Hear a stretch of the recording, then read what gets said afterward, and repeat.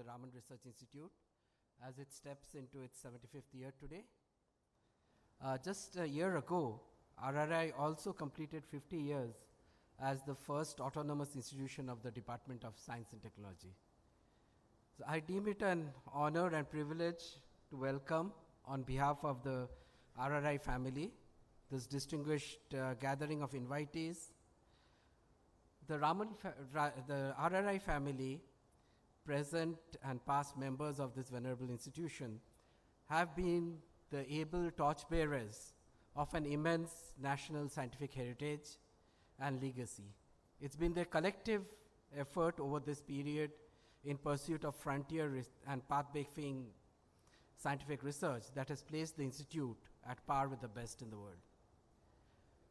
So I am delighted to welcome our guest of honor, Shri Somnath, Chairperson ISRO, Secretary, Department of Space, the august members of the RRI Governing Council, chaired by Shri Kiran Kumar, former Chairperson ISRO, members of the Raman Trust, chaired by Professor Jyotsna Dhawan, directors and senior representatives of institutions and other distinguished invitees. Our chief guest, Dr. Chandrasekhar, Srivari Chandrasekhar, Secretary, Department of Science and Technology, deeply regrets his inability to join us due to an unforeseen important commitment. However, he has kindly conveyed his address as a video recording, which we'll play for you. So the theme of the logo, which you see behind us for the Platinum Jubilee, is inspired by an enigmatic concept of eversion of the sphere. It's a differential topology concept, and it's basically, simply put, the process of turning a sphere inside out. Now that's quite counterintuitive, but that is possible to do without cuts and curves. I would like to, see this occasion where we are at the 75th year of RRI to look in to the sphere and try to bring out our innate strengths that we have built over the 75 years, identify weaknesses as we plan for the future.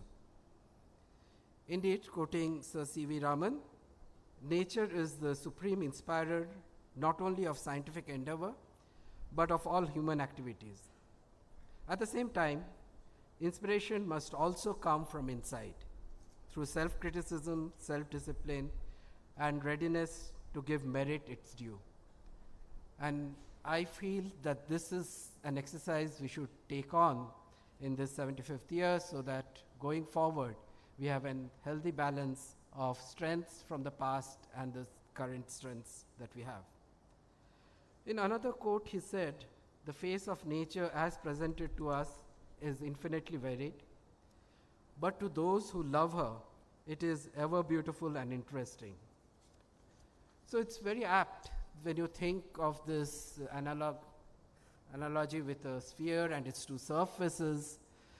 It sort of represents also the coexistence of plurality and the unity of physics on apparently disconnected scales that you find in this institute. Researchers work on them. So to some, it may appear that RRI is peering out to the vast, wondrous cosmos, while in an inverted form, to others, RRI may appear to peer into the mysterious depths of the quantum frontier. And we have to keep this balance between different aspects of fundamental science and bring them together in the coming years. So the past 10 months at the helm of this unique institute has been a fascinating journey of discovery that has revealed to me its vast potential to contribute handsomely to the nation, as the nation also celebrates its milestone Azadi Ka Amrit Mahotsav. I'm sure the talks ahead will allow each one of you to appreciate the same. We are deeply grateful that you have joined the RRI family in celebrating this momentous occasion. We feel very encouraged by your presence. A very warm welcome to you all again. Thank you.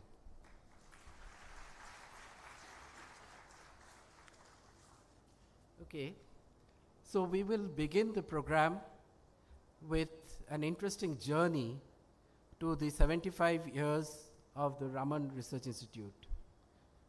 I would like to call upon Professor Rajaram Nityananda, who took on this challenging task of putting together a talk that would cover the immense history of this institute. So let me introduce Professor Rajaram Nityananda.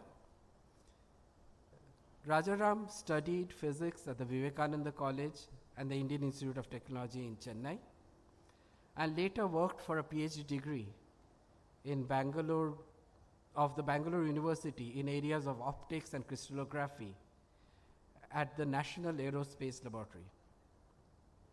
He joined the Raman Research Institute in 1975 and worked on a vast range of topics. Everyone or anyone who knows Rajaram knows the breadth of his science that he can touch. So he worked on optics, condensed matter, image processing, gravitational lensing, gravitational dynamics. In the year 2000, after 25 years at the Raman Research Institute, he moved to Pune as the Center Director of the National Center for Radio Astrophysics of the Tata Institute for Fundamental Research. He retired from TIFR in 2013 and then taught undergraduate students first at IISER Pune till 2021 and then at Azim Premji University in Bangalore. He is currently a visiting professor at ICTS TIFR, the International Center for Theoretical Sciences of the Tata Institute for Fundamental Research in Bangalore.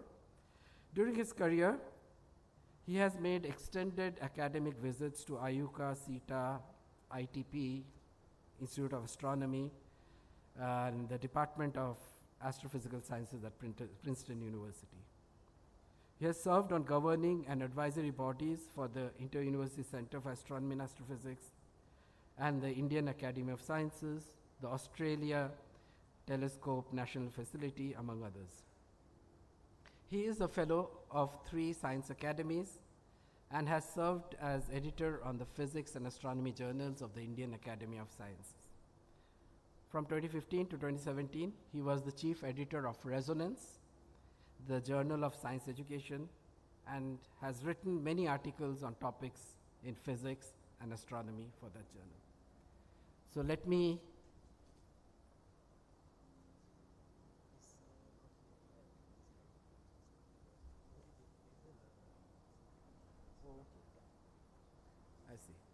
Okay, sorry, a little change of plan. Professor Rajaram Nityananda is not here at this time. He has come here, but he wasn't well, so I think he's resting, he'll come. So let me then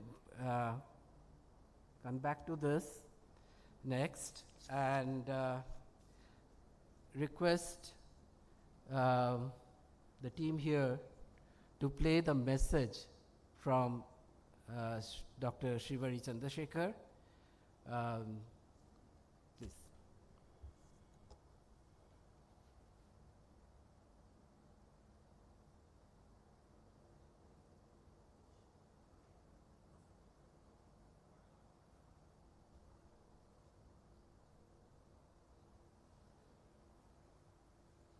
Good morning to everyone. It gives me immense pleasure to connect with you, albeit virtually. I was planning and very much looking forward to being physically present at the RRI, which I personally like a lot. However, sudden commitments in Delhi have come up and that require my presence elsewhere.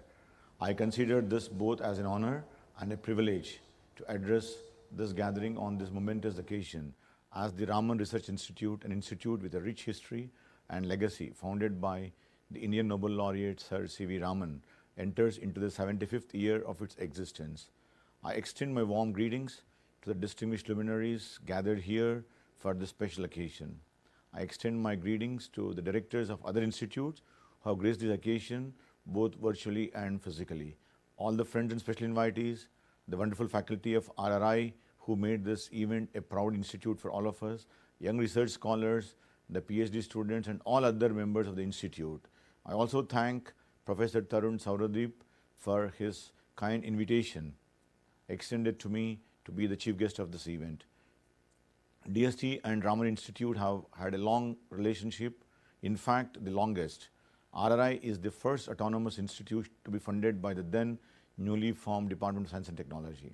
I'm happy to note, as the institute enters into its 75th year, DST and RRI has clocked 50 years of togetherness. I'm immensely pleased to note that RRI is celebrating its Platinum Jubilee year under the banner of the hugely successful Azadi Ka Amrit Mahotsav. A perusal of the calendar of events reveals a truly impressive list that includes 5 major international conferences, important lectures, a conference that focused exclusively on the Indian women researchers, providing them a platform to network and develop in their careers in line with the Government of India's initiatives of equity and inclusion, a set of outreach events with the goal of inspiring the next generation to take up careers in science, and myriad of other such events. My first visit to RRI was in June 2022, soon after I assumed the responsibilities as Secretary of DST and lockdown slowly has been taken away. During my visit, I had long and free-flowing interactions with the staff of this important institute, along with scientists and other faculty. This helped me to grasp the first hand the impressive breadth of research at the institute, from the very large on the scale of universe to the very small on the scale of atoms, and the cluster of quantum laboratories that are leading the nation's coordinated efforts towards realizing quantum-enabled technologies. During my visit, I spoke about how RRI can establish the scientific collaborations with our strategic partners like ISRO, DRDO, and also specifically how the unique tradition of individual research excellence coupled with the technological capabilities that exist at RRI can be best used in these collaborations. I'm happy to note that there are already many collaborative programs amongst us. The robust ISRO-RRI collaboration in the areas such as X-ray astronomy via POLIX and X-ray polarimeter, which when launched will be the first such mission in the world ahead of NASA and ESA, and in the near future in radio astronomy, where RRI is attempting an ambitious project to put a radiometer on the far side of the moon. I'm aware that RRI is also playing a leadership role in satellite-based quantum communications, again in collaboration with ISRO, and I'm very happy and looking forward excitingly towards these collaborations. I'm also fond of this institute's interest in the national security work. In this context, I'm very pleased to note that a senior level delegation from DST recently visited RRI and explored initiatives that RRI can take in the quantum communication, quantum security, and other quantum-enabled technologies. I also interacted with the theoretical physicists at the institute and visited the labs that study soft and living matter. Along with these excellent fundamental research initiatives, I would also like to see RRI conduct research that has direct benefits to society, for example, in the areas of health and related industries. This year is also a celebration of the achievements of the faculty and scientists of RRI, who in the past 75 years have contributed to the nation building and are the inheritors of an ancient culture that has always given due importance to science and technology, of which this institute's founder, Sir C.V. Raman, is a modern-day example. Since it was set up, the Department of Science and Technology has played an important role in the promotion of science and technology in the country, and I call upon the faculty of the Raman Research Institute to continue striving towards making India a global center for research and innovation. Ultimately, RRI should be what the dawn of Indian science, Sir C.V. Raman, wanted it to be. I quote his words here: "The institute must blossom into a great center of learning, embracing many branches of science. Scientists from different parts of India and from all over the world must be attracted to it. I feel that the institute offers a perfect nucleus for the growth of a center of higher learning. I congratulate RRI as it enters into the 75th year of its existence and wish that it maintains the high standards and continues its contributions to nation building via its demonstrated scientific excellence in fundamental research for many more years to come. Thank you. Jai Hind.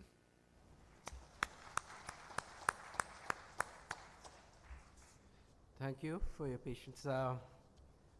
Rajaram, would you be okay to give the talk now? Or okay, great. So I should mention that Professor Rajaram was very bravely come here despite running very high fever till yesterday, and so I'm really delighted that there are very few people who can do justice to this journey of RRI, and Professor Rajaram is one of them. So I introduced him, so I will briefly again mention. He studied physics at Vivekananda College and Institute of Technology in Chennai, then did his PhD at the National Aerospace Laboratory in the areas of optics and crystallography. He joined Raman Research Institute in 1975 and worked on a range of topics: optics, condensed matter, image processing, gravitational lensing, gravitational dynamics. There should be a cosmology and everything added to it. I mean, I can't think of anything that he doesn't cover. In the year 2000, he moved to Pune as the Center Director of NCRA, and then he retired from TIFR in 2013 and taught undergraduate students first at ISA Pune till 2021 and then at Azim Premji University. He is currently the visiting professor at the ICTS TIFR. During his career, he has made extended academic visits to top research groups, and he is a fellow of all the 3 science academies of India, has served as editor of physics and astronomy journals of the Indian Academy of Sciences, and in particular from 2015 to 2017, he was the chief editor of Resonance, the journal of science education, and has written many articles on topics in physics and astronomy for the journal. So let me invite Rajaram to deliver his presentation.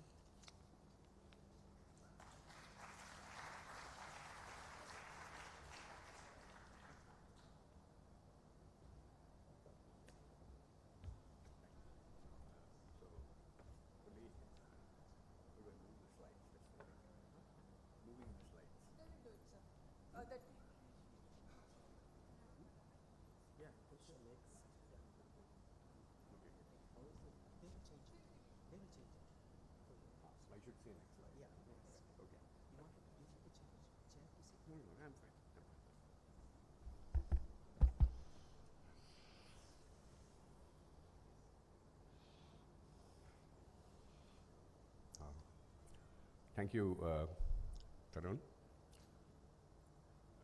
More formally, members of the Council of the Institute, the RRI Trust, well-wishers from other institutions, and members of the RRI itself. It's a great privilege to be asked to talk about the journey of RRI. It's also a difficult task because it's such a long journey, but a good place to begin. Can I have the next slide? Would be with the Raman era. I have chosen to begin it in 1948, but in fact, Professor Raman had already obtained this gift of this land from the Mysore Maharaja, Krishnarajendra Wadeyar, and started construction. In those days, even Nobel laureates were retired at the age of 60, and on the dot in 1948, he moved in to this building. Next slide. You see it in a half-completed form on a barren piece of land. This is the view looking north. Okay? But apart from the gift of land, such buildings do not come for free, and it's clearly built to last several centuries, as you can see, the solid construction. So he didn't just think of some tiny thing where he could do his work. He thought for the ages. And it's interesting to ask where the funds for this came. You have some clue. If you walk into that building, you will see that the Science Museum is named after Rao Bahadur, Motilal Halwasia. In fact, some of us played a joke on the librarian. We said we want a book from the Lala Raghumal Khandelwal Science Library, and he went around looking for the library, but that was the library he was sitting on. So perhaps when we complain that businessmen are not giving money to us to do science, it is simply because we are not of the caliber and charisma of C.V. Raman. Okay? So let's take another view looking west. Right? This is not a view you can have today because you wouldn't be seeing green around the Raman Institute. That's Savandurga, as you can see, and that is the Indian Institute of Science Tower. In fact, Professor Raman used to joke, only half in jest, that he planted those eucalyptus trees in order to block the view of the Indian Institute of Science Tower. So clearly the parting in 1948 was not completely amicable. In any case, if you think about it, it's a miracle that yes, he moved into this building, but there was no electrical power. There was none of the equipment that he had at IISc. But he was able to carry out research with, and research students flocked to him. Okay? There is a saying that one should not work in an area of science unless one has an unfair advantage. And Raman's unfair advantage in this case was his collection of minerals, a faithful assistant who would stand and shine sunlight on those minerals and study them with cross-polarides. That's how they began, of course. Certainly more sophisticated things were done later. But it's also recorded that he had extraordinary vision in a very literal sense. So now let's look at some of his research students from this era. First, on the extreme left, you have D. Krishnamurti, who worked on some beautiful phenomena of iridescence and the colors. You can see many of these in the museum. Then third from left is A.K. Ramdas, who did spectroscopy and then went on to become a very distinguished solid-state spectroscopist at Purdue University, had a long career. Behind him, you see Padmanabhan, who was this dedicated, trusted, versatile assistant to Professor Raman, who did everything that was needed to back up whatever was happening, everything except glass blowing and electronics, which was the province of K.T. Balakrishnan, who is not standing here. Right? So next is M.R. Bhatt, who, after doing minerals here, seems to have taken to nuclear physics and served the atomic energy commissions of the United States and Canada. Next to him is A. Jayaraman, who passed away very recently. Stayed here very long, till I think 1963. And then actually made a completely new and brilliant career for himself at Bell Telephone Labs in the physics of high pressure, right? Then next to him you have Vishwanathan, K.S. Vishwanathan, whom I actually did meet in NAL, but he later on moved to Kerala University and set up the first department of space physics, quite appropriate, since ISRO had a center right there. Okay? You will see that I have omitted two of the bespectacled people standing in this picture because they pertain to the other unfair advantage which C.V. Raman had. Next slide. The unfair advantage was his younger sister, Sita Lakshmi, who had 5 sons with a 60% successful rate of producing outstanding physicists. So in the interest of full disclosure, the one in the middle is Ramaseshan, who was my own PhD supervisor at NAL. Okay? To his left is S. Chandrasekhar, not to be confused with his cousin S. Chandrasekhar. So to make the distinction, one either says liquid crystal Chandrasekhar or Sivaramakrishna Chandrasekhar, and he will certainly come into this story later. To his right is S. Pancharatnam, who will unfortunately not come into this story later in person, because he, after a brilliant PhD in RRI, service in Mysore University, and work in new areas, just emerging areas of resonant interaction between atoms and light in Oxford, passed away prematurely in 1969. He was undoubtedly Raman's favorite student, and have devoted the next slide to his work. So on the right, you can see that you can buy a mineral called iolite, even in Amazon, and it seems to have some mysterious properties of healing. But as far as Pancharatnam was concerned, C.V. Raman had told them that this shows some phenomena which are not understood. And, if you may even be led to new principles. And sure enough, when he saw this pattern on the left, I will not enter into the technical details, but basically, wherever you see darkness, it means that the two waves which propagate in that particular direction in the crystal are cancelling each other out. And wherever you see light, it means the two waves are in step or in phase, as the optics people say. So Pancharatnam had to understand phase, and how could the phase difference which form a spiral pattern like this.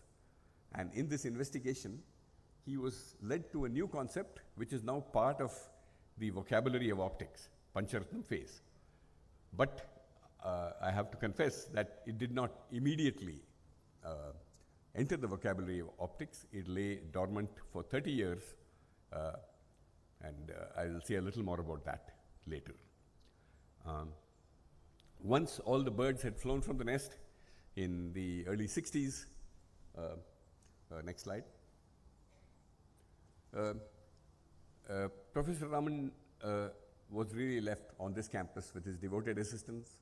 He concentrated on working on color vision, and he was increasingly isolated from home, despondent about Indian science and Indian scientists. There's even a board which I think is kept somewhere, which was put saying, visitors are not welcome, this is a place of research. But in spite of all this mood, he was ever ready to meet the younger generation. Here he is going around with children on the campus. And I myself heard him in a summer school in National College. When Professor Narasimhaya called him, he readily came and talked to us, okay? Inspiring talk.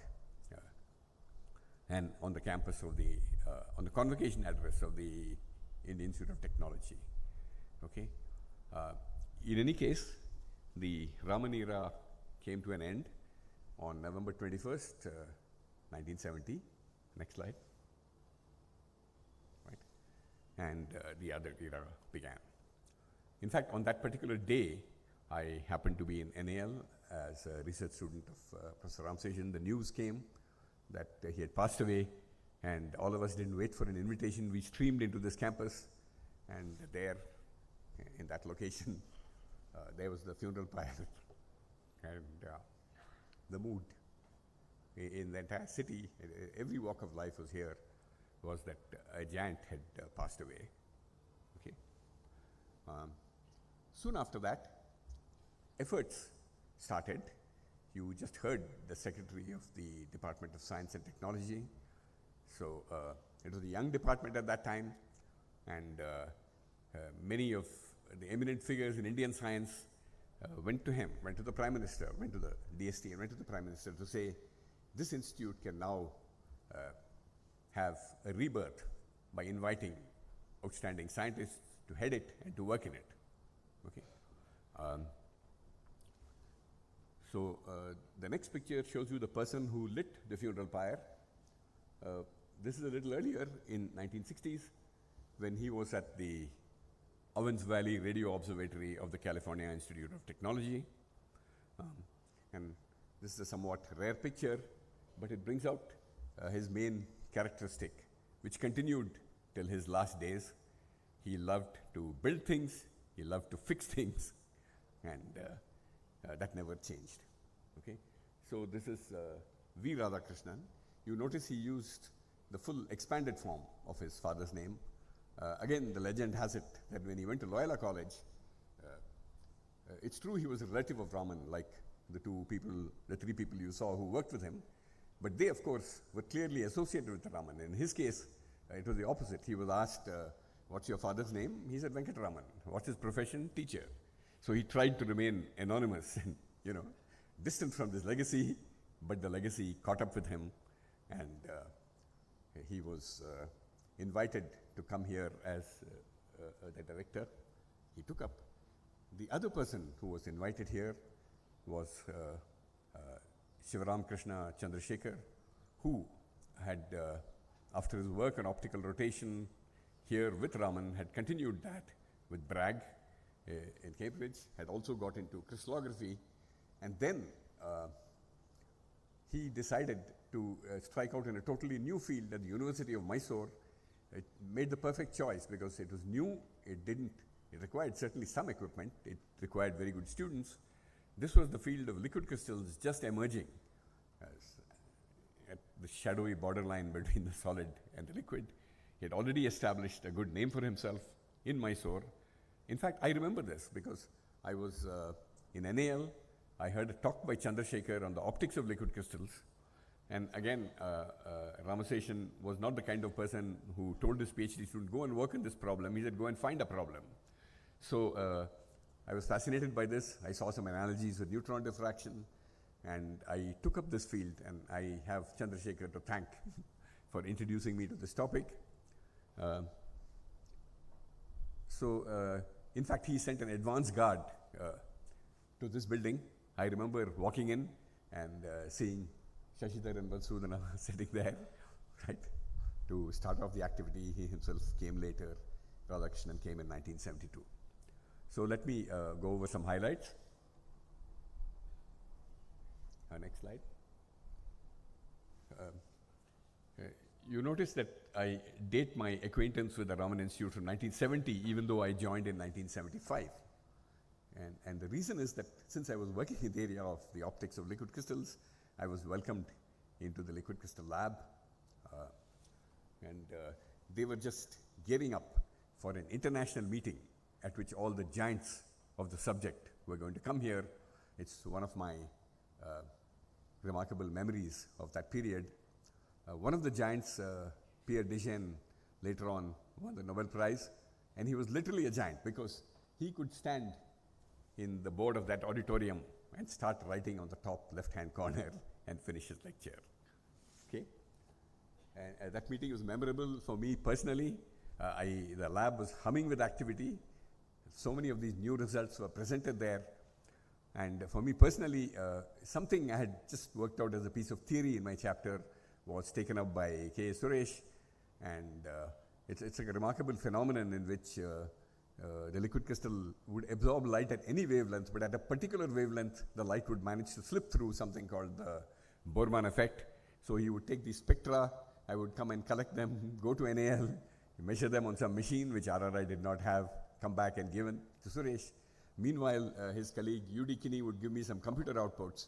So I had the good fortune of being a co-author on 2 of the papers. So I will not forget that. And even earlier, after Radhakrishnan arrived, there was a summer school in radio astronomy. I wasn't doing radio astronomy, but my thesis supervisor said, go and listen to these people. And later on, I learned that these were again the giants of the field. Okay? So when I actually joined, I was asked to sit in the main building, and the budgetary head under which my salary came was called cosmic physics, which is why I have put it in quotes. And my colleagues were Rajendra Bhandari, who had worked on quantum solid state, and Chandrakant Shukre, who had worked on particle physics. And soon after, we were joined by G. Srinivasan, who had again worked on condensed matter, and Haridas, who had worked on particle physics. And the interesting thing was none of us were trained in astronomy, but clearly cosmic physics suggests that we were being pointed towards astronomy. So no one told us what to do. So I think Rad would sort of drop in and ask some searching questions and maybe tell us about some new developments or bring in some exciting visitors who would give some talks. And in this very interesting way, he sort of converted us to astronomy. In fact, it's all the more remarkable because all of us, theorists mainly, were used to thinking in terms of mathematics and in equations, and Rad's own style was very different. But we slowly learned that if he made some statement which looked very qualitative or intuitive, there was actually a lot of deep thought behind it, and we'd better take it seriously. Okay. So in this way, I think on another occasion I said he took up the job with missionary zeal of building up astronomy, literally a missionary because he did a certain amount of conversion of all of us, right? So there were very nice summer schools here. 1976 is memorable because it was astronomy and it was a collaboration with many institutes. Professor Govind Swarup of the Uti group initiated it, but then Vainu Bapu, Professor Kasurirangan gave a talk there, I do remember. And if you look at the statistics, at least half a dozen of the people in that summer school took to astronomy. Hopefully we inspired them to do so. 77, Chandrasekhar arranged a summer school in physics, and again, some of the people in that summer school went on to outstanding careers. I do hope that RRI revives this tradition. Maybe it already has. Plasma astrophysics, again, more close to astrophysics. And there again, this conversion strategy came. Professor Swarup just walked into the room and said, Radharam, you will read up on recombination lines and give some lectures. I had no idea what recombination lines were, but I read up on it. And I also learnt that one of our visitors, Peter Shaver, had made some predictions that these could be observed with the Uti radio telescope. And that was taken up by Anantaramaya, one of the students. And perhaps all this inter-institutional mingling which took place on this campus led to something called the Joint Astronomy Program at the Indian Institute of Science, which is remarkable because the physics department did not have a single astronomer, and yet they were persuaded by the director, perhaps Professor Dhawan, to say astronomy is very important and let us get into it by admitting students, conducting lectures for them for 1 year because you don't learn much astronomy in your masters. Let all these institutions contribute. So this started in 1982, and I have to say that the people who joined the Joint Astronomy Program are probably better astronomers than all of us because they had the benefit of listening to the expert on stars, about stars, the expert on galaxies, about galaxies, and so on and so forth. So again, the list of people who passed through the Joint Astronomy Program, either officially or once the word got around, people would come to those lectures, whether they were part of the formal enrollment or not. That reads like a who's who of astronomy in India. Okay. Now, meanwhile, in this group that I talked about, loosely called cosmic physics, as I said, it was probably just a budgetary head because we mingled with everyone. Exciting things were done, which you will hear about in detail. So I just want to convey the mood and the spirit. Work on pulsars, which was, of course, something that Radhakrishnan had done pioneering work in Australia, and he was very curious about it. Supernova remnants, which again have to do with pulsar. The interstellar medium, I think Professor G. Srinivasan was very much involved in these areas. And the last two, accretion and image processing, I had some role in, and I'd like to say a little more about them. It turns out that I wasn't the first research student of Ramsation to move to RRI. Okay? 3 years before me, Professor G.S. Ranganath had moved, okay, to the liquid crystal lab as a theoretician. Fortunately, I had enough overlap to learn enough optics from him before he moved here. But of course, we collaborated once even after that. And 3 years after me, the next student of Professor Ramsation, by the name of Ramesh Narayan. If you look him up on the archive, you will find that he's one of the most prolific authors in astrophysics today. He spent 5 years here, but they were very eventful 5 years. So in these two areas, accretion and image processing, again, the trigger came from having outstanding visitors. So in the case of accretion, it was Paul Vita, and in the case of image processing, it's a long story. Some of the pioneering work was done by C.R. Subramania at UTI, which we learnt about because I think RAD was probably his thesis examiner. Then Rajendra Bhandari got into this field because there was a rather miraculous technique of image processing called maximum entropy, which took very ugly looking maps produced from the raw data and produced very beautiful looking maps. And Rajen felt, look, you can't get something for nothing. So he tested the method and found out when it would work and when it would not. And then when we had another visitor, Max Komisarov, who came with a new way of looking at this, Ramesh got into it. I mean, it was always true that Ramesh would get into it first and that Rand sucked me into it later. And we were able to clarify the mystery about why this method works. So Ramesh, of course, continued to work and moved on to a distinguished career in Arizona and Harvard University, where he is today. Okay. Next. The other group, which, of course, we were all together on the same floor, we talked to each other, but it's worth mentioning because you will be hearing about it as a distinct category from Bala Iyer, is the group of people working on gravitation. And here it was seeded by Professor C.V. Visveshwara. And not to overlap too much with Bala's talk, let me just say a few things. Visveshwara, or Vishu as he was known, and you can see his signature in that cartoon, was a talented cartoonist. His lectures were deceptively simple, given how deeply technical and mathematical the subject is and how deeply technical his work was. By the time he came to RRI, he had also already done this work in his PhD thesis on perturbing a black hole. Till then, no one even knew whether the black hole was stable, whether it was a meaningful solution at all. And he was the first to nail it down. But this is the way he conveyed it.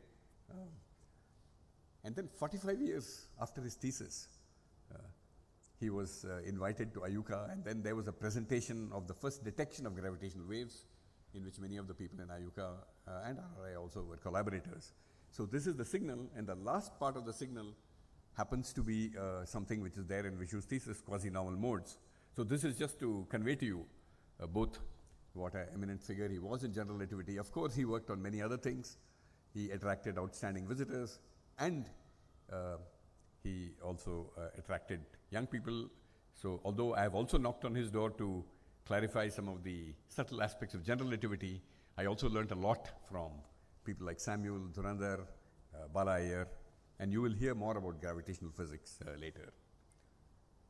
So next. So this is the picture of the so-called dome building, which you see over there, in Raman's time.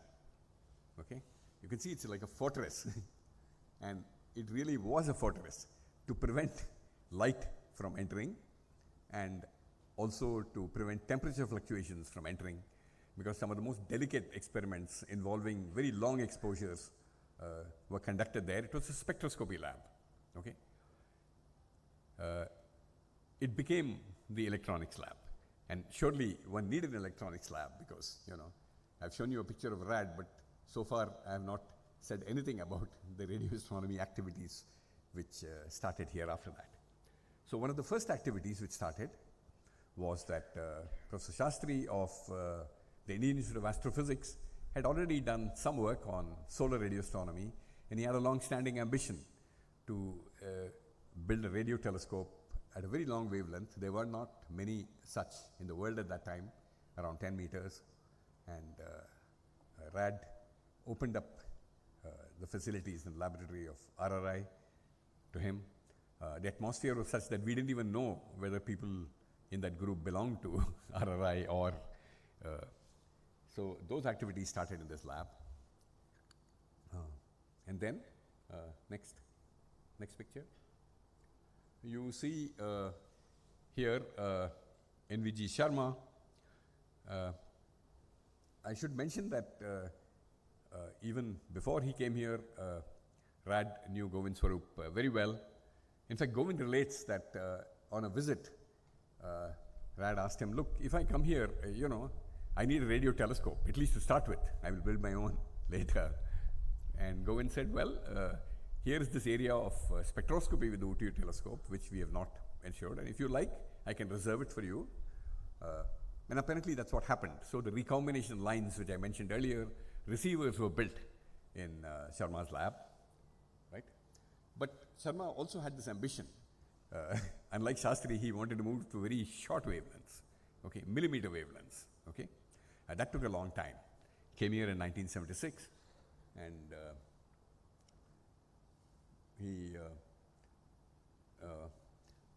one of the interesting things he did based on the UTI experience was he told us, don't go around looking for PhDs and MScs. In UTI, we had the most brilliant results hiring people just after their BSc. So many such people passed through his lab, and again, the results speak for themselves. They did very well. They learnt electronics, instrumentation under his very watchful eye, and they went out to many corners of the world. Okay. Now, one interesting thing is that there were these regular radio astronomy lab meetings where all these people would get together, and we were all encouraged to attend them. So as a result, I also attended them. I kept learning, not by actually reading any book, but by listening to people.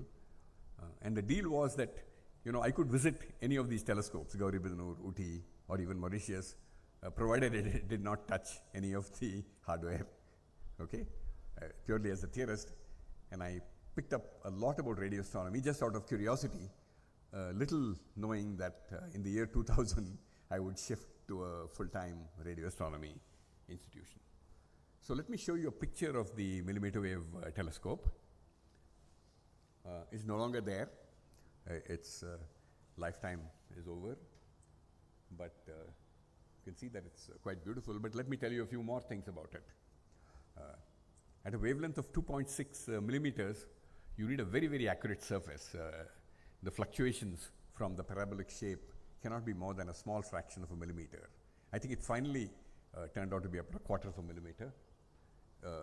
Now, Robert Layton, one of the legendary figures of Caltech, middle author of the Feynman Lectures in Physics, had perfected the technique of making such telescopes. And thanks to the Caltech connection, he willingly shared everything about how he did the telescope.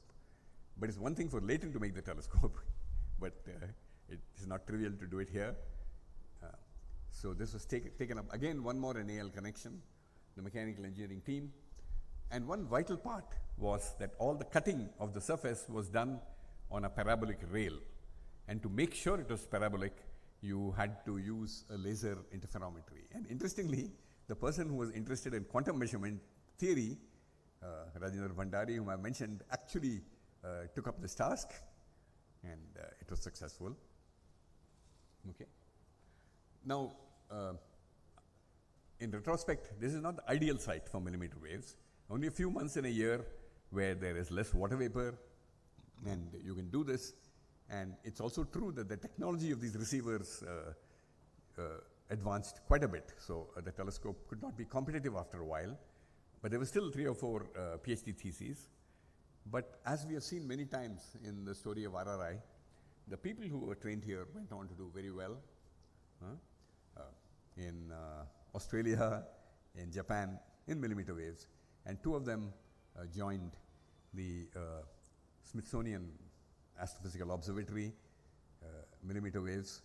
And I should say that they were among the 347 odd authors of this paper, which announced the first image of a black hole, which came out in 2019, because that involved working at millimeter waves. I have not checked with them whether they received their fair share of the $3 million prize which this discovery attracted. In any case, it felt good to see RRI people on the authors of this paper. And of course, Ramesh Narayan was very much there because the theory of this involved accretion and image processing and so on. Okay.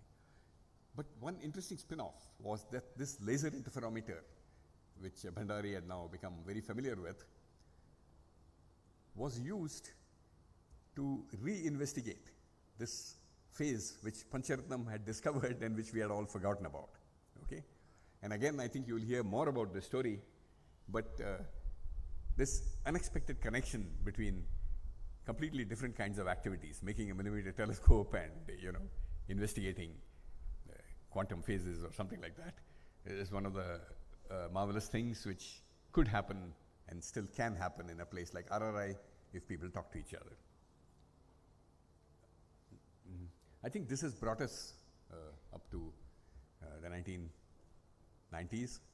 Of course, I was here for 10 years more, but I thought it was better to concentrate on the earlier period, since many of the people here may be more familiar with the later period, 90s onwards. But I do have to say one thing about something which happened. Next slide. In 1994, Professor N. Kumar took over from RAD as the director here. He came over from the Indian Institute of Science, right? And the very first question he asked all of us is, this is the Raman Institute. Fine, he did optics, classical optics and so on. There is all this excitement in modern optics, right? In fact, the field where Pancharatnam saw the first basic steps, a resonant interaction between light, no lasers at that time, right? Why are we not doing it here? But he faced a dilemma. How do you do this? There is no activity going on here. Why would any person join? So he found a very novel solution, perhaps very similar to the solution which RAD found for growing astronomy. On the one hand, there was Professor R. Srinivasan, an outstanding experimental physicist, but not in optics, in low temperature physics, known to all of us in the community. In fact, he was my teacher at the Indian Institute of Technology in Madras. And there was a farewell function for him at Indore when he was retiring. So Kumar sent me with a letter, right, and inviting him to come here. Now, he had not worked in optics, but those of you who know Professor R. Srinivasan will know that his approach is simply to learn what has to be learned and do what has to be done, and not talk about it till it's done. Of course, so he gave us these very nice lectures on the theory of it, started off activity. But the second step, which Kumar took, is also interesting. I used to sit in a room over there, and one of the desks was reserved for people from the Gauribidanur Observatory, right? And the person sitting there was called Hema Ramachandran. She was actually a member of the BARC, and she would normally have continued doing high pressure physics at BARC, but she got married and the husband was here. So BARC said, look, if you want to go to Bangalore, the only place we can put you is the seismic station. So she changed her field to seismology, and once a week she would come and sit here. Then one afternoon, she received a summons from Professor Kumar, so she walked down that corridor, and she later told me she thought she was going to be told to vacate that desk, instead of which he offered her a position to initiate activity in modern optics, again a field in which she had no training whatsoever. So in any case, this catch-22 situation was broken. It was very hard starting all these things, but they were fully backed. And of course, once there was a nucleus, many people were attracted around it. You will certainly hear more about this in the talk on the light and matter speciality. So I think this activity, and of course, if you think of light as X-rays and radio waves and so on, all those things have justified the title of G. Venkataraman's book. The journey of RRI has been, among other things, a journey into light. I have to apologize that this account was somewhat personal and somewhat subjective. I'm aware that I might have left out many events, many people, but it's not with any intention. I thought that rather than try and give an unbiased view, it's impossible to be unbiased about a place where you have spent 24 happy years. I thought it would be better to give you a first-hand account, right? So apologies if you didn't see your name or activity here. If you didn't see your picture here, there's a very good reason. It's because you are alive, okay? But in any case, thank you again for this opportunity to acknowledge and in some tiny way repay my debt to this institute. Thank you.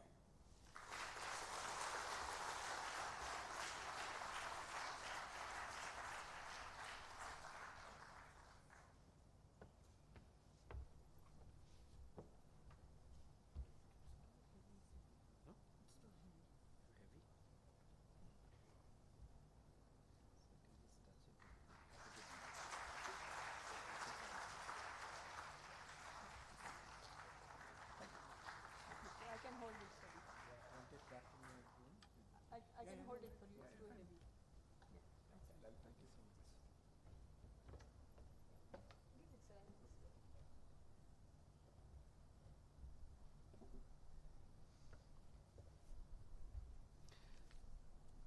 So that was a very fascinating recount of the journey of RRI and the journey of light.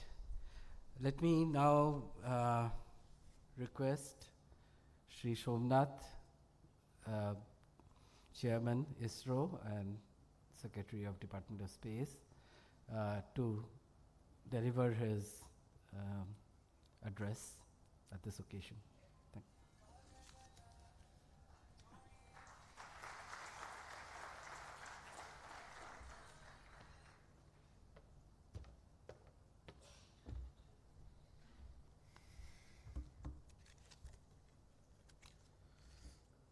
Good morning, all of you. Honorable Dr. Kasturirangan, Kiran Kumar, Tarun, and all the distinguished people who are assembled here on the celebration, or the beginning of the celebration of this Platinum Jubilee of RRI. What a splendid presentation on the journey of RRI that was given by Professor Nityananda now. A really fascinating journey. I was really wondering what I should speak here. When you look at institutions that has passed 75 years of existence, still looking forward for greater journey. And we have two such institutions now. One, PRL, started by the Shishya of Raman, and the one by Raman himself, both celebrating 75 years of his existence in the same year.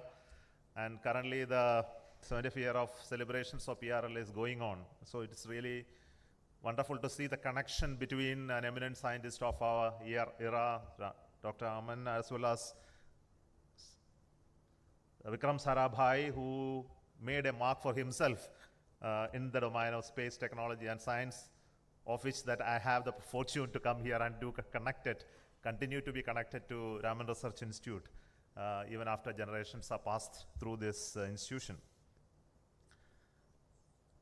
The role and significance of Raman Research Institute and the domain of work that it is involved is well known to you, and I am not the right person to speak about it, and there are many talks coming on each of these domains.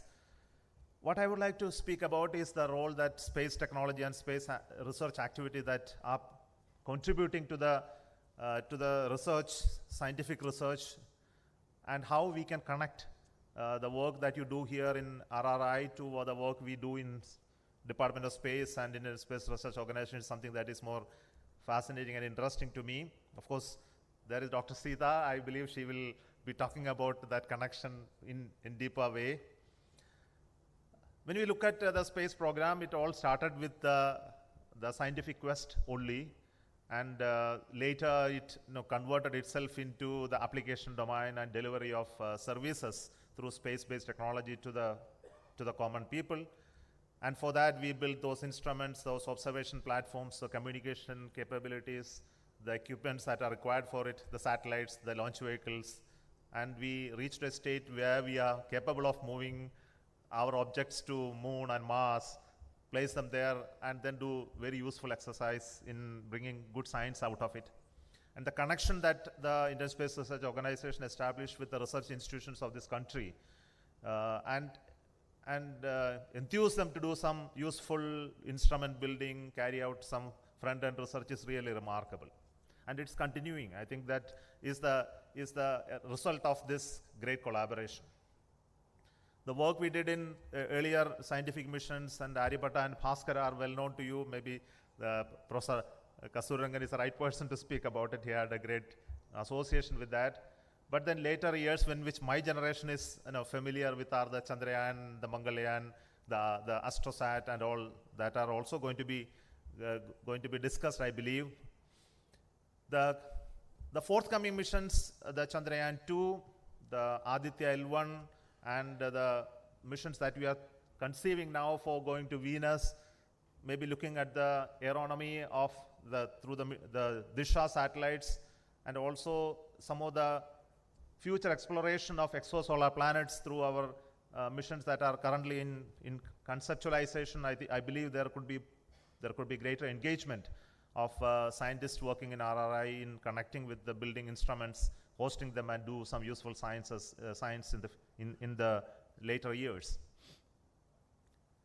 The legacy of Raman Research Institute is connected with that one person, Professor C.V. Raman, who is the only Nobel laureate of the Indian origin so far in science and technology, in pure science.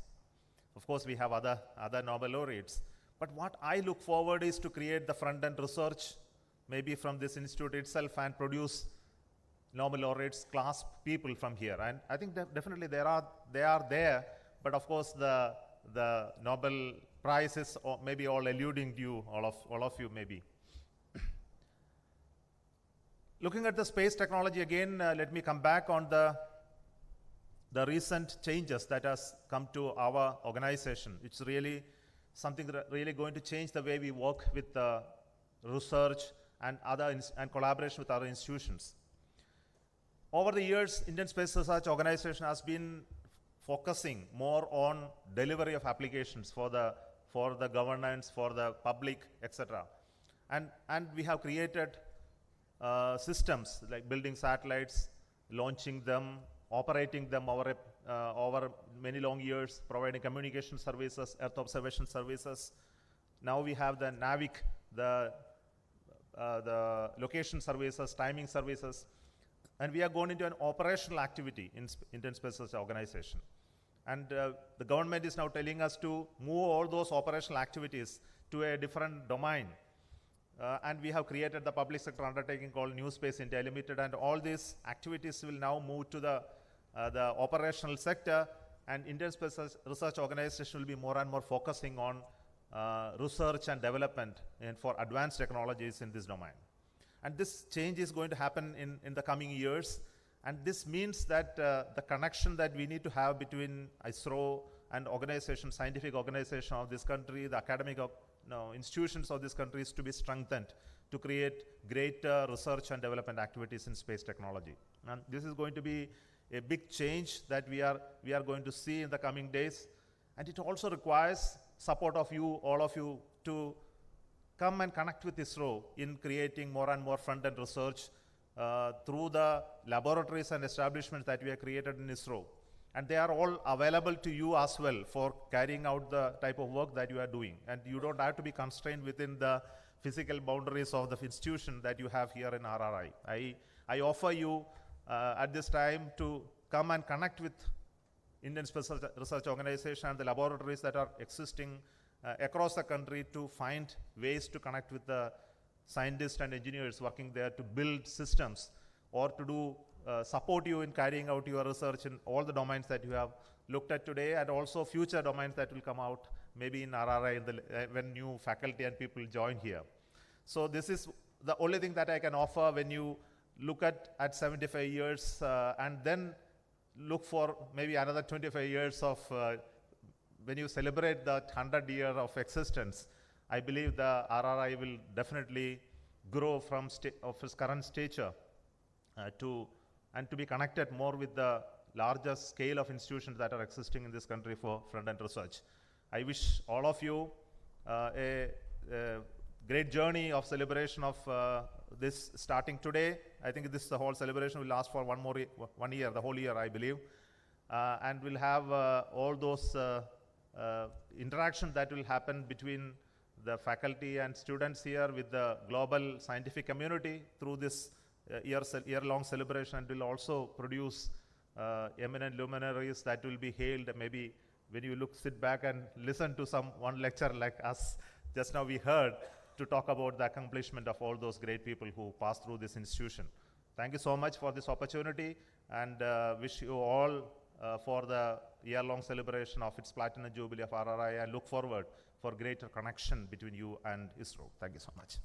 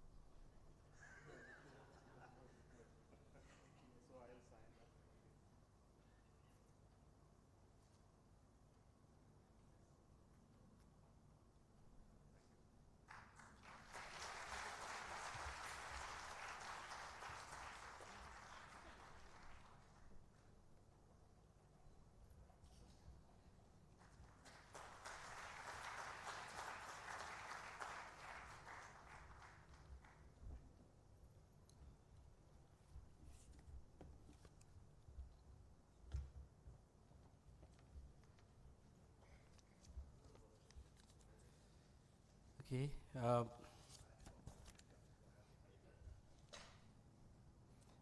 So we come to the formal inauguration phase of this,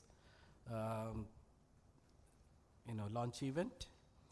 So let me convey my deep, gratitude to Shri Somnath, Chairperson ISRO, for gracing this event as the guest of honor.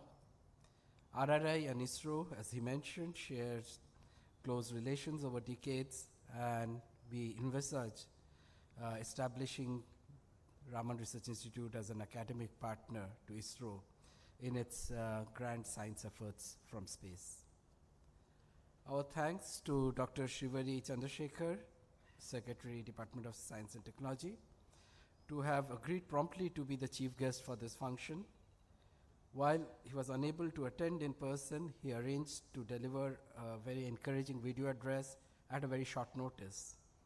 We are indeed very grateful for his congratulatory message, in which he has recognized the uniqueness and the strengths of RRI.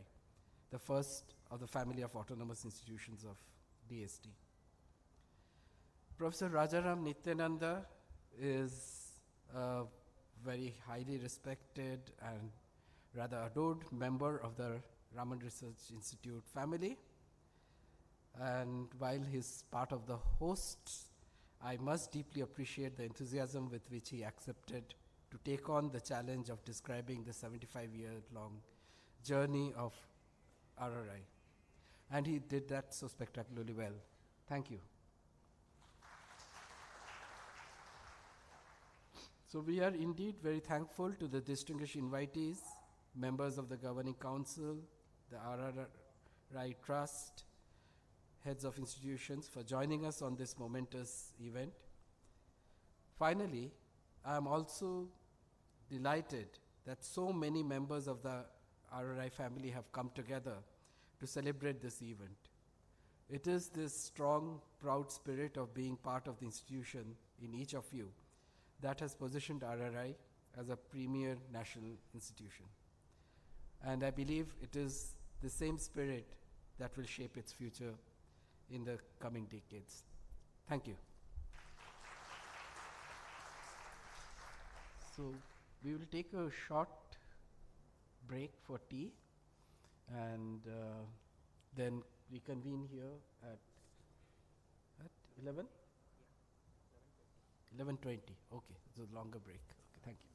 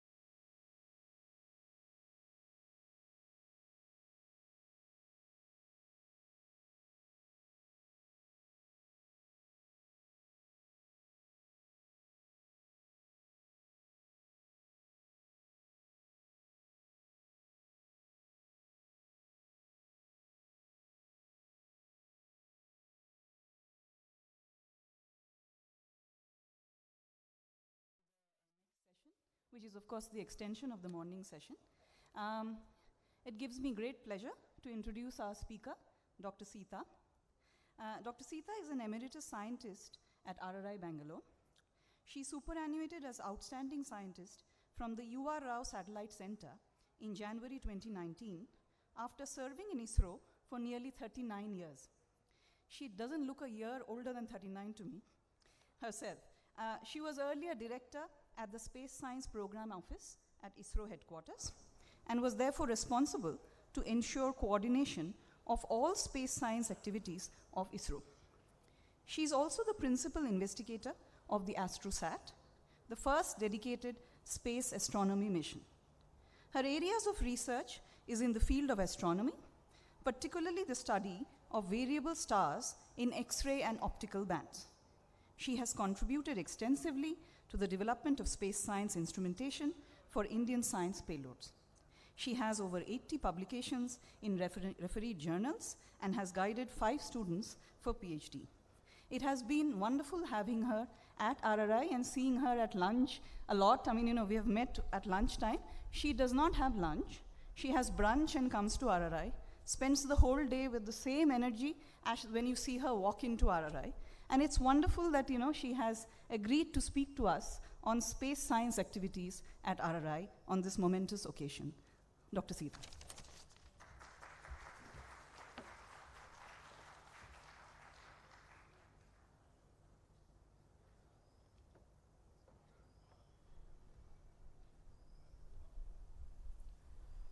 Thank you, Urvashi, for that wonderful introduction.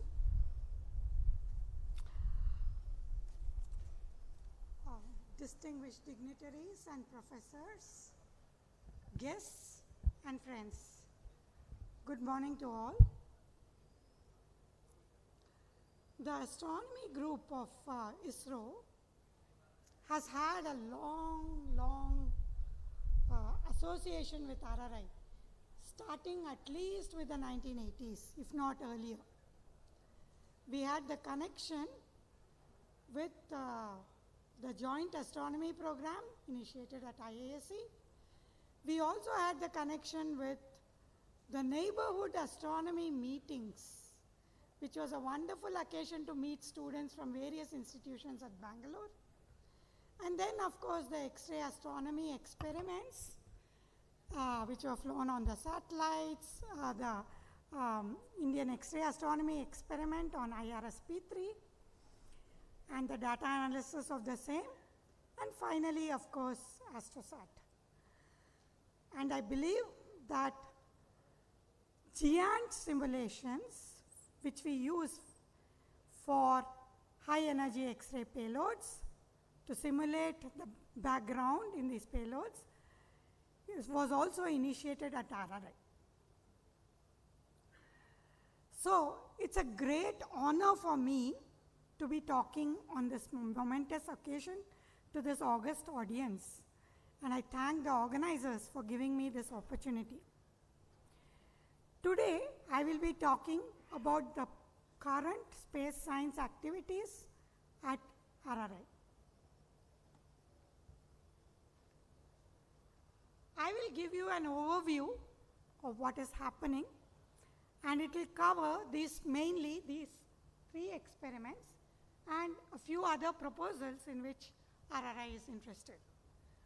The first one is the polarimeter instrument in X-rays, in short POLIX, which is a polarization experiment to be flown on the X-ray polarization satellite called XPOSat. The second one is the quantum experiments with satellite technology, in short QUEST. And the third one is probing reionization of the universe using signal from hydrogen, Pratyush for short. So I will give you an overview of each of these 3 experiments, and finally I'll end with the other proposals in which we are interested.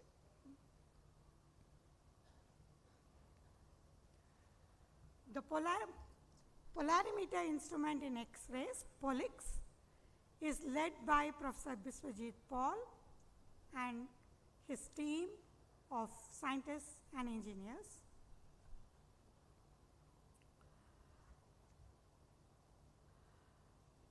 The sun, as we know, emits in the optical domain. That is, it is emitting radiation predominantly in the optical band, and that's how we are able to see all the world around us. However, in the universe, there are several sources, celestial sources, which emit predominantly in the X-rays. And they often have as one of their components exotic objects like neutron stars and black holes, which makes them all the more interesting in studying these objects. So, several missions have been flown internationally in X-rays for imaging and to determine the temporal and spectral characteristics of these X-ray sources, including our own Indian multi-wavelength mission ASTROSAT. However, polarization studies, which all the X-ray astronomers knew was very important, is much long awaited, and recently we have had an mission which was flown by NASA and Italian Space Agency together.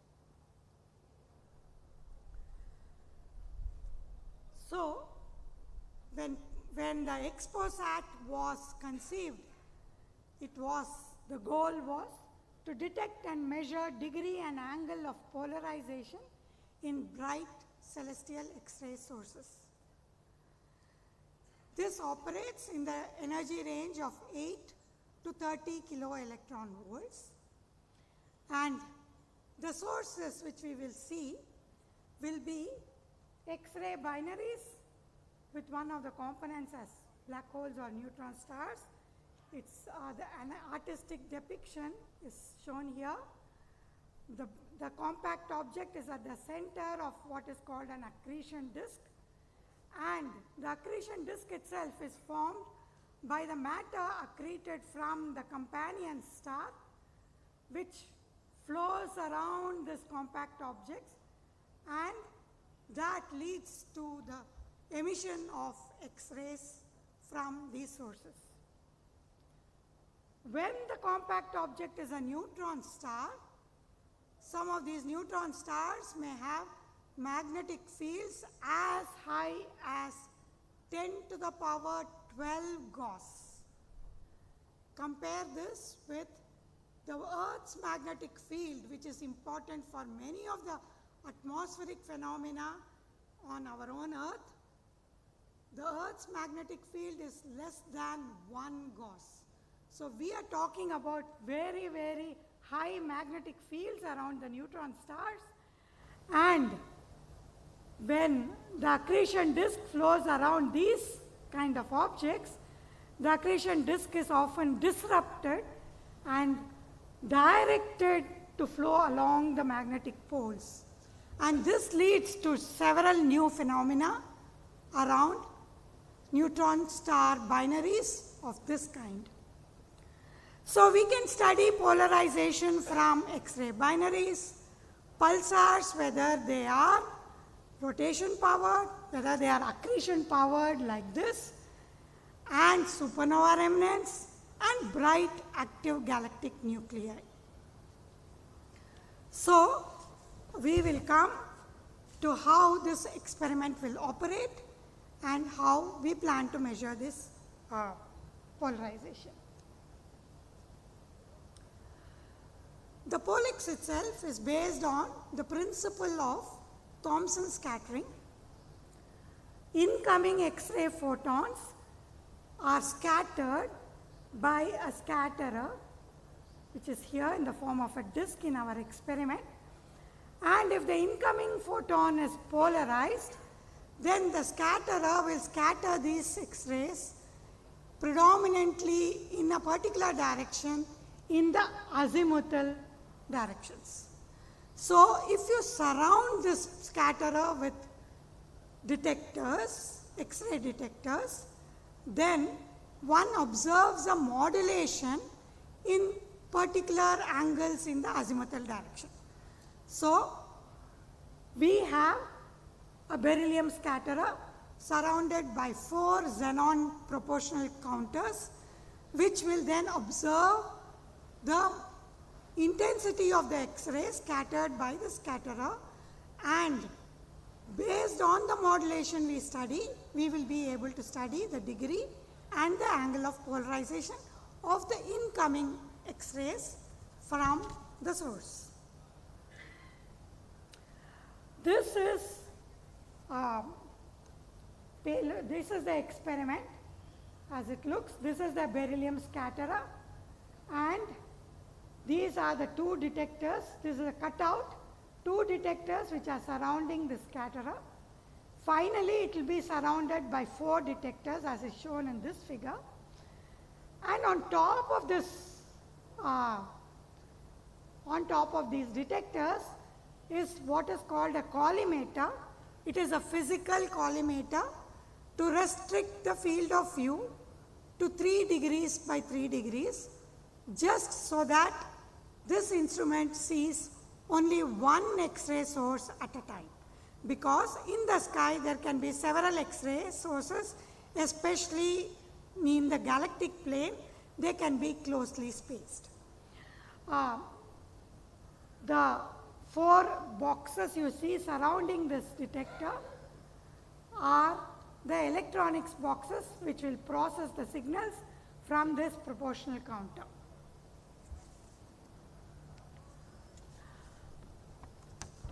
These are the specifications for the Polix experiment. I bring to your notice particularly the energy range. As I said, Polix operates in the 8 to 30 kilo electron volts range. And as I said, recently, that is in December 2021, the imaging X-ray polarimetry experiment was launched by NASA and the Italian Space Agency. It operates in the 2 to 8 kilo electron volts range. Hence, we expect the Polix to complement this experiment in space.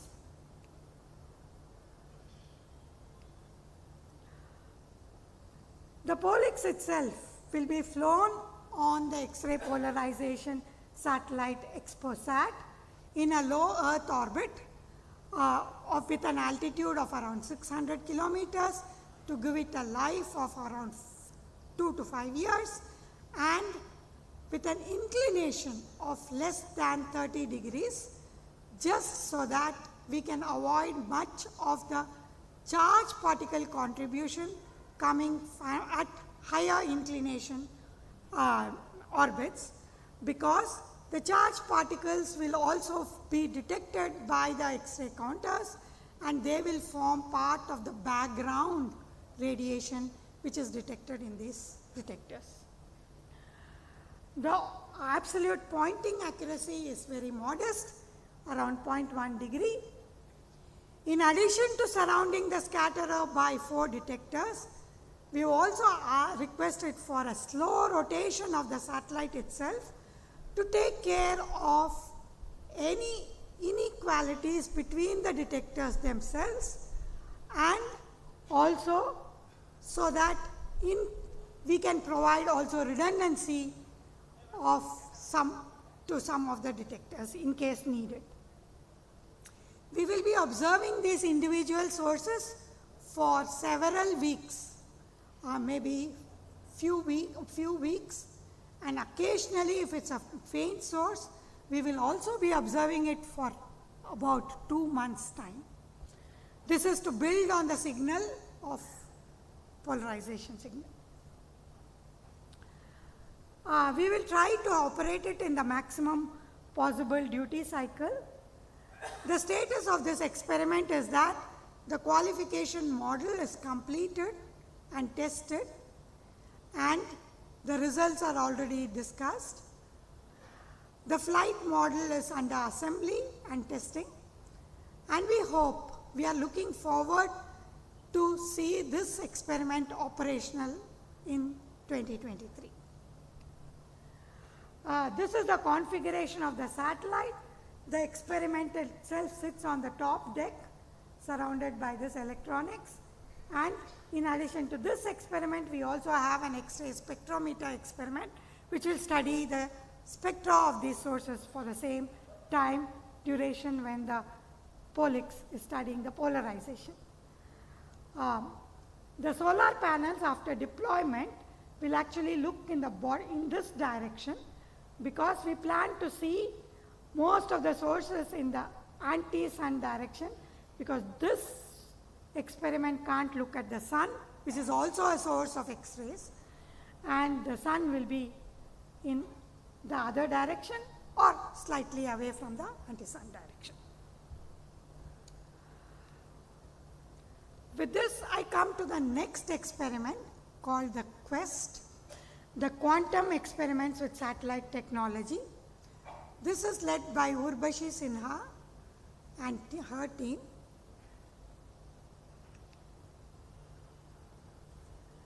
Quantum communication is so-called key to secure communications.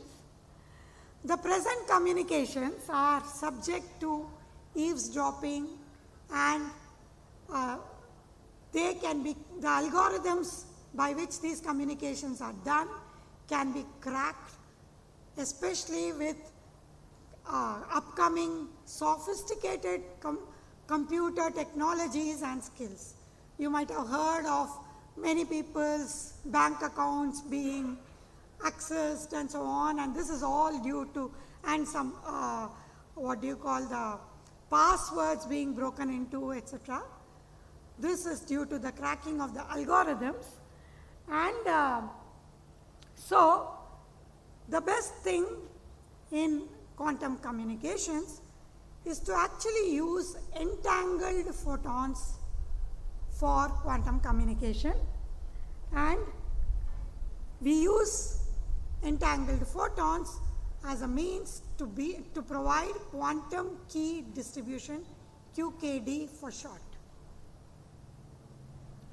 Entangle-based quantum key distribution further improves security, because it will also be device independent. Even if the device is tampered with after the key has been distributed, the key itself will work irrespective of how the device is tampered with. Using the satellite as a node would ensure secure long distance quantum communications. It's noteworthy to mention that experiments in quantum entanglement and similar experiments as I'm going to show you today is what led to the Nobel Prize this year in physics. The 2022 Nobel Prize is awarded to experiments in entanglement of photons. QUEST itself is India's first project proposal on satellite-based communication, initiated in September 2021 as a joint project of ISRO and RRI. 2017. The goals of QUEST are establishment of information theoretically secure quantum communication over large distances, and therefore they have to be satellite based. And for security, perform entanglement based quantum key distribution between two Indian ground stations using a satellite as a node. So, a satellite will receive a quantum key from one ground station, and as it orbits to the other ground station, it will exchange another key with the second ground station. And this is what is being done at this lab of quantum information and computing lab at RRI. The key components for realizing this experiment are a source capable of providing entangled photons, ground stations for transmission and reception, and satellites for transmission and reception. What has been achieved at RRI so far is modified B92 protocol has been implemented in the lab, by which entangled photons have been generated and they have been measured, and the communication has been established in the lab itself. And this has led to the first publication from India on this implementation in a reviewed journal.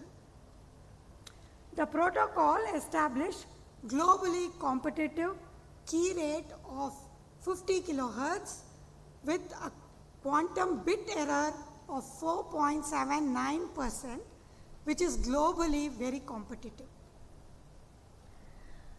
In addition to this, a QKD simulation software has been developed at RRI, and this software has enabled the comparison of the experimental results with the simulated results, which is very, very satisfactory. And therefore, this simulation software, a patent has been applied for this simulation software too.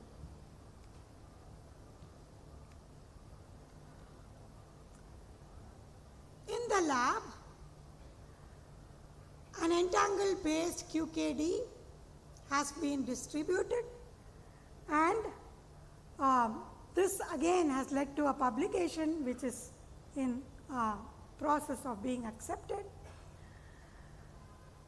A demonstration of quantum communication has been done over 2 buildings at RRI at a distance of 15 meters, which is the distance of free space which we could get at this campus. We also developed a prototype for a moving receiver lab, because we need to prove that we can align the receiving station and the transmitting station to receive these photons to the tune of fraction of an arcsecond. And the first step towards that is to demonstrate that indeed we can receive these photons even if the photon source, if the source is moved, and it is a moving receiver which is on the platform. So I will show you now 2 movies. I request the movies to be played demonstrating these 2 achievements.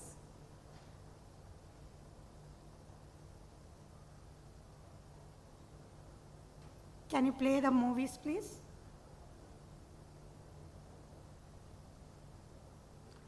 So this is a lab in which entangled photons are generated, and this is where it leaves the one lab that we term as Alice's lab, and then moves on to be received from the other lab, which is 50 meters away,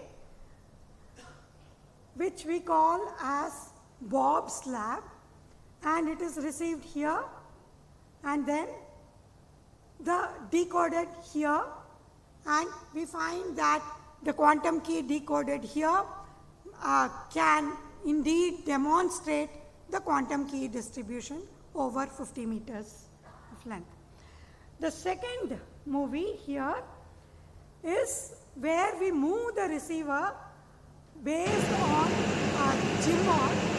gimbal mounting of the optics itself, and this movement, as you can see on the screen, can be tracked and brought back to the center position using an automatic tracker. Yeah, the spot which was moved has been brought back to the center position. So this has been demonstrated in the lab. The next step is to demonstrate it actually with a moving receiver, and which it is planned to be completed by the year end 2022 outside the lab. This is a block diagram of this moving receiver which we plan. The transmitter will have a beacon, and that will be tracked by the moving receiver, and then we will receive the key. The way forward, we think we are now ready to go on to embark on satellite-based systems. And so the downlink-based communication has already been established globally. So RRI proposes for an uplink-based quantum communication. This enables the photon source to be on the ground, and this provides that we can change the photon source based on the technological development in the coming years to improve the source capabilities on the ground. So, in the uplink-based transmission, transmitter 1 will generate QKD and will uplink it to the satellite, and transmitter 2 at another ground station will again uplink the second key. We now, as I said, we now need to embark on the space segment in collaboration with ISRO. We need to draw up the requirements and the specifications for both the ground-based and the space-based systems, and the design and development for this uplink-based communication. Pointing and tracking requirements are very, very stringent for this experiment, and that also has to be developed and qualified for this experiment. Ground stations and site identifications for the same will also have to be done. Finally, I come to this probing reionization of the universe using signal from hydrogen. This is led by Professor Mayuri S. Rao, Saurabh Singh and team. Again, coming back to astronomy, I moved from X-ray photons to optical photons, and now I am going to radio frequencies with this experiment.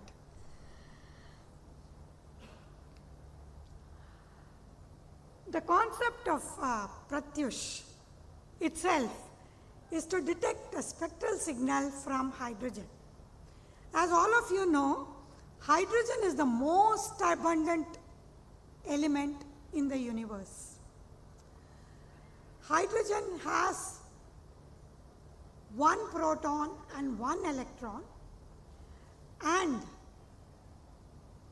there is a hyperfine splitting of the energy level of this neutral hydrogen atom when the spin of the proton and the neutron are parallel and when they are anti-parallel.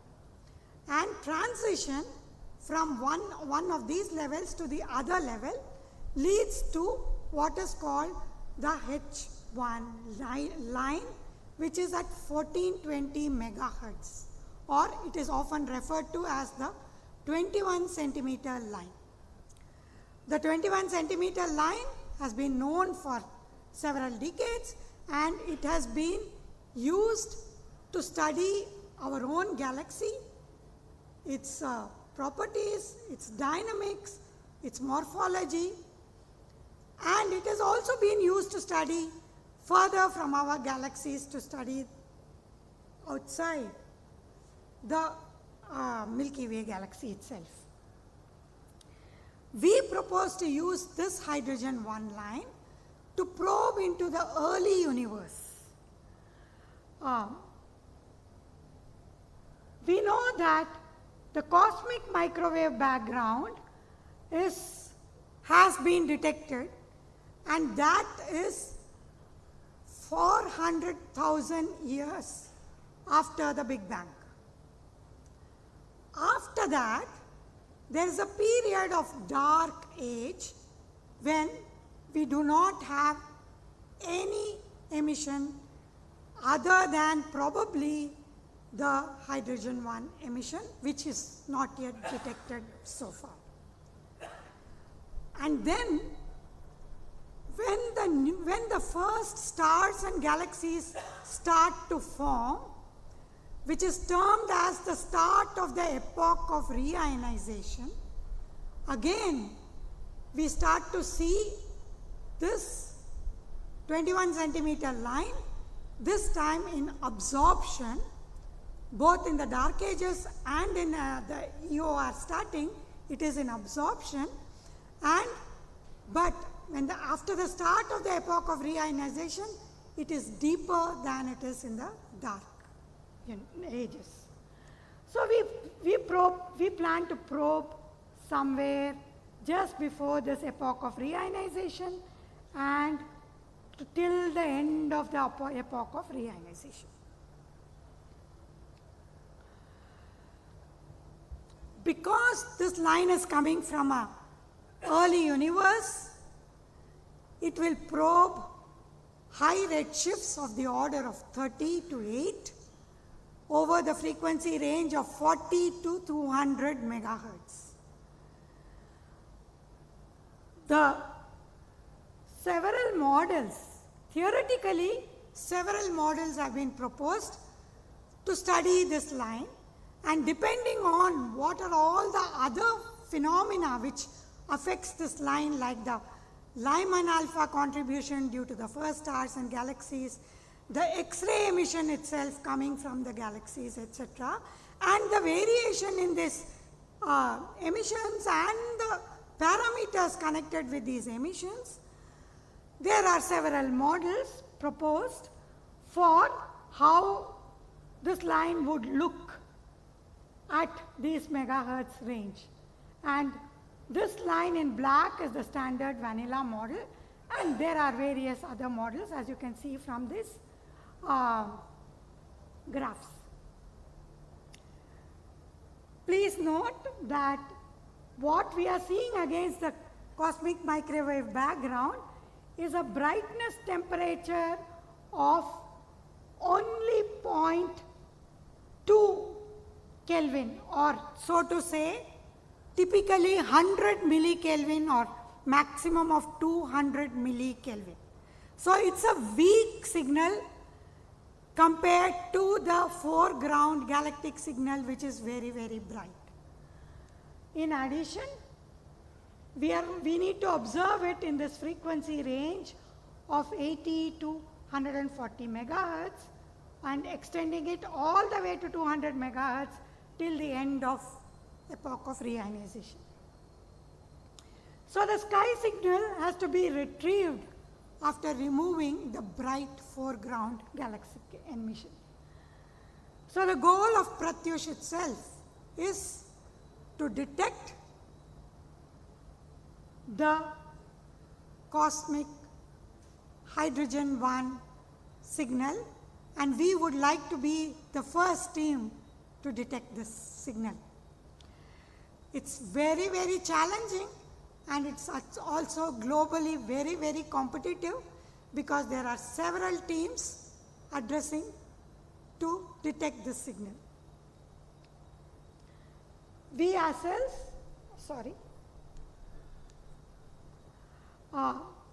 the first part of this Pratyush experiment plans to probe this signal in the 55 to 110 megahertz range, which will sample a Z from 25 to 15. The experiment itself consists of an antenna and a reflector, which is seen here, the monopole antenna and its reflector, and the analog and digital electronics, along with the proposed spacecraft electronics. The laboratory model for this experiment has been designed and fabricated, and it is being tested in the lab here. One of the challenging things is that all the electronics has to be housed within this reflector to avoid coupling between the payload electronics itself and the incoming radiations from the antenna. So, this is the block diagram. Here is the antenna which is developed and its reflector, and this is the digital electronics and which is housed. There is an analog receiver and the digital receiver. The analog receiver also has capability to calibrate the signals, and the digital receiver actually digitizes the analog signals and allows the storage of the signals in the satellite, and it will store it in the satellite bus. Right now we have developed the first 3 modules. So we are again ready to embark on the satellite version. As I said, the signal is very weak to detect because we are aiming to detect 100 millikelvin brightness temperature signal. In addition, I said that the frequency range is in the 80 to 100 megahertz, and as you know, this frequency range is where much of the man-made frequencies, especially the FM based frequencies, lie, and therefore it's extremely difficult to detect it from ground. So we need RF quiet regions on the ground to detect this, to even do integrated testing of the payload, leave alone to detect this signal. We need a good RF shielding box for housing all the electronics, and the earth itself can affect the signals which are detected. So we need a grounding plane and so on. In addition, of course, the ionosphere affects the incoming signal, and that also is a major stumbling block. Considering all these problems, the best platform for detecting the signal is an orbiter around the moon, and detection of this signal when the orbiter is on the far side of the moon, so that we use the moon itself to block much of these unwanted signals which form the background for us. However, we realize that a moon-based experiment may take some time to come. Meanwhile, at RRI, there has been a team which has been working on a ground-based experiment of the same Pratyush called Saras, which has been implemented, and it has also been deployed on the ground. And how we avoid this electronics interference between the electronic system and the antenna is by keeping the two separated by 100 meter using a cable. This has been deployed in RF quiet regions close to Bangalore, at Hanle, and we have also deployed it on lakes to avoid the effects from the Earth's surface. Several results have resulted from this experiment.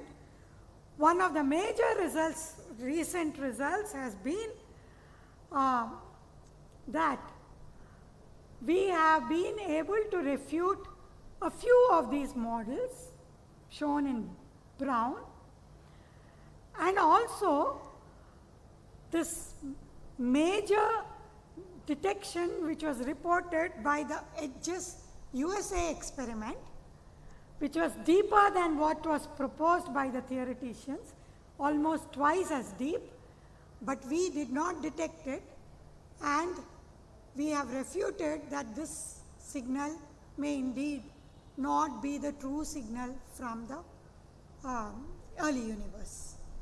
And this has been published in Nature Astronomy. So now, what are we proposing? We propose phase 1 of this experiment in LEO orbit at the earliest, so that we can get on to the space platform to prove that indeed we can detect the signal without the effects of the Earth and also the ionosphere, though we might still be hampered by a little of the man-made noise. For this, we are already in interaction with ISRO, and we need to optimize the mass, power and volume of this instrument so that we can house all of it and the spacecraft electronics within that reflector, and maybe we might have to reiterate on the design itself to accommodate everything. The second phase, of course, is we would like an orbit around the moon. This needs to be deployed separately, this experiment needs to be deployed separately around the orbit around the moon at around 100 kilometer altitude around the moon. So this is our request for a forthcoming mission to detect the signal. As part of the simulations, we think that all the signals shown in blue here can be addressed with a LEO orbit, and the ones in orange can be addressed with lunar orbit. Finally, I come to other proposals in which RRI will be interested in. An Indian satellite to further study the cosmic microwave background was proposed some time back. This requires sensitive detectors operating at cryogenic temperatures. As a first step, we are actually starting our interactions with ISRO on terahertz detectors, going on to later gigahertz, which will be needed for this cosmic microwave background. We are collaborating on the science aspects and site evaluation with ISRO, and we are also part of the scientific team, the national scientific team called the Indian Sub-Millimeter Astronomers Alliance for terahertz observations. Of course, we plan to continue our connection with the X-ray astronomers in the country, with collaboration in the future experiments like Daksha and other proposed polarization experiments and spectroscopic experiments. We are also interested in working with NCRA RRI towards creating a larger deep space network using aperture synthesis. With all the experience with GMRT, we have proposed that we could create a much larger antenna by doing aperture synthesis of smaller antennas. And this was initially proposed by NCRA of TIFR, and we would like to join them in this endeavor. And this would be very fruitful for future interplanetary missions when we plan to go to farther planets like the Jupiter, Saturn, etc. And also to receive weaker and weaker signals from the closer planets. So with this, I thank all the PIs of these instruments for providing me with the material and the information, and I had long discussions with them. And I also thank all of you for the patient hearing. Thank you all. We look forward to many, many fruitful results coming from this collaboration between RRI and ISRO. Thank you.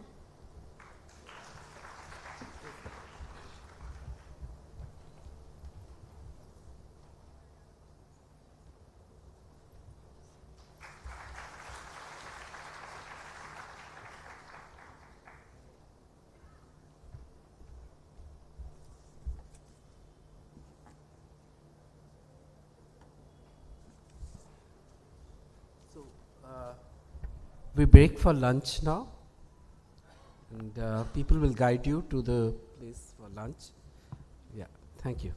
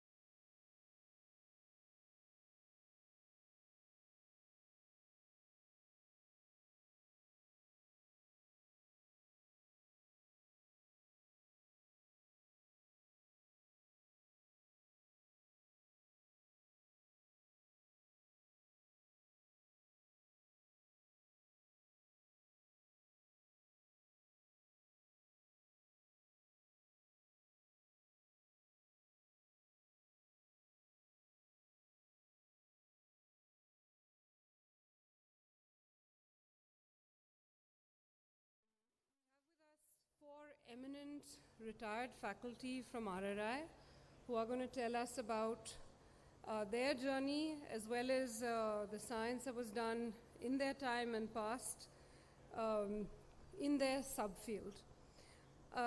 It's a great pleasure to introduce Professor Madhusudana as the first speaker of this afternoon session. Professor Madhusudana retired as an emeritus professor at RRI in 2020 after joining the institute in 1971. Okay, so we have somebody who's really had a long association with RRI here. Along with Professor Chandrasekhar, he founded the Liquid Crystal Laboratory at RRI. He has given RRI and the physics community a legacy of scientific research on the physical studies of liquid crystals. In particular, he has done seminal work on liquid crystal phase transitions and has discovered a new liquid crystalline phase. From what my colleagues tell me, this is only a few of several important contributions that he has made. I'll give you a brief bio. After obtaining his PhD degree from the University of Mysore and a brief stint at as a lecturer in the physics department, he was invited to join RRI, like I said, in 1971. And apart from brief visiting assignments in Orsay, University Paris South and Centre de Research Paul Pascal, his entire career was, rest of the career was at RRI until he retired in 2006 as Dean of Research. He has advised engineers of Bharat Electronics, I guess that is BEL, to develop know-how to manufacture liquid crystal displays. He's a fellow of the Indian Academy of Sciences and the Indian National Science Academy, as well as a recipient of the Bhatnagar Prize for Physical Sciences in 1989. He will be telling us about the evolution of the soft matter laboratories at RRI, and we're very honored to have him here with us, and I look forward to a very interesting talk.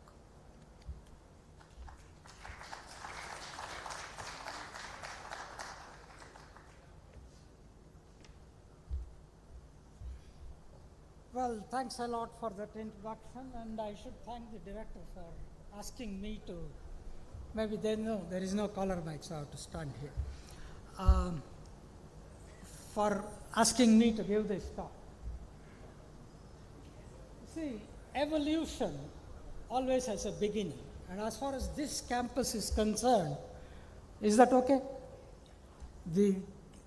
As far as this campus is concerned, the beginning is always 1948, when Professor Raman started this as a private research institute. His first research student in RRI was one S. Chandrasekhar, whom he took in 1951, 3 years after he started this institute.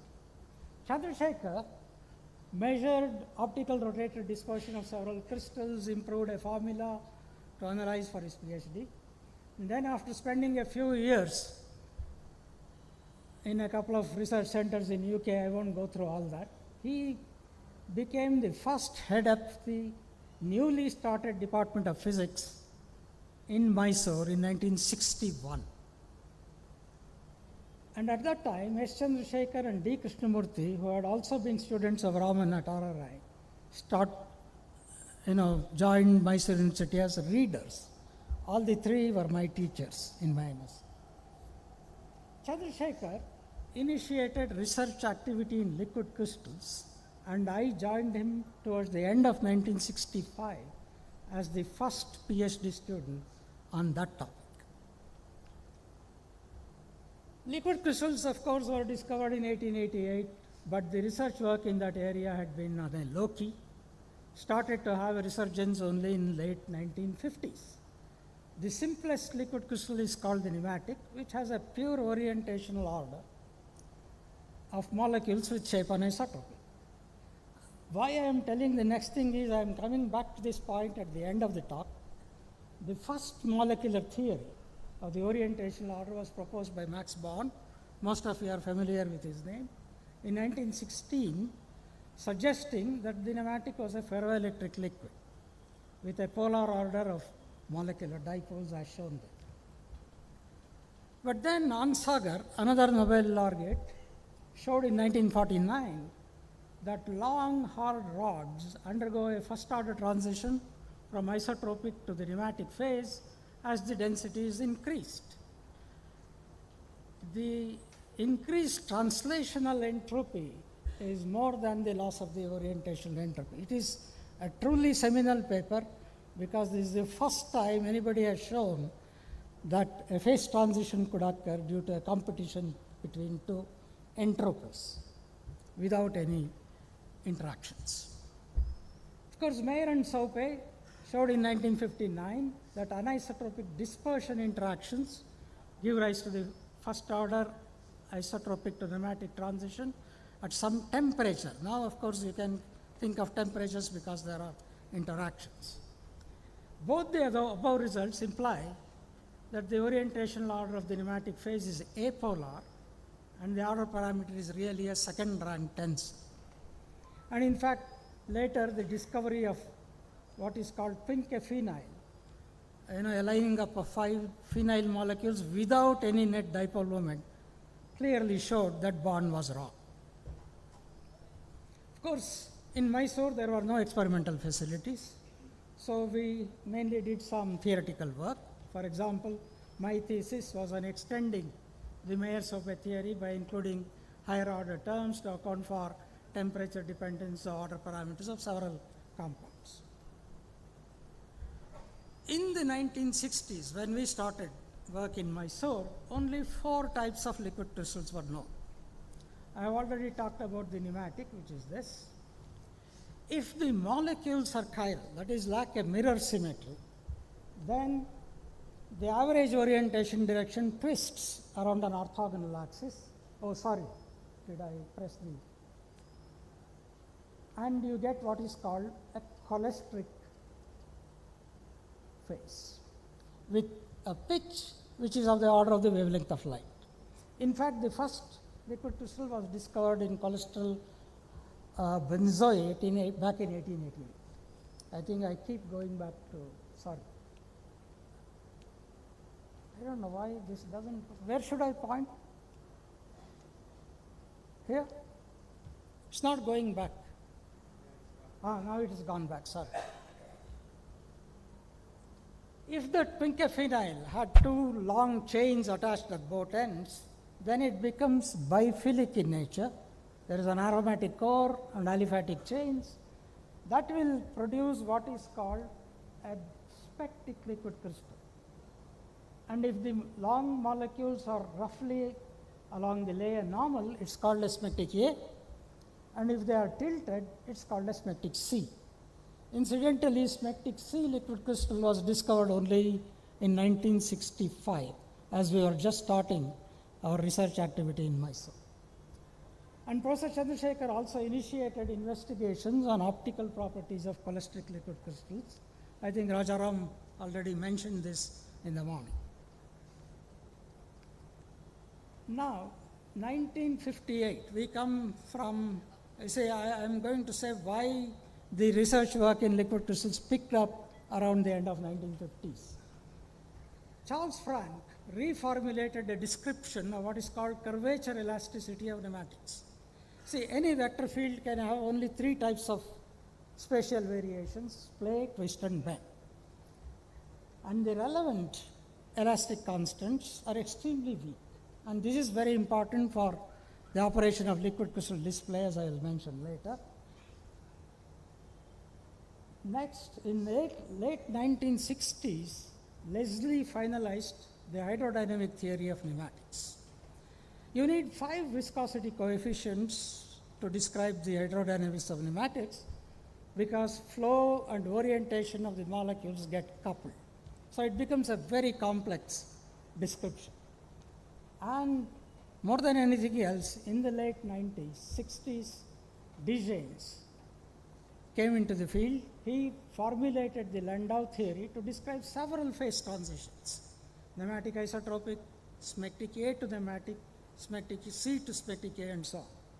And in particular, he pointed out the analogy between smectic A to N, that is nematic transition, and superconductor to normal metal transition. I will come back to this point again later on. Another interesting thing happened around that time. in 1969, Helfrich explained, you see, if you apply an electric field for a cell in which I have oriented the molecules in the horizontal direction, say, and I apply a vertical field, in certain type of pneumatic liquid crystals, beyond a threshold, you see a roll pattern. This is very similar to the Rayleigh-Bénard instability of liquids heated from below. Helfrich explained this periodic roll structure as arising from space charges which can accumulate due to a bend fluctuation of this orientation field. This is called an electrohydrodynamic instability.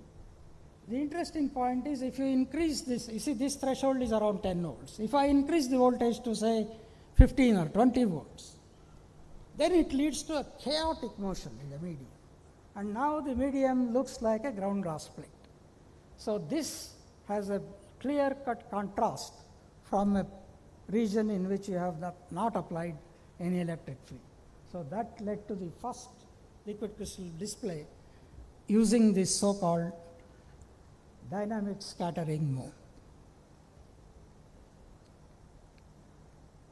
And now I come to the Raman's era.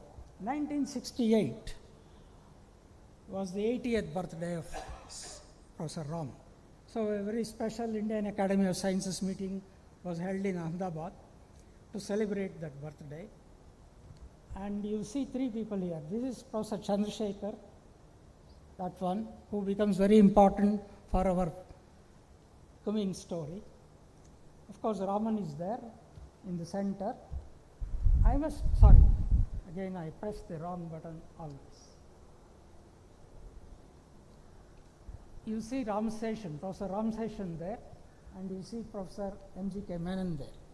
These two latter gentlemen played a very important role in transitioning this institute from the Raman era to the next era. This is what I understand from talking with people who know about this. In 1970, Professor Raman was not feeling very well, and the Academy meeting was held in the Raman Research Institute a few months earlier than usual, maybe June or July if I am not mistaken. Professor Chandrasekhar was one of the invited speakers, who in turn asked me to briefly describe the molecular aspects of mesogens, and all this was held in the auditorium. And perhaps I am the only fellow here whom Raman heard. Of course, many of you might have heard him, but here I am. In 1971, of course, Professor Raman had died in 1970, November 20th. RRI becomes the very first research institute to be directly financed by the Department of Science and Technology. Professor Radhakrishnan was made the director, and he in turn invited Professor Chandrasekhar to develop a liquid crystal laboratory in RRI. He asked R. Shashidhar, who was about to submit his thesis, and me, who I had just got my PhD, to join him in this effort. So I joined RRI in September 1971. Few days later, Shashidhar came and Professor Chandrasekhar joined few months later for some administrative reasons, let me put it that way. Of course, we were allocated the old workshop building to be converted to the liquid crystal lab. I am quite sure you know that lab now, the ground floor. It used to be the workshop building in the Raman era. Realizing that we needed to design our own materials to be competitive in this field, a synthetic organic chemistry lab was added, with V. Surendranath as a chemist and B. K. Sadashiva as a student.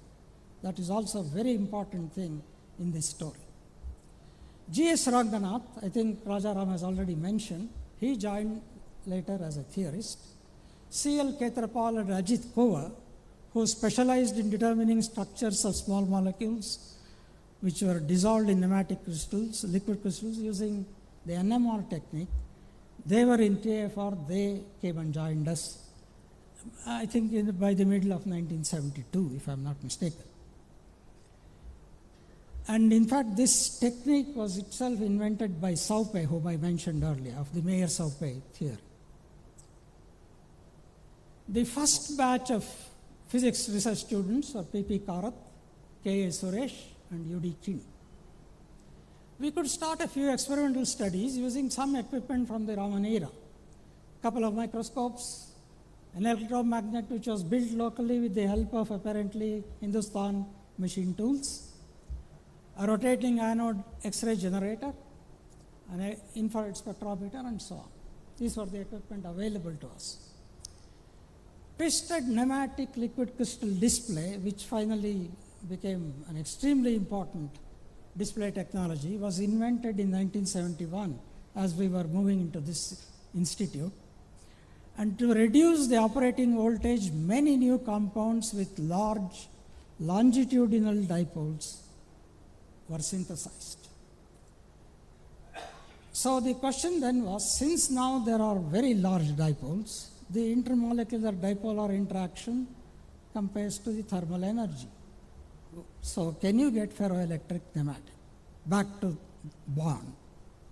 The answer, we argued, is no, because such molecules should have short-range anti-parallel order rather than the parallel order that he discussed.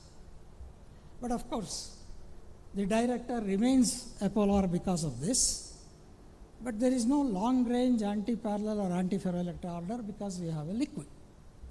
Later X-ray studies in UK showed that it leads to what is called a partial bilayer structure because the strongest interaction is still between the aromatic cores of the molecules and the chains are thrown apart. Detailed theoretical and experimental studies were undertaken on the optical properties of electric liquid crystals with and without added dyes.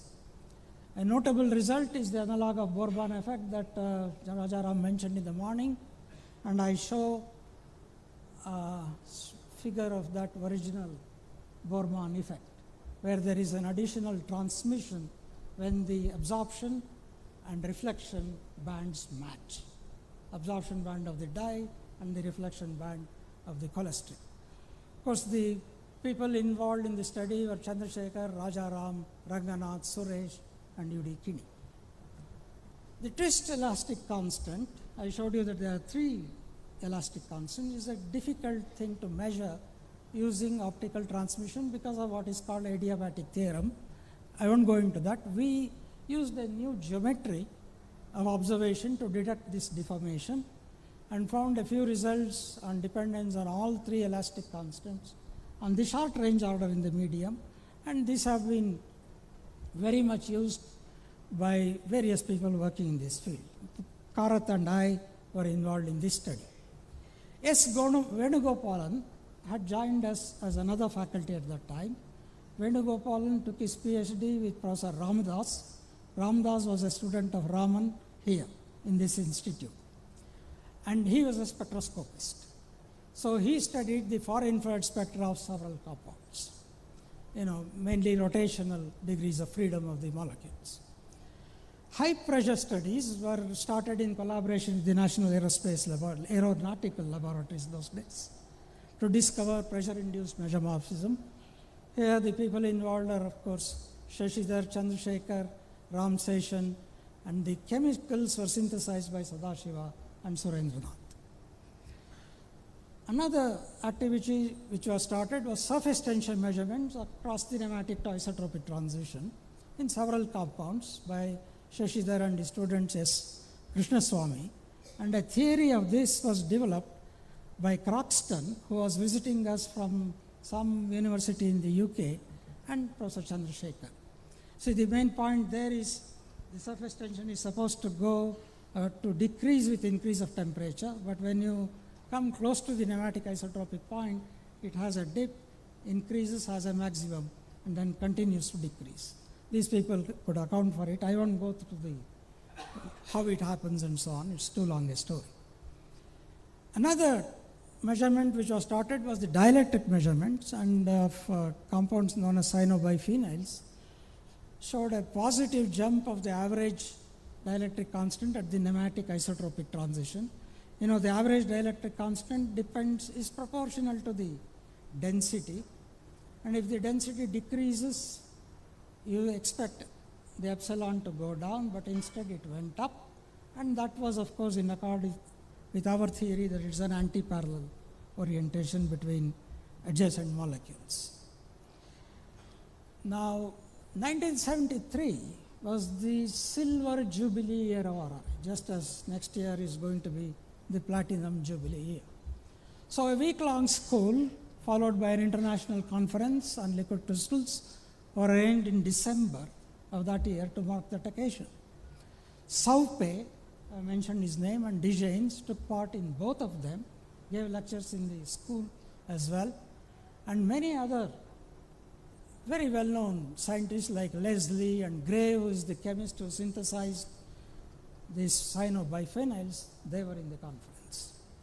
All the results from the RRI that I listed earlier were presented in this conference. The proceedings, of course, were published as a supplement to Pramana, edited by, of course, Professor Chandrasekhar. Shape anisotropy of molecules, of course, is an essential requirement for you to observe liquid crystalline properties. Rod shapes are the simplest, but discs also have shape anisotropy.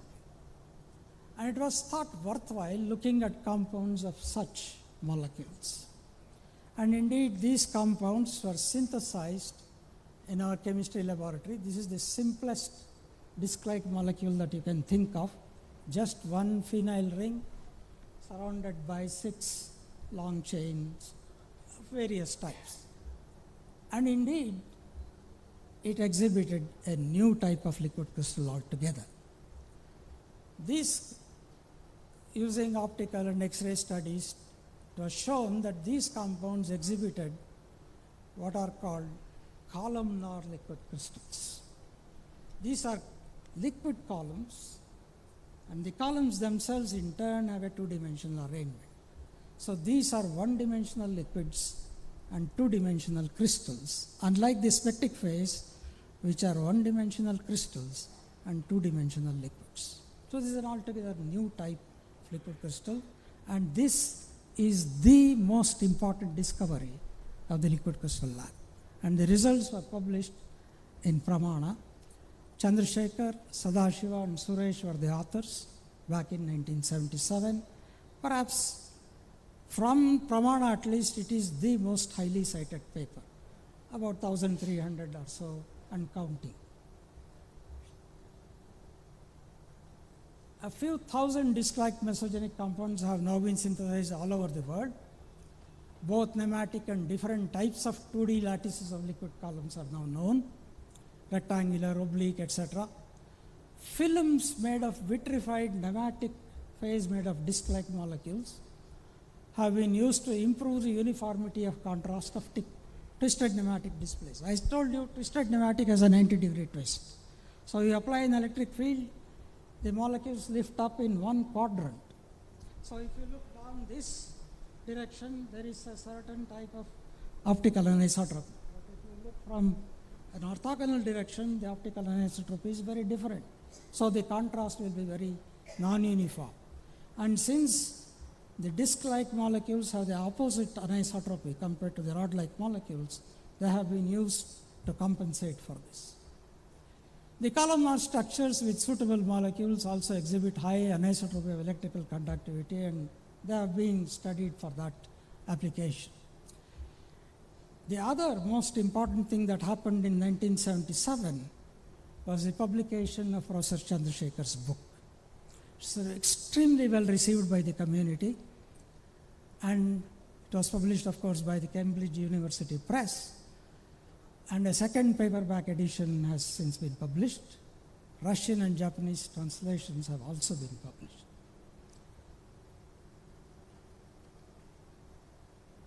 Of course, since there is an application, out of curiosity, we made some DSM and TN liquid crystal displays in the lab.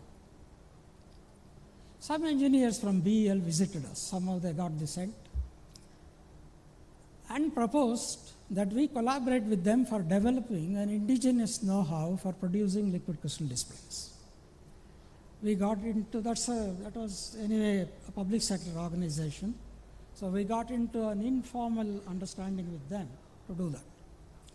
And in fact, we did that, and in the 1980s, BEL had a pilot scale production of simple twisted pneumatic displays for petrol bunks, railway station displays and so on. And some of the older people here might have, if you went to that old Palam airport those days, you would see a huge display board made by BEL to, show the departure and arrival timings of planes.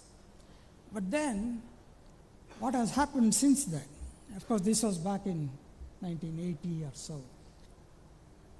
Active matrix displays, in which each pixel is backed by a thin film transistor.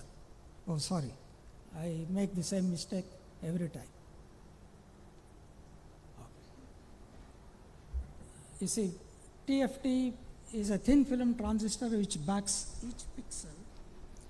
This has a major advantage over the passive displays, especially for color displays.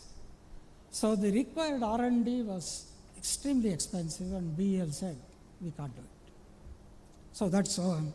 I think something happens when I put my hand down. Anyway, it always goes back.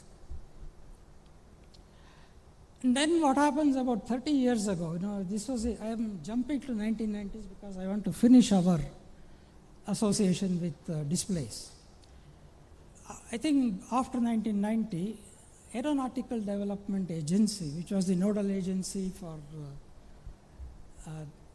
the light combat aircraft, they approached me for help in selecting a suitable product for the cockpit display of LCA.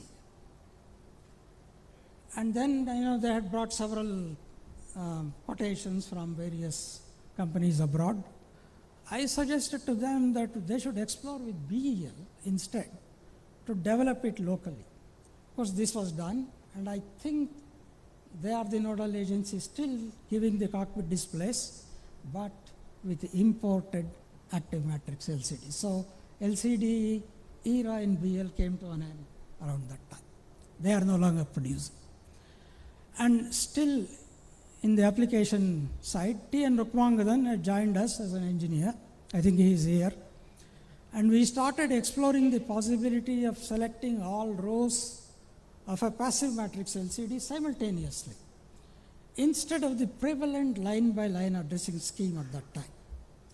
This so-called binary addressing technology had a lower contrast.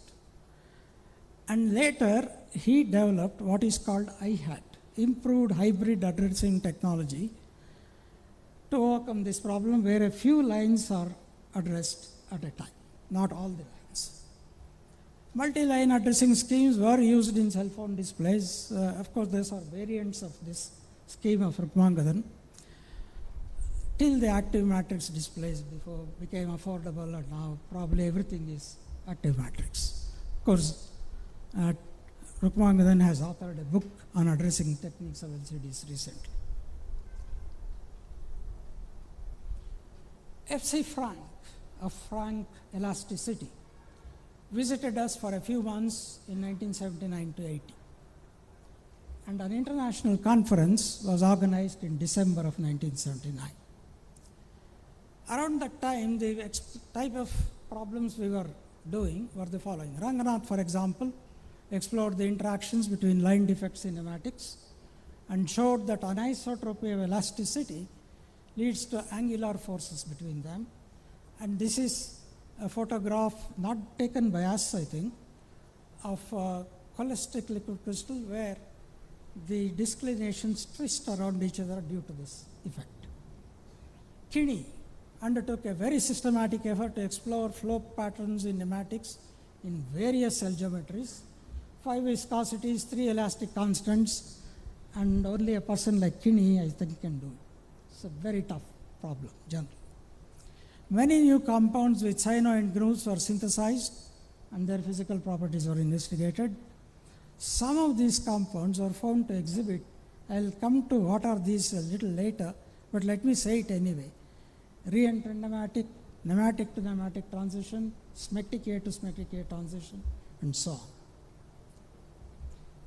Now I come back to the electrohydrodynamic instability that I mentioned earlier. You know, the wave vector of this instability you can expect purely on general grounds should be parallel to the undistorted director field. But actually, there are many studies which showed that there was a non-zero angle between them. So this problem sort of interested us, but to explain that I must first describe another property of pneumatic liquid crystals. Though the pneumatic has an apolar order, splay and bend distortions, you know, splay is like that, bend is like that, they are obviously polar. So these can exhibit polarization. This is called flexoelectricity, splayed and bent pneumatic liquid crystals. In fact, the original proposal was by R.B. Mayer, who wanted dipoles, but later Pro and Marcero showed that you don't even need them, because quadrupoles with a splay distortion give you a dipole density. The picture is clear, I suppose. Now we showed that flexoelectric contribution has to be taken into account in order to account for this result that there is an angle between N0 and the, the fact that there is an angle between N0 and the wave vector of that instability.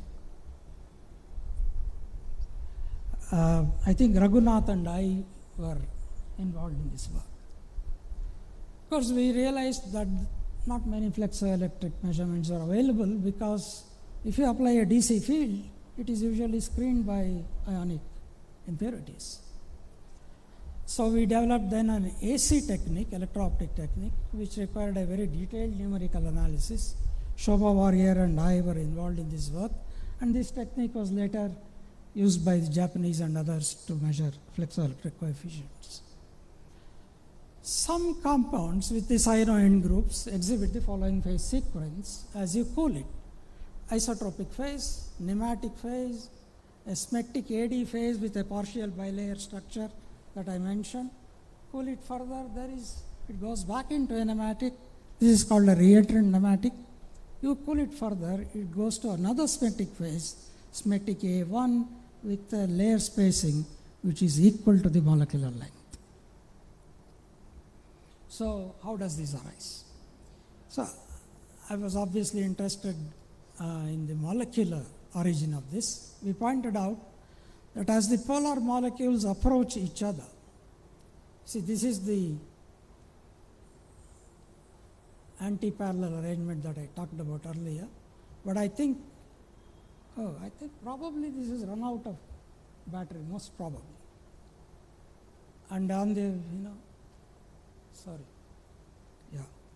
Anyway, I think I can as well stand here, right? You see, I already pointed out the anti-parallel arrangement where you have a layer spacing which is longer than the molecular length. Now, our point was, as you bring the molecules closer, the chains start interacting. Here the chains don't. And that goes as 1 over r to the power of 6. But then there is a repulsive interaction between the dipoles, but this dipole induces a dipole in this which is opposite. The induced dipole reduces this repulsive interaction, and that also goes as 1 over r to the power of 6. Whereas pure dipole goes as 1 over r cubed. So as you cool, you favor this. Therefore, is smectic A1 ferroelectric? Unfortunately, no, because the residual dipolar interactions are still long range. So what happens is a few molecules orient this way, then it goes the other way, and so on. So it forms what is known as smectic A tilde phase. Experimentally, this was studied in France more than us. Anyway. Now, we come to, I go back a bit. In 1975, Mayer demonstrated that smectic C star, star means the molecules are chiral. Smectic C means the molecules are tilted in the layers. So molecules, smectic C liquid crystals with tilted molecules, and the molecules being chiral, can exhibit in plane polarization along the normal to the tilt plane. Due to symmetry reasons, I advise you to see how it occurs yourself. And this can be switched from one state to another by applying a strong electric field. See, the pneumatic couples with the external field because the conjugate field to the order is E squared, not E. Ferroelectric, the conjugate field is E. So I can apply an opposite field as strong as I like and make it switch very fast.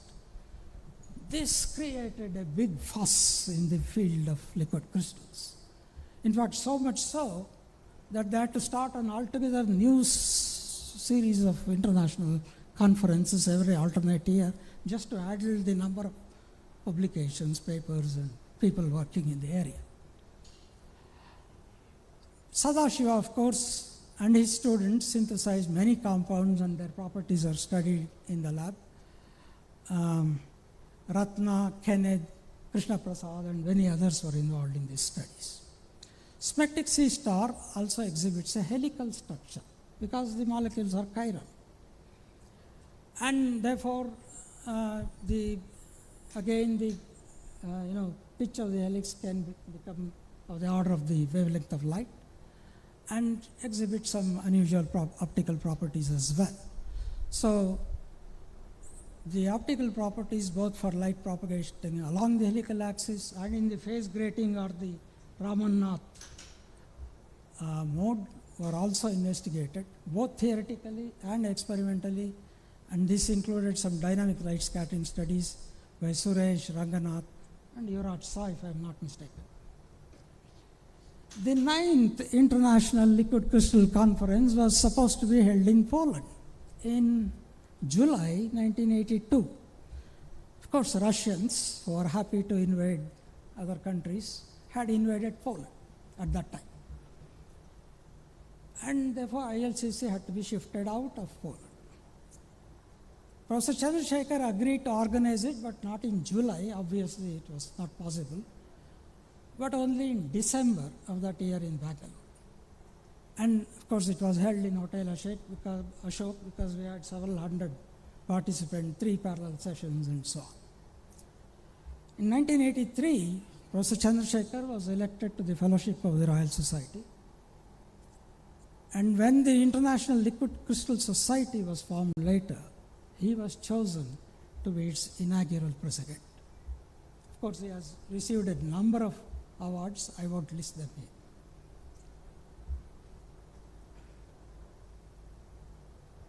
And coming back to smectic C, in some compounds, the smectic C phase can occur on cooling either directly from the pneumatic phase or with an intermediate smectic A phase. In one system, the NAC multi-critical point was located in the pressure temperature phase diagram, and very curiously, its topology that you see here was exactly the same as the concentration temperature diagram, which was seen earlier by others. So that's another highlight of the pressure studies made in RRI. Now, the question is, why do the molecules tilt in the first place in this smectic C liquid crystal? This was led to a lot of, very confusing papers, and then we suggested the following. See, supposing the lateral dipoles, these were known to exist in all compounds forming smectic C phase. Everybody took it on the axis, but if you looked at the chemistry, chemical structure, they are never on the axis. They are always off axis. If you just used it, then in the smectic A phase there will be a repulsive interaction because the two come very close to each other in this configuration as the molecules rotate freely. One way of escaping that is to push one molecule with respect to the other, and if you do this to everything, it becomes a smectic C. So this theory we developed, and I think, I don't remember the name, but anyway, Govind was my part-time student at that time, and I developed this theory. And that's the only sensible theory up to now. In 1990, Venugopalan, V. Surendranath, and Shashidhar had migrated to the United States, greener pastures. C.L. Ketrapal had shifted to the Institute of Science, and Ajit Kunwar had shifted to Hyderabad. And in 1990, Professor Chandrasekhar retired from RRI, and he started the Center for Liquid Crystal Research, CLCR for short, in a building provided by BEL. And a couple of years later, V. Lakshmi Narayan, who was an electrochemist, who was working with the astronomy astrophysics group, he was transferred to our lab because he was a chemist and we had a chemistry lab, so it was a good move to get him. And he worked on many electrochemical systems with his students, and perhaps he is also well known for his construction of a scanning tunneling microscope locally. In 1989, a Japanese group discovered that some chiral compounds undergo the following sequence of phase transitions as you cool. Start with isotropic, go to smectic A, then something called smectic C alpha, which has a very short pitch, then smectic C star, the usual smectic C star that I talked about. Then if you cool it down further, it goes through two ferrielectric phases where the polarization is smaller than in the ferroelectric phase. Finally, to a smectic CA phase in which the molecules tilt in opposite neighboring layers, molecules tilt in opposite directions, so the net polarization is zero. And they proposed, with some Japanese theorists, that this should correspond to what is called ANNI model, axial next nearest neighbor Ising model, where the dipoles can take only two possible orientations. But of course, smectic layers are liquid layers, so you can't say that they can take only two orientations. So Arun was a student at that time. Arun Roy and I, we developed what is called an XY model, which of course exhibits all the sequence of phases shown by the experimenters, and also we could calculate what happens if you apply the electric field, compare it with experiments and so on. So that's the work towards the end of 89. Perhaps the most important phenomenological theory of design was based on the recognition of the close analogy between nematic smectic A and normal superconductor transitions. And people say when he got the Nobel Prize a few years later, it was only after the corresponding liquid crystal was discovered. The detailed theory was done by Wren and Lubensky. They showed that this should result in what is called a TGB-A phase, whose structure I show here. You have smectic blocks which twist across grain boundaries made of screw dislocations. I'll just leave it at that. This is like the penetration of magnetic field in a type 2 superconductor. Take it at that level. And then a UTGB C star phase, C phase was found by others where the molecules tilt. And we found in a mixture what we call the UTGB C star phase. It's a new type of liquid crystal, the most complex TGB phase. Pramod, Pratibha and I were involved in this experimental study, whose structure I show here. It is along all three directions, but I will not. I think this is happy to go in one direction, but not in the opposite. Yeah. So with Yashodhan Hatwalne, we also proposed a phenomenological model for the stability of this phase.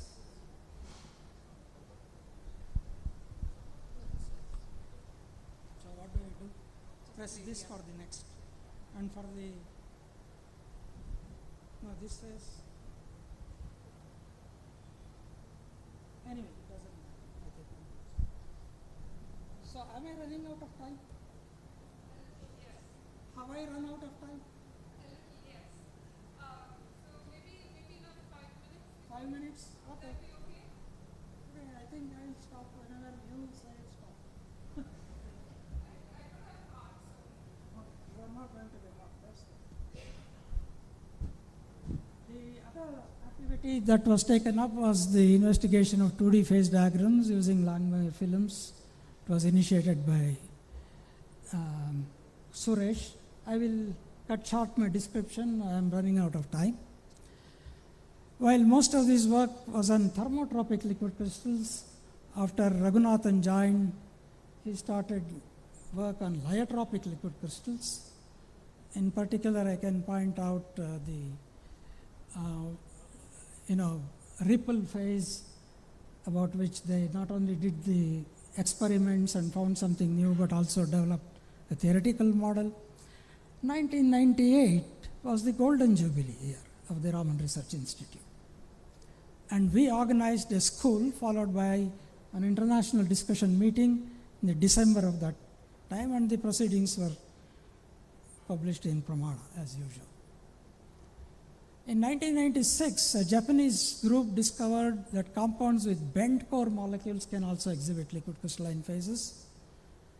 And we discovered a new liquid crystalline in that by making mixtures of rod-like and bent core molecules, both synthesized by Sadashiva. I will simply say it's a smectic AB phase, which is a biaxial smectic A phase.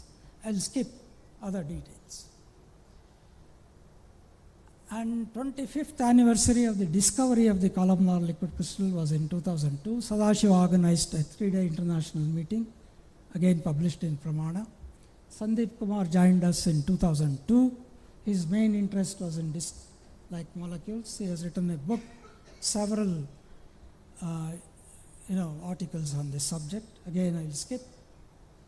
Professor Chandrasekhar passed away in 2004 after a brief illness. He started liquid crystal work in the University of Mysore, founded the LC lab in RRI, and after his retirement from RRI, started the Center for Liquid Crystal Research. He was principally responsible for putting India on the map of international liquid crystal research. So I will skip most of this because, and I'll now come to the character, the more recent character of the laboratory. It has become a soft condensed matter laboratory with wider interests. Ranjini is interested in rheology of complex systems. Pramod has set up a laboratory for mechanical measurement and polymers of biological interest. Vikram Soni interested in pulling biopolymers through nanopores. Then Sayantan has been studying jamming transitions and so on.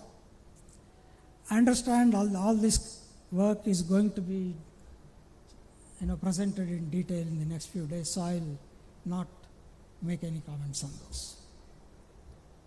During the past couple of decades, the main international effort in the field of thermotropic liquid crystals is on BC molecules. And I will again, these are two interesting results got in the liquid crystal laboratory. One by Pratibha and her student, the other was by Malkar and Arun Roy. So they continue to work on compounds made by Sadashiva, incidentally. And Yashodhan and Madan Rao were involved in a collaboration with Sri Ramaswamy in developing the theory of a rheological response suspension of active particles. And Sri Ram, as you know, is a pioneer in this field. And Yashodhan also collaborated with Muthu Kumar in developing a theory of chiral symmetry breaking in polymer crystals, and also in some liquid crystals that we had found in the lab. I will skip this. This is my own work, so I'll skip all this, except to say that finally, 3 or 4 years ago, ferroelectric pneumatics have been discovered, after all.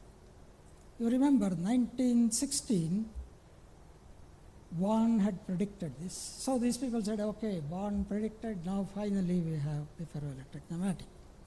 But then I had to point out, this is not the ferroelectric that Born predicted, something very different.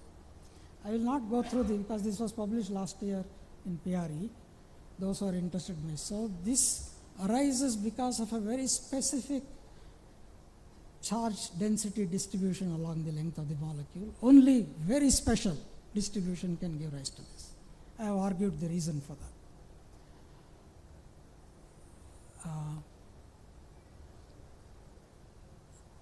You see, in last few years, several faculty members have retired. Rukmangadan, Lakshmi Narayan, Pratibha, Yashodan, Raghunathan, Sandeep Kumar.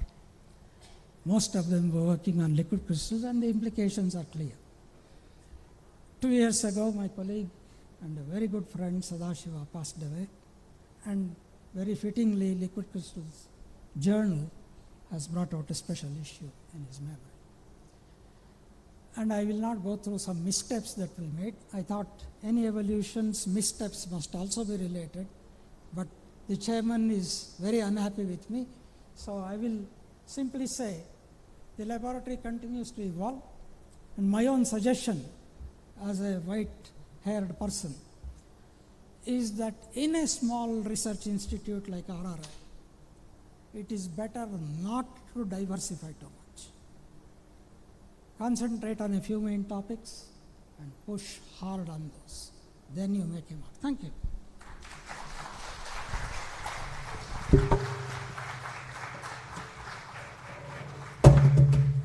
Sorry.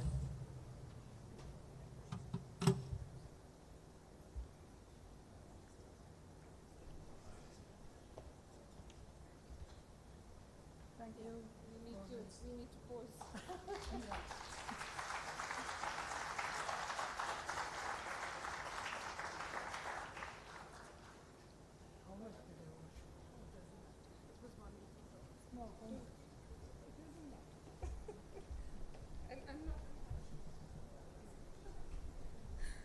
Okay.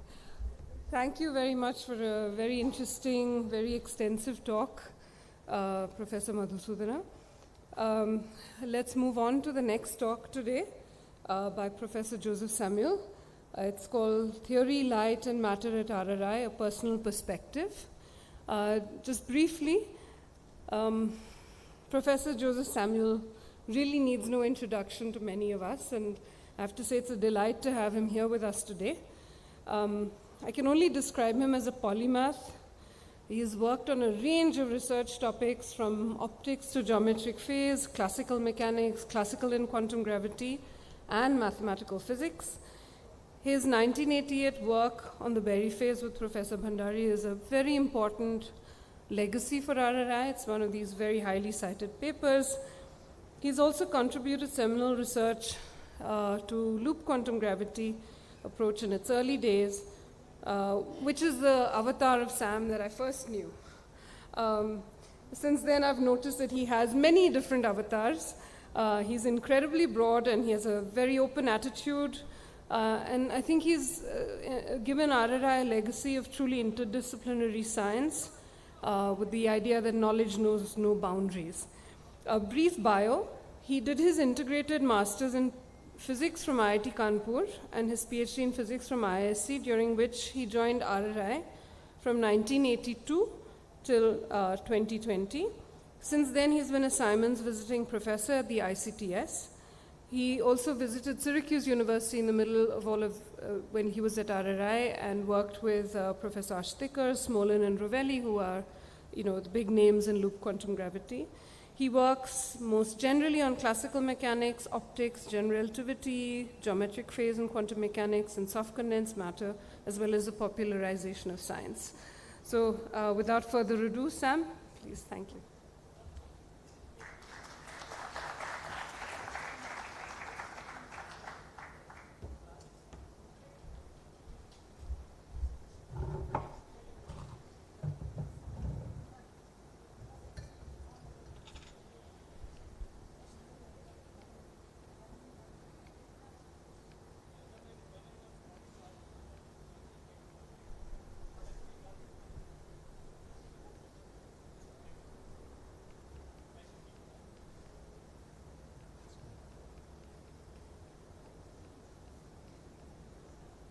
How do I get to the beginning? Was it the beginning? Yeah, that was the most of the talk. Thank you. Is that? Okay. So let me start by thanking Tarun for this invitation to talk in this forum. I'm very happy to be here and to share some of my excitement with all of you. I've had a glorious time at RRI. It's been a long journey and I've really enjoyed every bit of it. So I'd like to start by just talking about the logo a little bit. This thing which you see here is the logo of the Platinum Jubilee.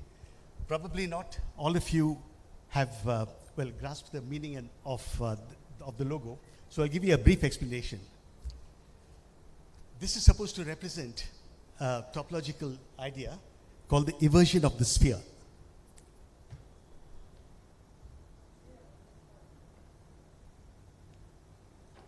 Yeah, the inversion of the sphere. I'm not sure if you've heard the word inversion before. It's different from aversion. Basically, a sphere and its inversion are homotopically the same, which is to say, I can continuously deform one to the other. So I can take a sphere and turn it inside out. So this is also supposed to represent the fact that one can reinvent oneself periodically. You start out with a sphere and you turn yourself inside out.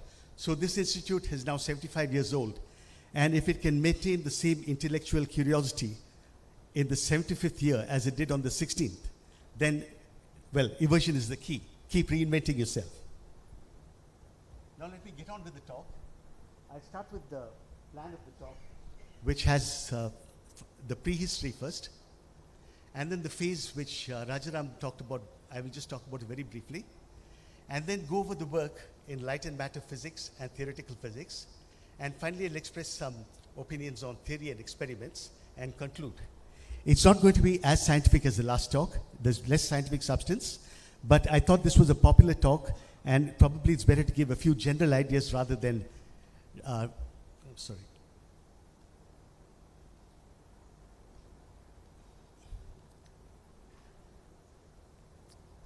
rather than detailed scientific insights.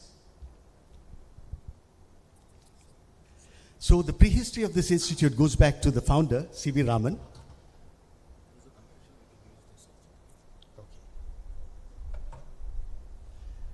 C.V. Raman, who was a natural philosopher in the tradition of Lord Rayleigh, his inquiries often started from direct observations through his senses. And since the most important senses we have are the eyes and the ears, a lot of his work concentrated on light and sound. From the Raman effect, which is of course an effect in light, to the sound of a veena or a tabla, all these observations started with, all these scientific inquiries started with direct observation. The questions he addressed were formulated in natural language, and so also were his answers and his scientific papers. Now this belongs in the great tradition of science. Rayleigh, whom Raman very much admired, Darwin, Benjamin Franklin, all these people used natural language with clarity and precision, and they were able to think very hard and deep by just using natural language.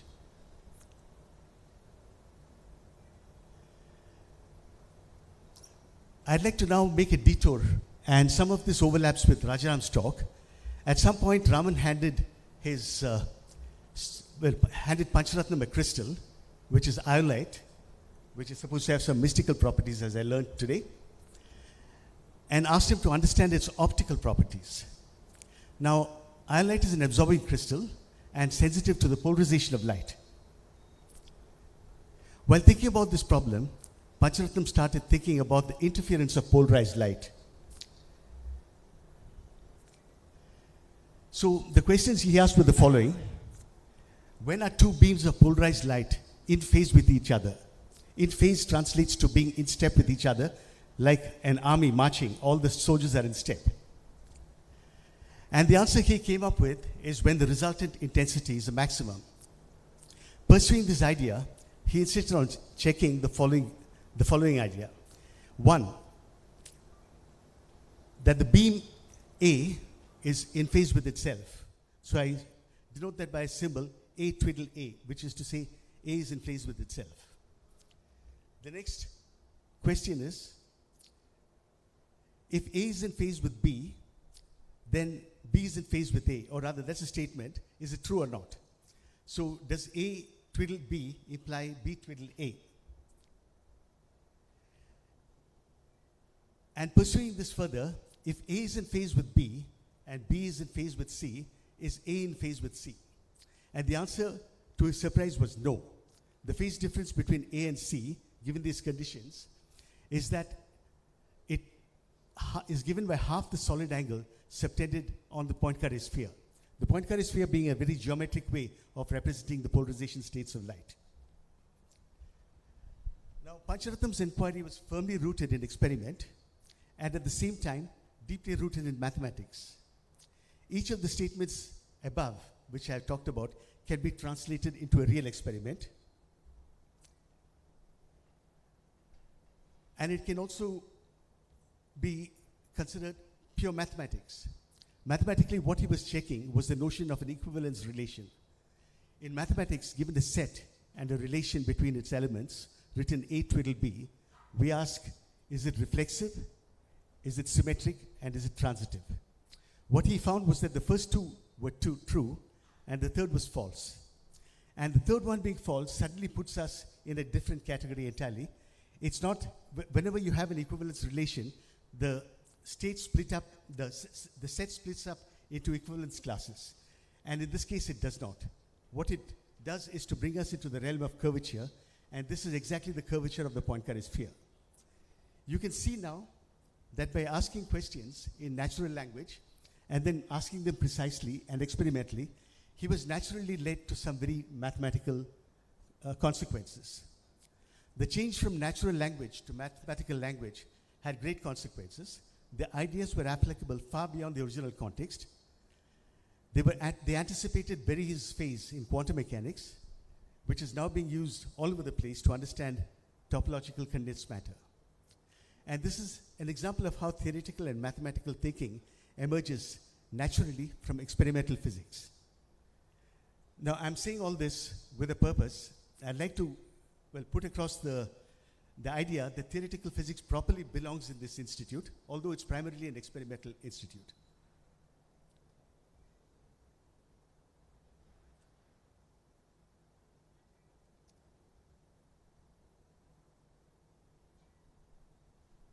So in the next phase, after Raman passed away in 1970, there were just two groups in the institute. They were the liquid crystal group, which you heard about just now from Professor Madhusudana, and the radio astronomy group, or rather, I learned today that it is called the cosmic physics group, but let's not believe that. There was also chemistry to generate the molecules that were studied in the liquid crystal group, electronics which serviced both the radio astronomy and the liquid crystals, and instrumentation. A memorable event from this time, which I unfortunately did not attend, is the summer school of 1976. Some of my friends attended it and were raving about it. And they told me that, Narlikar, Rajaram, Radhakrishnan, Srini, they were all mentors in this school. And some very conceptual questions were discussed in the school.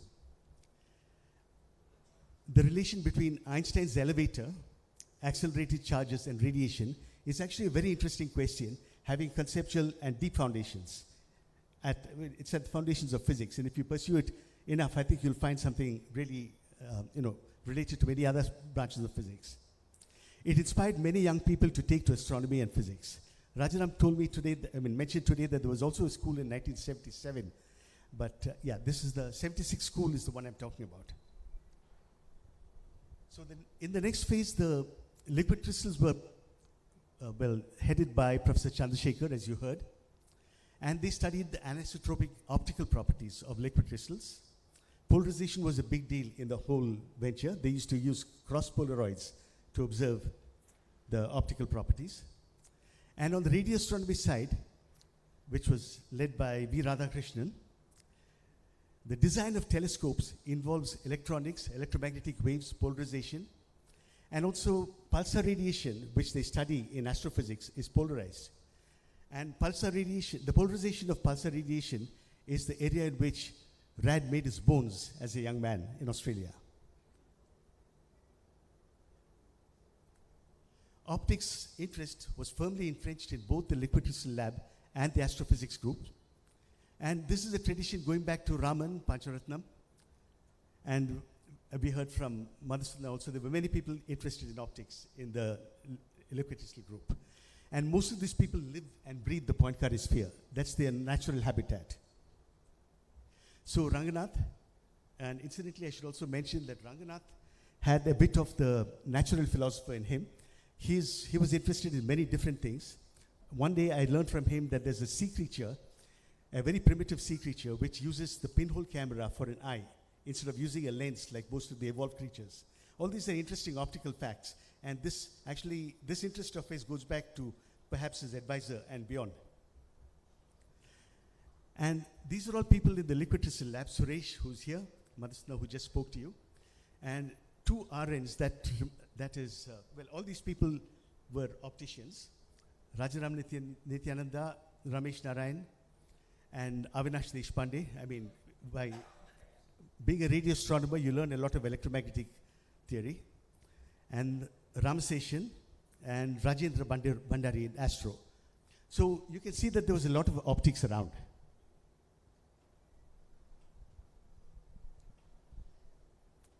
In astrophysics, the study was people studied pulsars, neutron stars, supernovae and black holes, accretion disks, and these are extreme conditions where there are strong gravitational fields.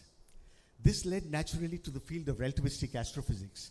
In fact, this field was kicked off in the 1960s by the Texas Symposium in Astrophysics, when it was suddenly realized with the advent of radio astronomy that there was really powerful energetic sources in the sky, in galaxies. These sources, of course, have very strong gravitational field, and it naturally led to general relativity being a part of astrophysics. And in fact, I think the suggestion that it should be a part of the astrophysics group of this institute came from Professor Chandrasekhar in Chicago. The practitioners of the subject were, Vishu, Bala, and Rajaram. And on the other side, the people who were doing instrumentation and image processing, they were also extracting theoretical problems from astrophysics. And here's the long list of people who I've already mentioned, I think, except that Vivekanand is here, and Shukre, and Aryan appears twice here. That's an oversight. And Anantharamaya, who unfortunately is no longer with us, and Dwarkanath, and Uday Shankar. Both theoretical physics and light and matter physics emerged as a natural outgrowth of the interests of people at RRI. Now, this was an organic growth, just as a tree puts out shoots that grow into branches. At this stage, the institute was now comprised of 4 groups. What used to be liquid crystals morphed into soft matter physics, which is a slightly broader term than liquid crystals. Liquid crystals, as you heard from Madhusudana, deals with, orientational disorder and order and disorder and translational order and disorder. So there's a lot of entropy involved there. Soft matter physics is a broader term which deals with all entropy-dominated systems, which includes liquids, gases, and also spin glasses and many other systems, granular materials, and a lot of biological physics as well.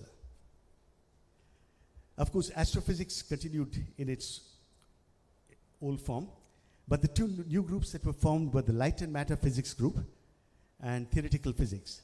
I must say that this is a very apt acronym, the light and matter physics, and I'm sure someone spent a whole sleepless night thinking of an acronym that will actually mean something when you write it out. So here's a very brief overview of the physics in the lab group, which is what we call it now. So in this part, what I've done is to use the archive here. Around the time that I left this institute, we were involved in a process of making an archive that is collecting the work of the different groups and putting them together in some coherent form. It was done by a committee so that it would be fair and representational, so that it included the work of all the people who were here. And I'm going to follow this tradition here. And in this whole part of the talk, no names will be mentioned. It will be obvious to the people who did the work what work is represented here. So this work has to do with imaging in turbid media. You have out here the real image, which you can see very plainly on the screen. But when you look at it through a turbid medium, which is over here, you see something black. You don't see an image at all. And it's important in many applications to be able to see through fog. In fact, seeing through the fog of confusion in physics itself is one of the obstacles to progress in the subject. So if you want to navigate in murky water, and submarine say, or if you want to have medical imaging, you need to be able to see through turbid media. And they developed a technique by realizing that the photons that came straight from the image to you do carry information, but those that wander around and don't come to you and come to you by a long path do not carry information. And there are also in-between photons called the snake photons, which come to you by an almost straight path. The straight photons and the snake photons carry most of the information. The problem is to eliminate the rest of the stuff. That's the stuff that's not carrying information. And they did that by modulating the polarization with a specific frequency and detecting the same frequency.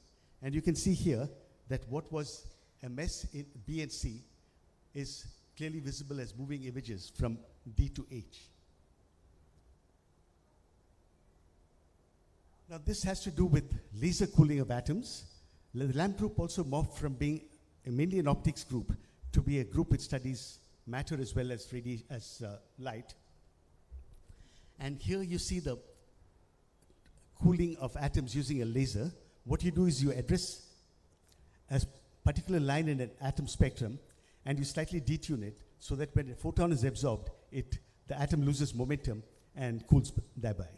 Later on, of course, the atom emits that photon spontaneously in some direction, and since the direction is unknown, entropy is taken out of the system, and that results in cooling.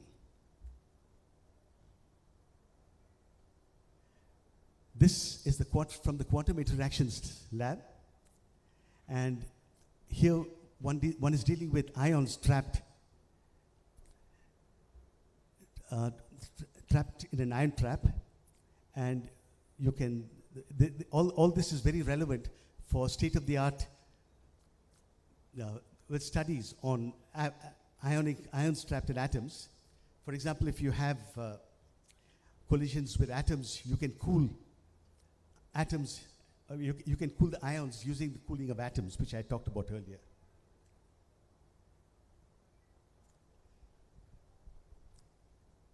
So this is also some more of the same kind of the laser cooling and trapping has become an important part of research in the LAMP group here.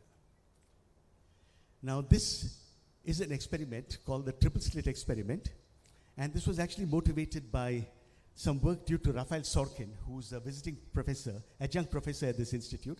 He's normally based at Syracuse University, and he has wide interests that range from quantum gravity to, well, quantum Brownian motion, and both these interests have been reflected at this institute. So this is actually supposed to be part of a measurement of the Sorkin parameter, which is the largest scheme of things.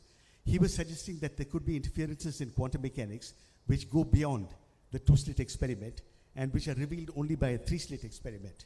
So this work was related to the Sorkin parameter. Another part of the Institute's LAMP activity is secure communication. That's very important for business as well as, well, for military applications. And if you have to send a message, you're always suspicious that the enemy might get hold of it, either a hacker somewhere trying to steal your credit card information, or an adversary in a war, like the one that's currently going on in Ukraine. So most cryptographic protocols which are in use rely on mathematical difficulty, whereas quantum physics affords new possibilities for encryption, stemming from physical laws rather than mathematical complexity. And they are far more secure, because one day you might find some smart guy coming up with a way to crack the mathematically difficult problem of factorizing prime numbers, which is one of the ways in which one encrypts messages.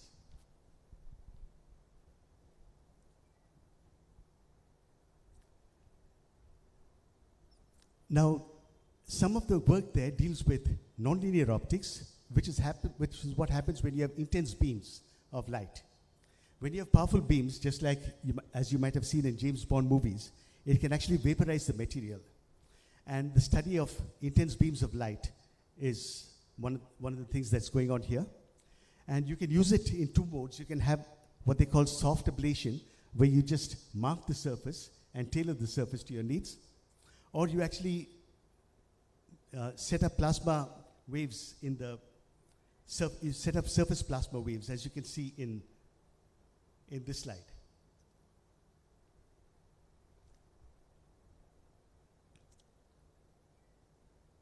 Now, this is another kind of work that is related to electromagnetically induced transparency. Now, if an atom absorbs resonant light, you would not expect to see it coming out on the other side because it gets absorbed by the atom. But it's possible in a three-level system to arrange matters so that the absorption is destroyed by destructive interference between two different channels. And that's called electromagnetically induced transparency. And when you have EIT, you can actually have transmission of light through the sample, even though it should have been absorbed. And this is a quantum effect, which is being studied in one of the labs here. Now, coming to the theoretical physics, I started out by talking about Pancharatnam's work on optics. It turns out that optics and quantum mechanics have very similar mathematical structures. As a result of this, the same ideas that Pancharatnam had, and which were later rediscovered by Berry, can also be used to understand parts of quantum mechanics, in particular the adiabatic theorem of quantum mechanics. And this resulted in numerous applications, and one of them is that geometric phases are being used to understand topological matter, the properties of matter at very low temperatures in condensed matter samples.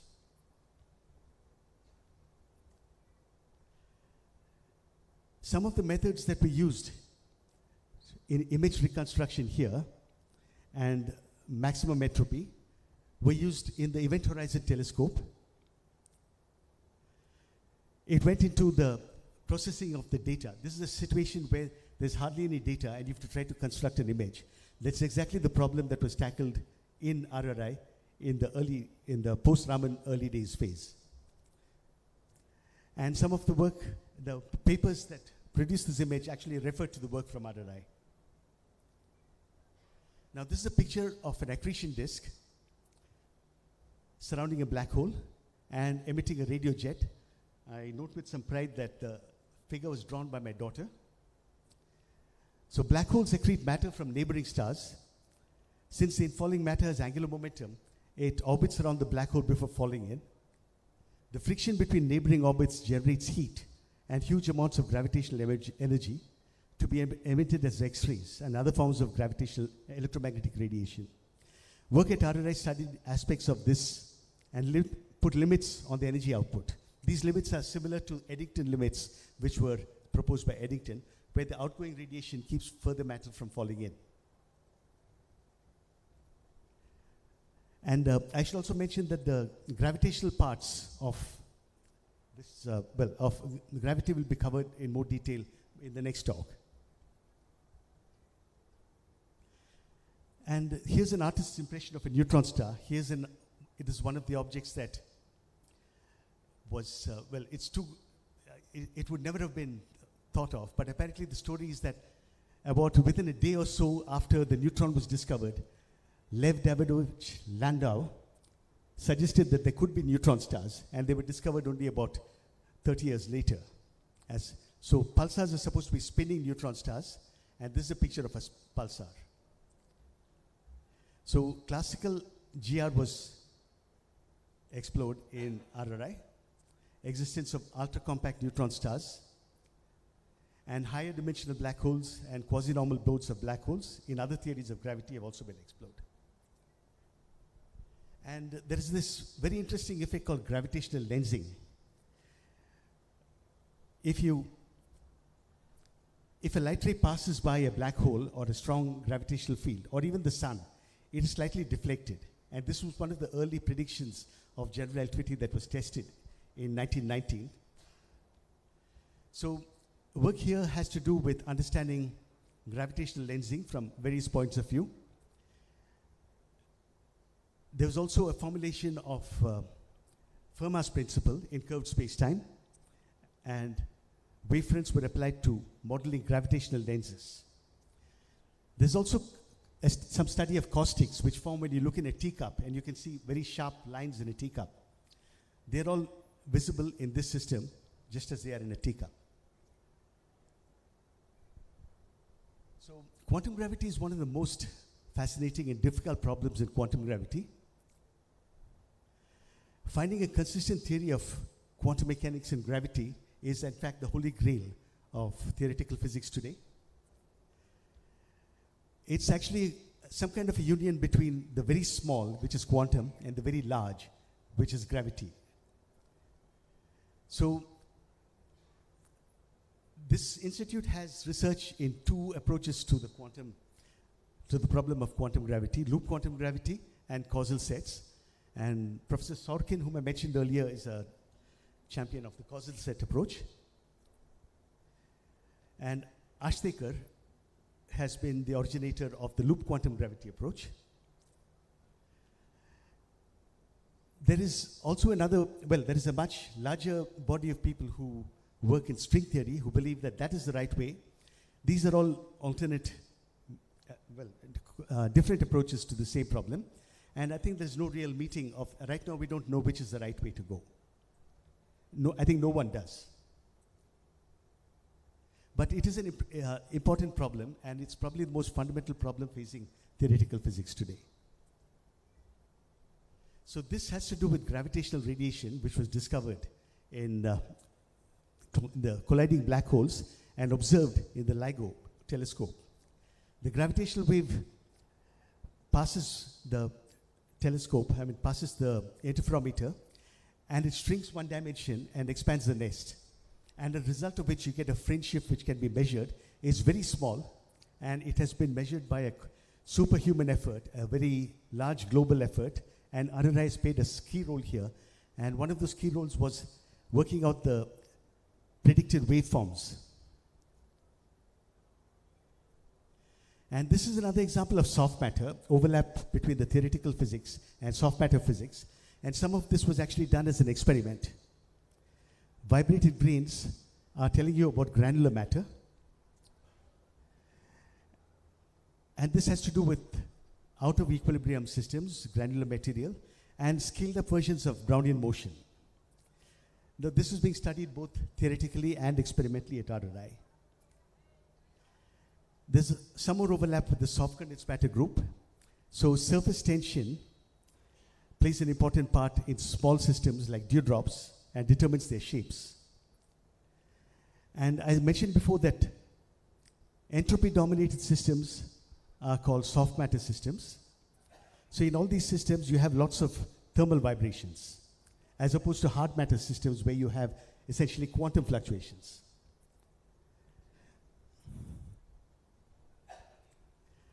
So one example is the theoretical study of elastic properties of DNA. That is a soft matter problem, the molecule that contains the genetic code. And the elasticity of DNA is entropy dominated. I'll skip over this. This has to do with biological physics and how soft matter is applied there.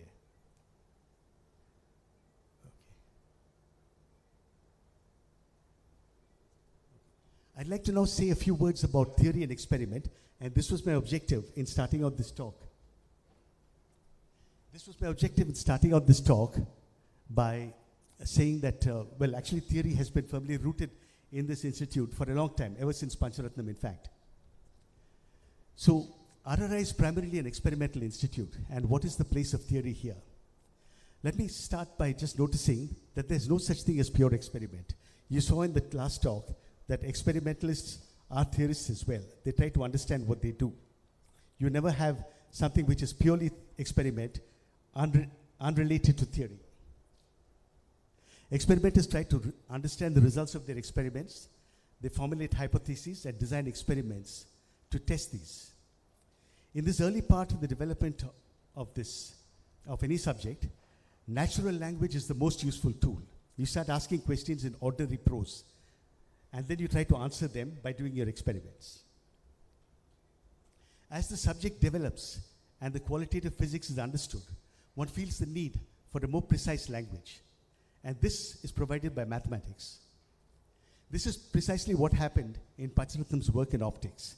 It started out with a very observation-dominated inquiry, and then slowly turned into a mathematical and theoretical question.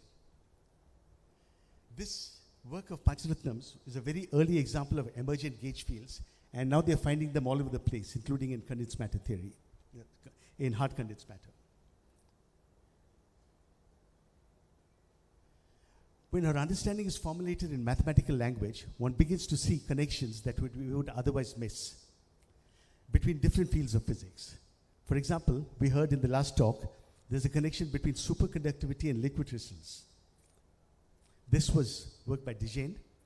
There's a connection between the Higgs mechanism in particle physics and superconductivity. There's an analogy between rotation and magnetic fields, which has also been studied in this institute. This is what leads to theoretical physics. When you start getting to more and more levels of abstraction, what you find is that natural language is not precise enough, and you reach for the more precise language of mathematics. What is at play here is the power of abstraction. It does not matter whether you count cabbages or kings. The same number system works.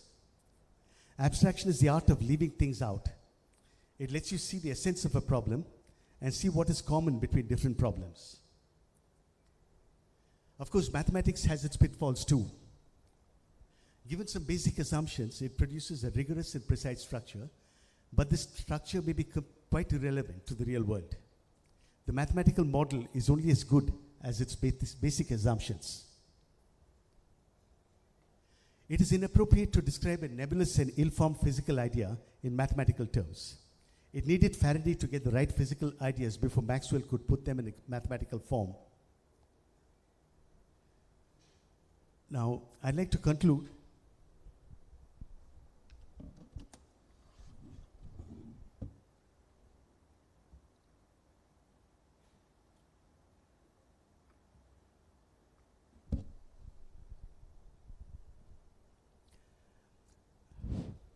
with some general remarks about the way in which RRI is to function. Over the years, the TP group has had interaction with all the other groups at RRI. It has enriched them and also been enriched by them. There were some factors which aided this interaction. I would like to mention two of them: the architecture of this institute and the journal club. The institute has lounges where one can hang around and drink coffee without intruding on other people's space and time. This leads to greater social interaction, but sometimes it does not stop with exchange of pleasantries or gossip. It leads to scientific interaction and often leaves everyone the wiser. That was an important factor which I felt during my stay here. The RRI Journal Club was started in 1982, just before I joined the institute. It has continued to this day. There were some specific and sensible rules which governed it. In many places, the Journal Club is essentially converted into a seminar. In the RRI Journal Club, you could not talk about your own work. You picked a paper slightly outside your field and explained it to the audience. This led to numerous interactions and scientific inquiries. I'd perhaps also like to just go back to some parts which I had skipped over, thinking that I had only 5 minutes. Yeah. So this has to do with Anderson localization and the comparison between the transport of heat in disordered systems. And this is polymer physics. The elasticity of polymers is largely entropic in nature. This includes the DNA molecule. And such things were investigated in the theory lab. And this has got, of course, lots of experimental confirmation as well. And active particles is an area which is now taken off. It has to do with systems which have their own energy source, like living systems. This is related to biological physics as well. And apart from this, I also, I'd also like to mention that in the lamp group, there have been some developments related to Rydberg atoms, which are very large atoms. What they have done is to produce atoms which are in the principal number 125 state. That's an extremely large atom, where the electron is very distant from the nucleus in comparison to the ordinary atom. Not angstroms, but microns in size. This has a host of other applications, including quantum computation, and we look forward to more of those in the future.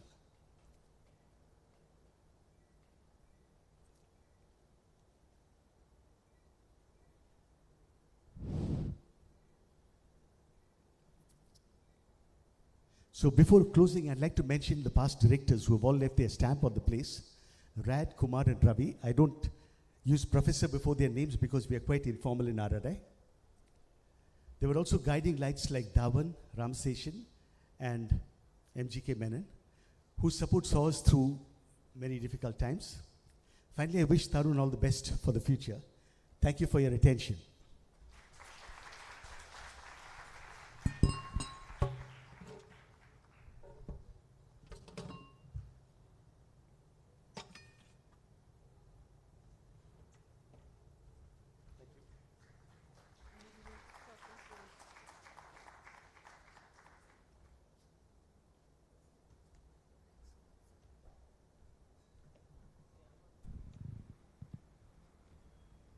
Thank you for a very nice overview of theoretical physics in RRI, Sam. Our next speaker is Professor Bala Iyer, who will tell us about gravitational physics at RRI from 1975 to 2022, themes and highlights. It's a great pleasure to have him here today. Professor Bala Iyer has contributed enormously to work on gravitational waves and has given us a very important legacy of work that RRI should be extremely proud of. Bala joined RRI in 1980 and was with us until 2014. He's currently a Simons Visiting Professor at ICTS and co-PI of the LIGO India Scientific Collaboration. Bala has worked extensively on calculations of gravitational waves from inspiraling binaries and neutron stars. This is analytic work. And whatever we've seen on the news about gravitational waves, he has contributed so significantly to that. These are the templates, these are the gravitational wave templates using which we can deduce what that astrophysical phenomenon has been, whether it's neutron star mergers or black hole black hole mergers, and in this way opened up new windows into our universe.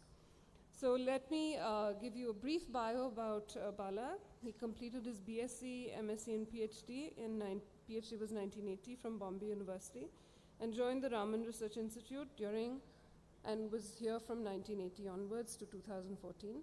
He's a fellow of the APS and International Society on General Relativity and Gravitation. He's been chair of the Indigo Consortium from its inception in 2009 and was PI of Indigo participation in the LIGO Scientific Collaboration during 2014 to 19. He was a member of the core team for LIGO India Mega Project Proposal. He's been a visiting scientist in France, UK, Germany, and US, and he's been involved in the Research Education Advancement Program for BSc students at the Bangalore Planetarium for over 2 decades, and has also been involved in public outreach on GR and gravitational waves. So,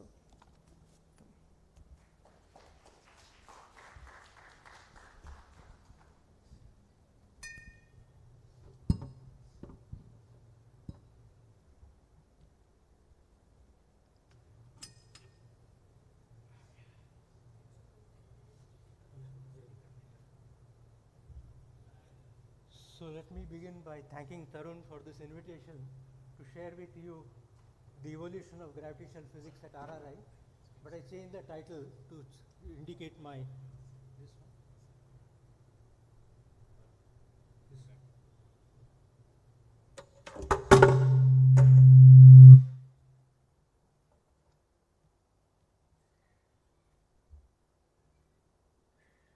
So let me just get on to my brief. So according to my understanding, research in gravitation in RRI began in the mid-70s when Haridas, Vishweshwara and D. N. Chitire, representing broadly tests of GR, black holes and their perturbations, and GR and astrophysical phenomena were hired. My talk highlights the work done in gravitation by the following and in the periods indicated: Haridas, Vishu, Sanjeev, myself, Sam, Madhavan, Sumati and Supurna. It would be uneven in details and not exhaustive due to my own limitations. Broadly, the themes are the following: spin tests of GR and the Feynman derivation of the quadrupole formula, exact solutions, trajectories in the presence of electromagnetic fields, the use of Hertz potential to study perturbations, the notion of ultra-compact objects in GR, black holes in higher dimensions and their quasi-normal modes, Frenet-Serre formalism for black holes, the work on gravitational waves in which me and my group were involved, the approaches to quantum gravity, 3 different streams which have been pursued at this institute, the work on rotation in GR by Sam, and finally the work on atom interferometry and redshift.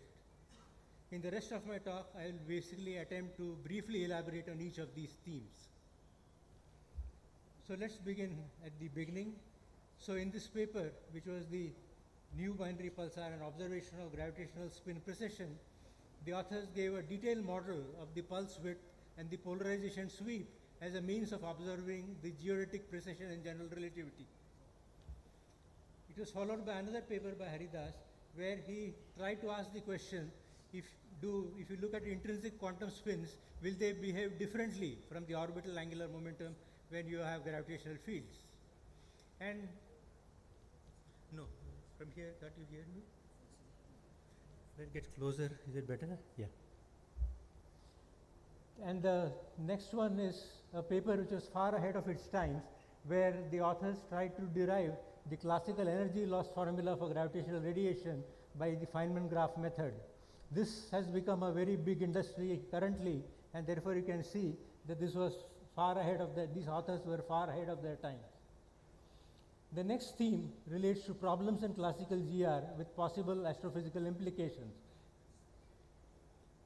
So the kind of questions you ask here is, if you look at the perturbations of black holes in general relativity, they carry signatures of the effective potential around them, and you could look for those signatures by examining, for example, neutrinos from gravitational collapse, or asking whether ultra-compact objects would exist in general relativity.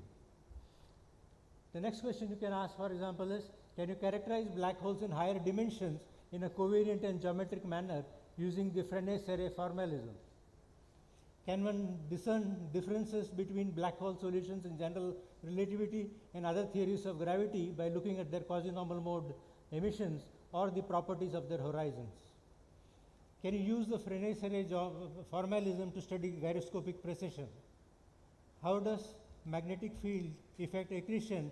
Because you can look at the effect of the magnetic field on the effective potential and hence say what happens in the case of the accretion. I will next move to the broad theme of gravitational waves, in which I and my students were seriously involved. I began working on gravitational waves during my sabbatical with Thibaut Damour during 89 and 90. LIGO was funded in the early 90s, and coalescing compact binaries of neutron stars and black holes were its prototypical sources. The efforts to construct accurate waveforms for match filtering started, but it was soon realized in Kip Thorne's group that far higher order of waveforms would be needed to approximate gravitational waves when they are in their final stages of inspiral and merger. It's not enough to use what was available for the binary pulsar work. And therefore, Kip really had an international meeting in 1994 to brainstorm this issue and to highlight the urgency to address this particular problem. At this meeting, Luc Blanchet, Sanjeev Dhurandhar and I were among the participants, and in that meeting itself, Luc expressed the view that the MPM-PN formalism could be extended to do this, and very soon demonstrated what we call the 2PN generation of gravitational waves. Immediately afterwards, I was visiting Thibaut at IHES, and this led to a collaboration between the three of us. the setting up of what is called today as the BDI formalism, where you go from the source movements to the radiative movements via an intermediary canonical movements. The availability of the 2PN equation of motion from the binary pulsar work facilitated the computation of the 2PN phasing by our method, and this calculation was also independently done by Will and Weisman using another related formalism called Dyer. And then at the end of the calculation, we compared our results and we agreed, and therefore we are confident that what we had calculated by this method, by these methods, were really, sort of reliable. You needed to, deal with Einstein's nonlinearity, so you needed to deal with the cubic nonlinearities of Einstein's equation, and this is really the technical things which hampered the calculation for some time. Now, when you look at the new binary neutron stars, you catch the LIGO catches them in their in-spiral phase, but when you look at the binary black holes, you catch them when they are about to sort of merge. And therefore, you needed more accuracy, you needed the next order of approximation. But then, when we tried to use the earlier self-field regularization, which was done by Hadamard methods, we realized that there was a problem with that regularization procedure, and it led to undetermined coefficients in the equation of motion and in the energy flux. So there was a lot of difficulty for many years until, for example, it was realized that if you use a gauge invariant regularization called dimensional regularization, then the problem would be overcome. So in two different approaches to the equation of motion, the new regularization was used, and then we also sort of realized that different coordinates require different levels of not only regularization, but you also need renormalization in some particular cases. So all these things were sort of resolved, and finally we could use the same method to calculate the 3PN calculation of the wave flux, and therefore finally you could get the results for what was needed for the black hole case also. Once the phasing was obtained, the students in my group, in collaboration with my colleagues in France, basically calculated the 3PN gravitational wave polarization, and therefore this really led the stage for knowing everything about the in-spiral phase of the coalescing binary system. But then the approximation which we use breaks down at some particular point, and then you use mathematical techniques like resummation methods like Pardee approximants to extend the domain of convergence of your approximation. This became a little more formalized in what is called the effective one-body approach to gravitational wave calculations, and then in this particular case, new version of the EOB templates was given by myself and Damoor and Nagar in 2008. This was important that we use this because today all the calculations of the EOB really use this as the framework to do the EOB computations.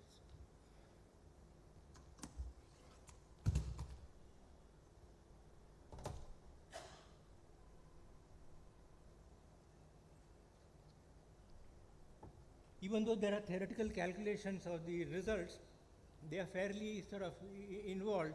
So therefore, in a series of papers with Damoor and Satyaprakash, we provided a digested version of the analytical results for gravity wave applications. And this really was useful for doing detection and parameter estimation work in gravitational wave data analysis. In this series of papers, we basically developed the tools to deal quantitatively with template construction and to understand the template issues which are there in characterizing these templates.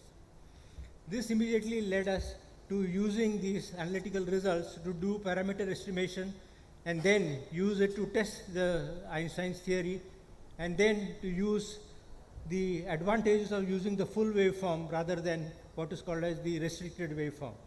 So this was a body of work in which Satyaprakash and a lot of students in my group were basically involved.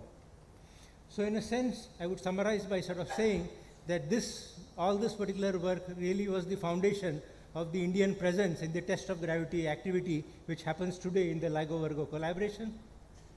the MPM-PN formalism is currently the most successful since it can deal with all aspects of the problem. The conservative equation of motion, how to calculate the radiation field at infinity, how to calculate the nonlinear effects related to tails, and over the last 25 years, it has developed into a consistent algorithmic approach for analytical gravitational wave computations, and as a part of the textbook by Maggiore, for example. I would also say that the MPM-PN and numerical relativity can be thought of as the scaffolds which underlie the impressive arch of the EOB and phenom template families which are used for detection, parameter estimation, and tests of gravity. The PN work, the test of gravity work, and the work on quasi-normal modes by Vishu are quoted in all the gravity wave discovery papers, and it's gratifying that the PN work is referred to also in Kipthon's Nobel lecture. There is a particular theme which is followed by my group from 1995 to 2014, and this is going beyond what is called as the quasi-circular in-spiral to quasi-eccentric in-spiral. So the group around me worked in extending the famous Peterson-Matthews results to eccentric binaries to fairly high orders.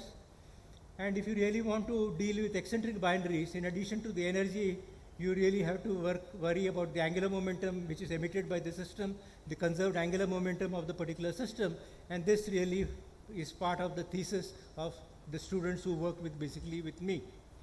Once you have the fluxes, you can calculate the secular evolution of the orbital elements under very high radiation reaction, and also improve on it by calculating the post-adiabatic corrections to the secular evolution.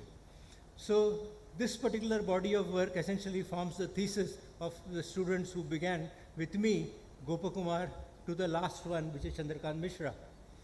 The reason this is important is because the next interesting class of sources which we may see would be eccentric binaries. We know that they should be there, so I would classify them as the known unknowns of gravitational wave astronomy. Starting 2009, my interest really, turned away from source modeling to something else where, I got sort of dragged into it. It's like, a consortium was formed and somebody had to chair that particular consortium, and I landed up with that particular job. And then we basically explored a collaboration with Australia, and on the Indian side, we tried to bring together scientists from various Indian institutions who had the potential, who were interested in and had the potential to contribute to gravity wave experiments.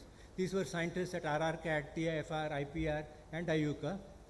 And then it was an interesting phase because all the students from IUCAA and RRI who had gone abroad to gravity wave groups had come back and started their own groups. So they were ready to participate in the LIGO scientific collaboration via the Indigo group. So that really happened at the same time. And then globally what happened was that after the success of initial LIGO and Virgo, it was realized that better science required a global network.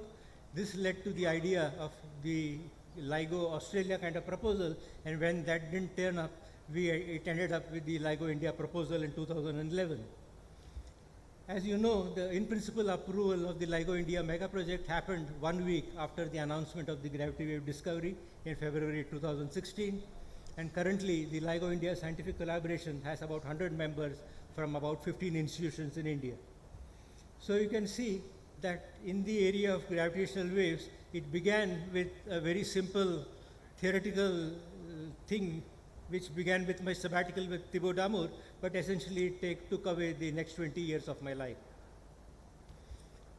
I then move on to the next theme, and there is a theme of quantum gravity which Sam basically has touched on.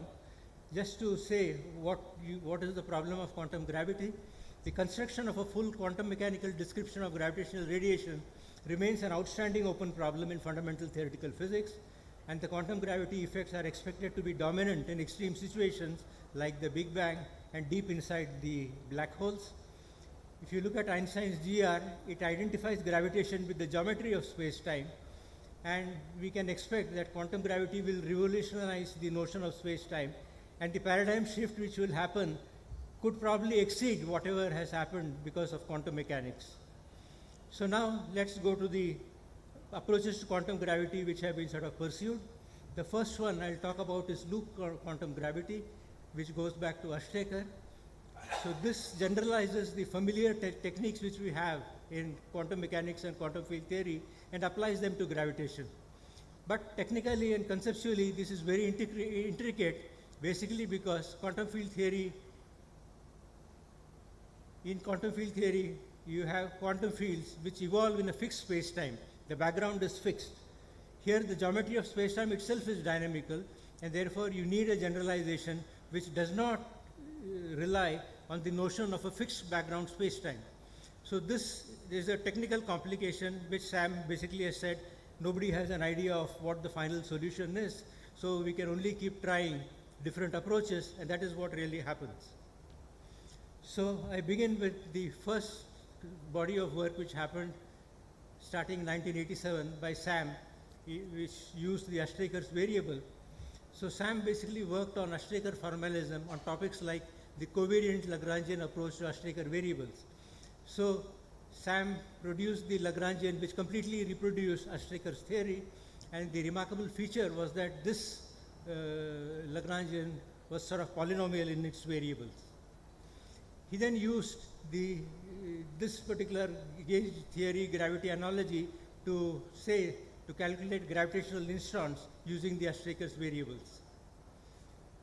There's also work by him on Bianchi cosmologies, where it was sort of realized that if you really look at a model, the number of degrees of freedom in these models is not uniquely determined only by the isometric group, but depends also on the choice of the topology, and therefore if you're trying to do quantum theory in these kind of cosmologies, the theory is sort of sensitive to the choice you make for the topology. And there are other papers by Sam in this particular area. 10 minutes. Yeah. In 1997, Madhavan joined RRI, and he really has been working on the Hamiltonian approach to this particular problem. So again, to recapitulate, what is loop quantum gravity? Loop quantum gravity is an attempt at canonical quantization of the Hamiltonian formalism, where one splits space-time into space and time, reformulates this as Einstein's equations, as Hamilton's equations on phase space, and seeks to replace Poisson brackets between functions by commutators between their operator correspondence. There is a fine understanding of how to describe quantum geometry, that is the loop quantum gravity kinematics. But the open problem is how to describe the loop quantum gravity dynamics. And a deeper understanding of the classical aspects of this particular problem is a prerequisite to really do the quantum aspects. And this is exactly what Madhavan has focused on. Madhavan has worked on classical and quantum aspects of gravity within this particular approach. I'll just list 2 or 3 things which he has worked on. The primary contributions have been to the development of a satisfactory quantum dynamics within this particular approach. And finally, there has been a breakthrough which he has recently come up with, which may play an important role in the quantum construction by using the Hamiltonian approach. A second contribution has been to understand this very amazing thing, that how do 3D graviton excitations, how are they related to what happens in loop quantum gravity, where you have one-dimensional graphical excitations. This question, answer to this particular question would be important to understand the semi-classical behavior of loop quantum gravity. And again, a very important problem which insight has come from this particular work, where you basically have kind of evidence that ultimately a resolution of the information problem will be in the point that you really have to resolve the singularity. So a solution to the singularity resolution will give you something which will tell you something about the information loss problem also. So I would just sort of summarize by saying that all this body of work has not only consequences for the construction of quantum dynamics for loop quantum gravity, it also connects to diverse areas like the double copy developments of perturbative gravity and conceptual problems puzzles which are pertain to the relation of general relativity to its self-dual sector. It also leads to interesting mathematical physics connected with the infinite dimensional graded algebras. Sumati joined RRI in 2003 and since then has been working on the causal set approach to quantum gravity. The basic question is, what do you quantize? Do you quantize the metric, the connection? What causal set theory basically says is that you sort of quantize the causal structure or the causality relation between the space-time events. And therefore, in this particular approach, the continuum space-time is replaced by an ensemble of locally finite, partially ordered sets, and this partial ordering corresponds to the causality relation and the volume element to the cardinality of this particular set. So again, I will not go into the details of it, but I'll just basically flash that there are various breakthroughs which have really happened, which has allowed one to move forward in this particular program also. So I will not really go. Sumati in her own lecture in the coming week will probably talk more in details about it. I just basically summarize what the final conclusion would be, that all these results basically are, the research themes which have been pursued here have made substantial contribution to the field of causal set theory. They have pioneered the use of high performance computing for simulations for both the kinematics and dynamics of causal set theory. They have been the driving force behind advances in research in causal set theory dynamics aimed at answering questions which other approaches have been tackling. It has advanced our understanding of possible quantum dynamics of causal sets, quantum field theory on causal sets, and revealed connections with other approaches to quantum gravity. I just want to conclude by work by Sam and Supurna finally, because they are really interesting. In a paper, The Gravitational Analog of the Monopole, in this particular paper it was presented a simple and physically motivated discussion of gravitational monopoles using what Sam mentioned, the exact analogy between rotation and stationary space-time and magnetic fields. This work rediscovered the nut solution and presented a general argument to show that closed time-like loops are inevitable if gravitational monopoles exist. The next thing I want to talk about is the lens-theoring effect in the Marx principle. There was a claim by Rindler that the lens-theoring effect is anti-Markian. In this nice paper, Sam and Bondi basically showed that this interpretation depends on how you formulate the Marx principle. And if you had a different formulation, then it would have an opposite conclusion. The last thing I just want to mention is a very interesting paper by Supurna and Sam, because there was a claim by Mueller and his collaborators who tried to reinterpret old experiments on atom interferometers and say that it was a sensitive test of gravitational redshift at the Compton frequency. This was contested by the Meudon group of Wolf and others. It was a complicated analysis, but Supurna and Sam essentially looked at the notion of an exact clock in general relativity, analyzed the atom interferometry experiment, and showed that they did not test the redshift at Compton's frequency. So this was one of the two papers which is quoted in trying to show that the claim was sort of basically wrong. And this was followed by another interesting paper in 2015, which asked the question, is there a fundamental limit to the stability of clocks? It pointed out that if you take into account gravity and quantum mechanics, such a fundamental limit does exist, and this limit comes if you put together the uncertainty principle, the gravitational redshift, and the relativistic time dilation effect. If you apply it to a hydrogen maser clock, the number is a part in 10 raised to 22. So I would again point out that these four papers reveal a remarkable conceptual insight which brings together fundamental principles of the theory and their observational implications. So to conclude, the major themes in gravitational physics at RRI during this period related to tests of GR, black holes and compact objects, gravitational waves, loop quantum gravity, and causal set theory. Research in these areas was timely, long haul, and well aligned with the global frontiers in the subject. It created a body of work that was impactful, unique, and relevant for progress in the field, the group at RRI carved their niche and are recognized for it. I would just end with an acknowledgement. Thanks to Tarun for this invitation to do the summary, Madhavan and Sumati for inputs on their research contributions, and of course the RRI library for the imprint resource. Sumati will, sorry for rushing over your part, but you will do a better job than I did.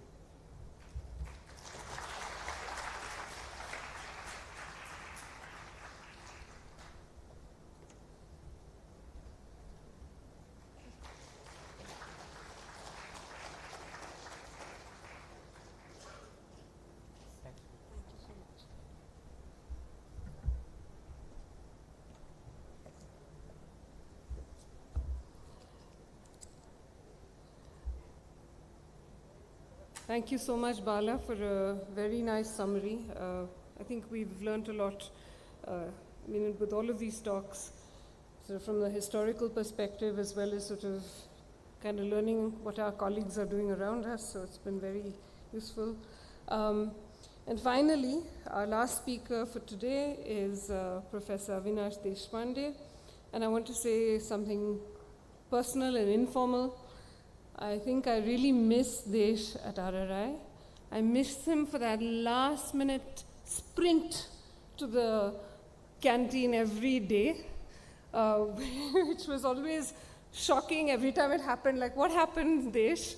But he would run to at the last minute to catch lunch, and really miss that energy at RRI. Just a few words about Desh. He has contributed significantly towards studies of pulsar-magnetospheric emission regions and the elucidation of unphysically ultra-dense neutral hydrogen irregularities in the interstellar space, and several other things, of which he's very modest about his contributions. This is a part of the legacy in radio astronomy that he has given to RRI since 1980.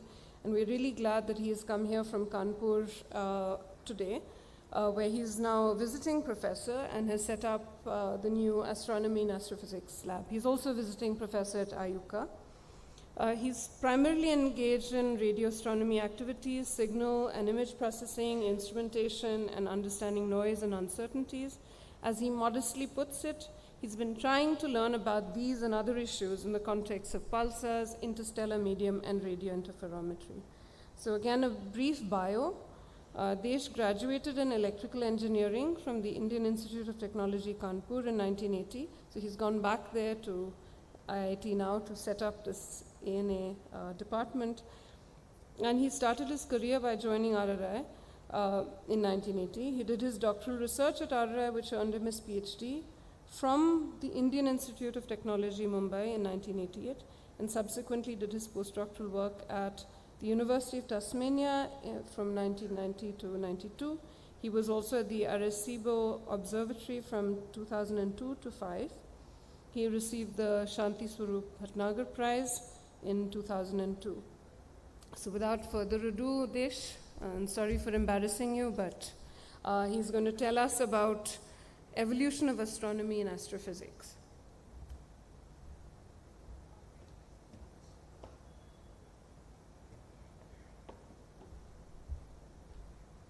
Thank you, Sumati.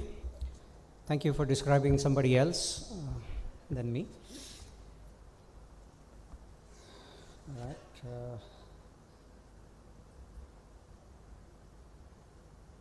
Yeah, thanks to Tarun for inviting me to say a few things about astronomy astrophysics theme at RRI.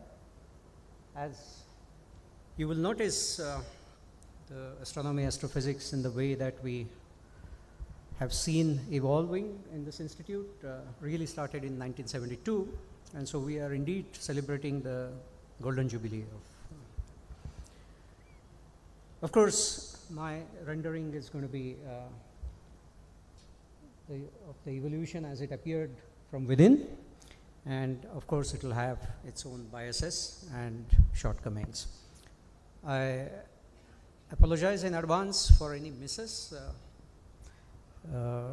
in the way I will go about describing, and I will certainly of course focus on the celebration of the peaks This is, after all, a big celebration and time to rejoice the peaks. And of course, deferring the learnings from the so-called downs to a later analysis in due course and in cooler light.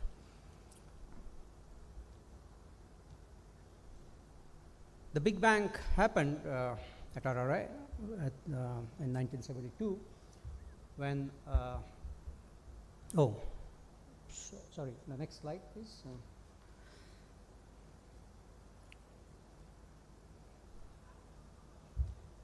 Or something I should change? Okay, all right. This? Okay.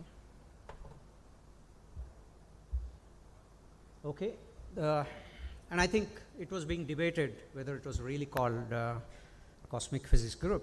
It was indeed called Cosmic Physics Group, and the initial members were Radhakrishnan,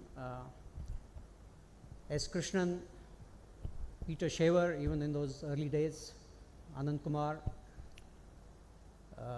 Ravindra, Chandra Kumar, Arora, Ananta Ramaya, Ananta for short, Bhandari, Shukre, Ramraj, Manohar, and Balchandra. This was actually the time when IIA, called not IIA Bangalore, IIA Kodaikanal, moved to RRI. And right from the beginning, it was clear and asserted even officially that the activities will be in close collaboration with IIA and TIFR group in astronomy. So, in fact, the electronics and the optical grinding section were moved to RRI, and some of their members were in fact here, as I was told. I'm not sure, maybe Rajaram can confirm that. And the first set of students included Ramanuja, Siddesh, and Venkatakrishna. And of course, pretty much in the early days, we had Jayanti Mahalingam, who later better known as Jayanti Ramchandran, who was the computer expert.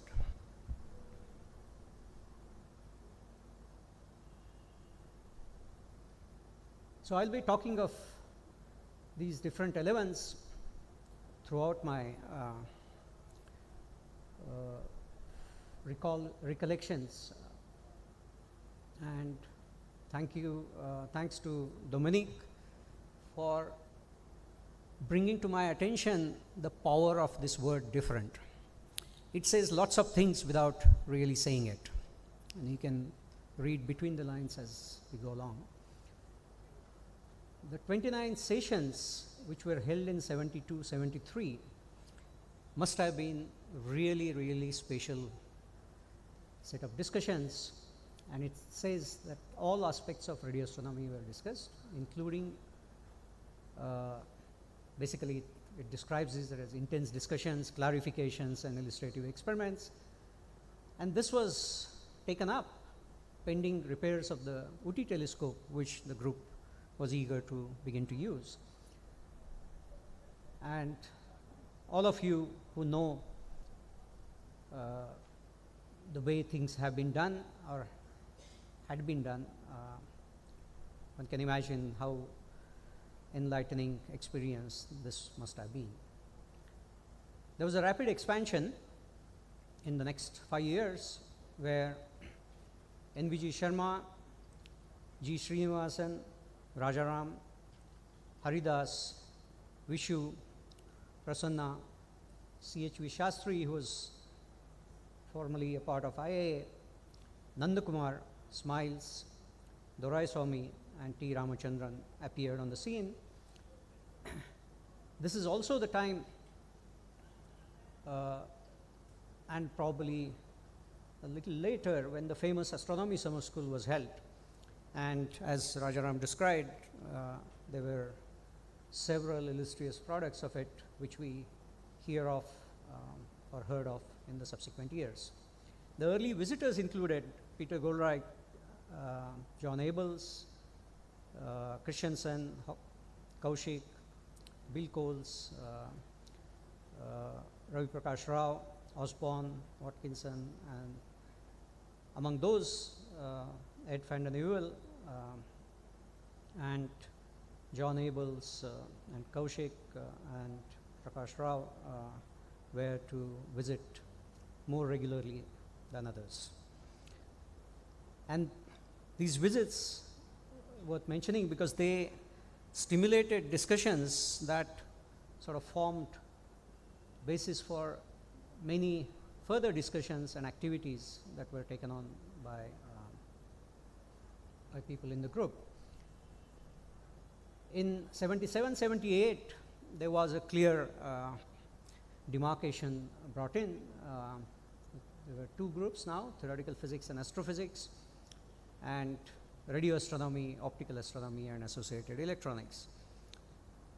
The precious influx then continued with Uday Shankar, Maya, Vivekanand, Kedarnath, Salomani, Ramesh Narayan, Dwarkanath, Sanjeev Durandar, Bala Iyer, Vivek Dhawan, Sam, and Sukhetu Bhavsar.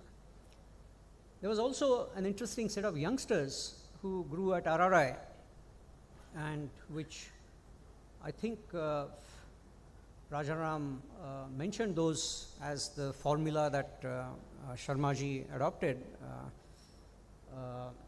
which was basically catch them young soon after their BScs or diplomas and train them at RRI. And they included a set of people who have actually contributed at RRI, learned at RRI, and have done, gone out and done very interesting things. There were people also like R.K. Shivgaonkar and A. Krishnan from different institutes, then Ravi Shankar and Pashupati and Jayaprakash, who joined later, who brought in a varied uncommon flavor, which were to play important role in several aspects or projects at RRI.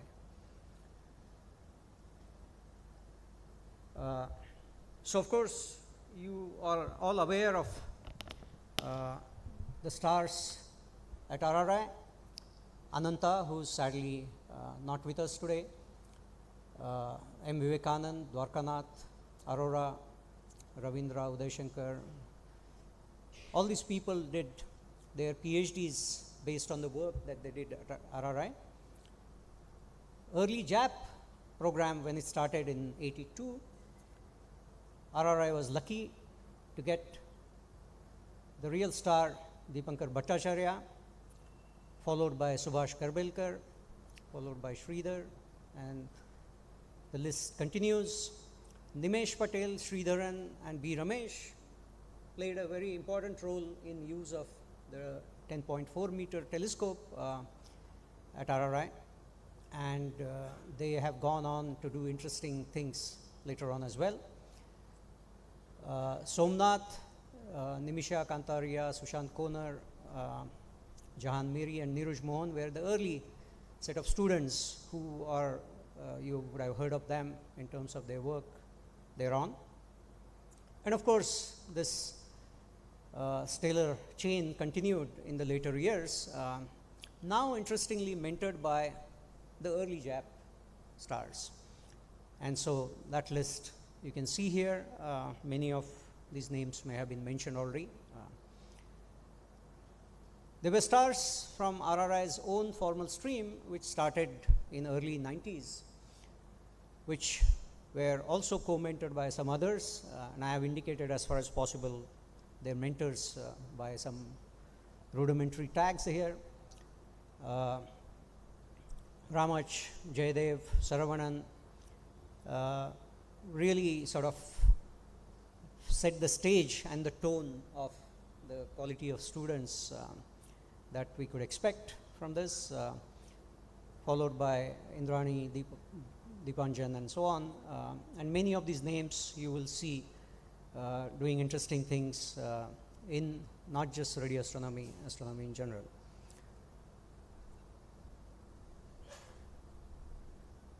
So of course, some of these people who did enter through JAP or otherwise where RRI was successful in recapturing them. Among them, of course, you know, Deepankar was here, Ravi, Bhiman Nath, Sridhar, Shiv, and C.R. Subramanya, luckily, whom one could take from NCRA. Similarly, Anish Roshi, Sunita Nair after her completion of postdoc, Bishwajit Flal for TIFR, Nayantara Gupta, and Vikram Rana in more recent times. There were, of course, another set of motivated youngsters who have grown at the Radio Astronomy Lab at RRI, who took up new challenges whenever the opportunity arose. And the level to which they have grown is amazing, starting with things that they came with and learned on the way. They are able to take major responsibilities in several projects. We, of course, had one more capture, Som Shekhar, who was from NCRA, and more recently, Kirti Priya. The engaging themes were, of course, many, as can be listed. This might almost appear like the entire astronomical pursuits, but you will find they are really the things that are being pursued over the last 50 years by some or other people or in collaboration within and outside the institute. Very loosely stated, the evolution can be described as starting from near and small to far and large, and that's really indicator of a growth in some sense. And so one, of course, began with the pet objects at RRI, and RAD's imprint was visible. Neutron stars and pulsars, the supernova and pulsar connection, how they are born, what their progenitors are, how these objects evolve, and how they emit was a major area of study. The second line that was close to RAD's heart was neutral hydrogen, its kinematics, phases, spatial distribution. And now we are beginning to use neutral hydrogen itself as a probe to study various things at various distances and various early epochs. So much so that almost everyone who came in contact with the early people got lured by some of these objects. And I don't think whether Rajaram remembers it himself. He had a nature letter to the editor objecting to somebody ruling out polar cap models completely. And he sort of argued in very simply understandable terms why such a conclusion is too hasty. Okay, so the interstellar and intergalactic ionized media, there are interests, more emerging interests in MHD and turbulence. Particularly Sridhar and his students have studied these in great details. Shiv has been looking at magnetic fields on various scales. Also Sridhar as to how to generate magnetic fields on small to large scales, and how the helicity can be brought in, and in a even though the turbulence and more random phenomena are at heart to begin with, how a larger scale order can be brought in. Molecular material and physical conditions and relative abundances was actually the focus of the millimeter wave telescope that was built here. Of course, additional interest in methanol measures and so on also continued, but the early work on carbon monoxide and silicon oxide measures was pursued with this telescope, and Nimesh Patel, T.K. Sridharan and B. Ramesh worked closely with Shukre in that time, and some of them worked with Srini later, and really extracted interesting information from these observations. Planetary, stellar and galactic dynamics, evolution, structure and winds have been areas among the areas pursued also by Sridhar and Bhimannath, and a series of investigations as to, in fact, one of Bhimannath's talk you would find would be titled as The Answer is in the Wind, and you will find that the losses and the feedback mechanisms associated with galaxy evolution are investigated. Accretion powered sources, high energy radiation and variability is something that both Dipankar worked on, and has been there is a large scale activity led by Vishwajit Paul. In this, you will see a series of investigations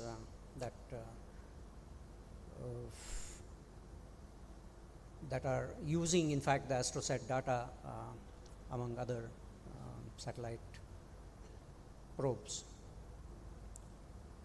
So, going back to neutron stars, pulsars, and supernova remnants, the people who really dived into it, among others, were Srini, of course, Dipankar, Dwarkanath, and M. Vivekanand, also along with Ramesh Narayan, and of course Rad. And these together, looking at various aspects of it, formed a kind of an attack which addressed several key problems and clarified several things early on, which set the stage for further development in these fields.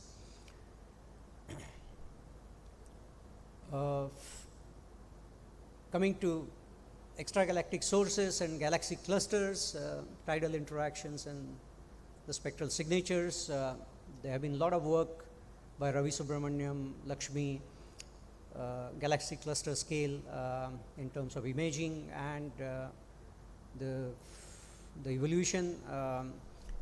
Dwarka has been looking at it both in terms of data from elsewhere as well as our own GMRT, and spectral signatures in terms of Zeldovich effects and so on have also been studied by both Ravi and Dwarka and his students. The early universe structure formation and cosmology, of course, never separable from dark matter and dark energy, have been aspects of investigation in later years, more predominantly. And as you will see, some of the experiments and our involvement in some of the activities of more recent telescopes and their usage is tied up with that. So, of course, Shiv Seti studies various other aspects of structure formation and cosmology and dark matter and dark energy, but trying to look for signatures from very early universe in the sort of post-dark ages is something that you must have briefly heard in Sita's talk, and I will elaborate on it a little bit more. There is new interest, of course, in the variable sky. All the assumptions we used to make about the sky while using synthesis imaging, using interferometry, that the sky is stable, not varying, have all been realized to be not true, and we have gamma ray burst, fast radio burst now more recent, and of course variabilities in AGNs. So Deepankar and the students studied GRBs in great detail, including in its early phase of excitement when people did not know what these sources were really. Nayantara studies neutrinos and gamma rays and cosmic rays.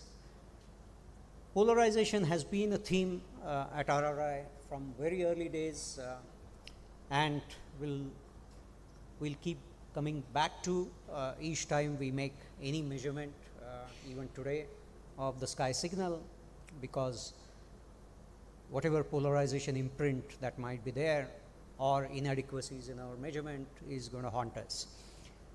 So its meaning and measurements and calibration will continue to be the theme even in future years.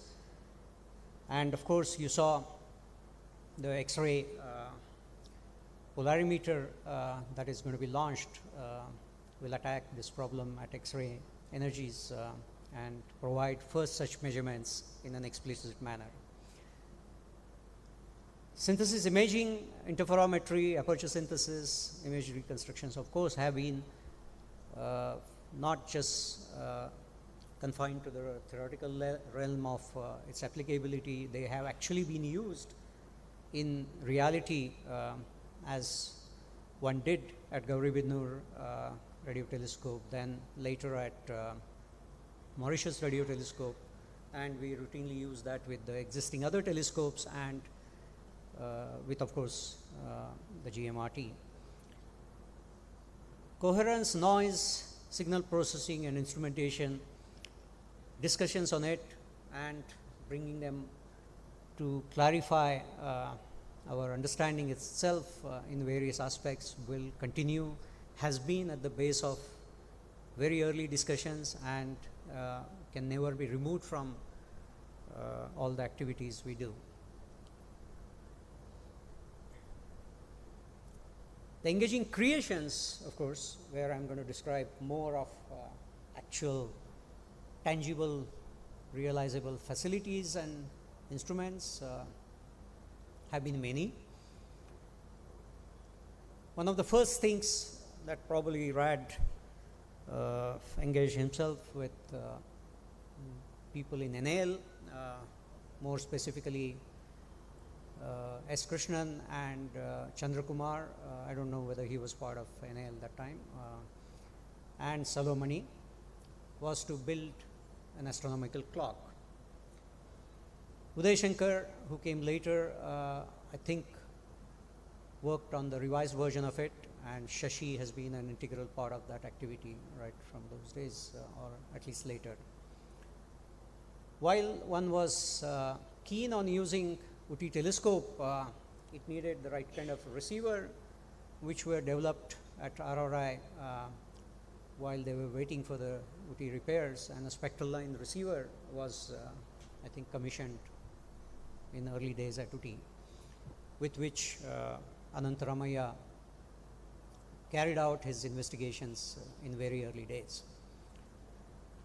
The Gauribidnur radio telescope, really an observatory, because many experiments could be conducted there other than just the T-shaped array, which was at decameter wave, was, I think there is a spelling BI, not BU. So this was, I think, initiated by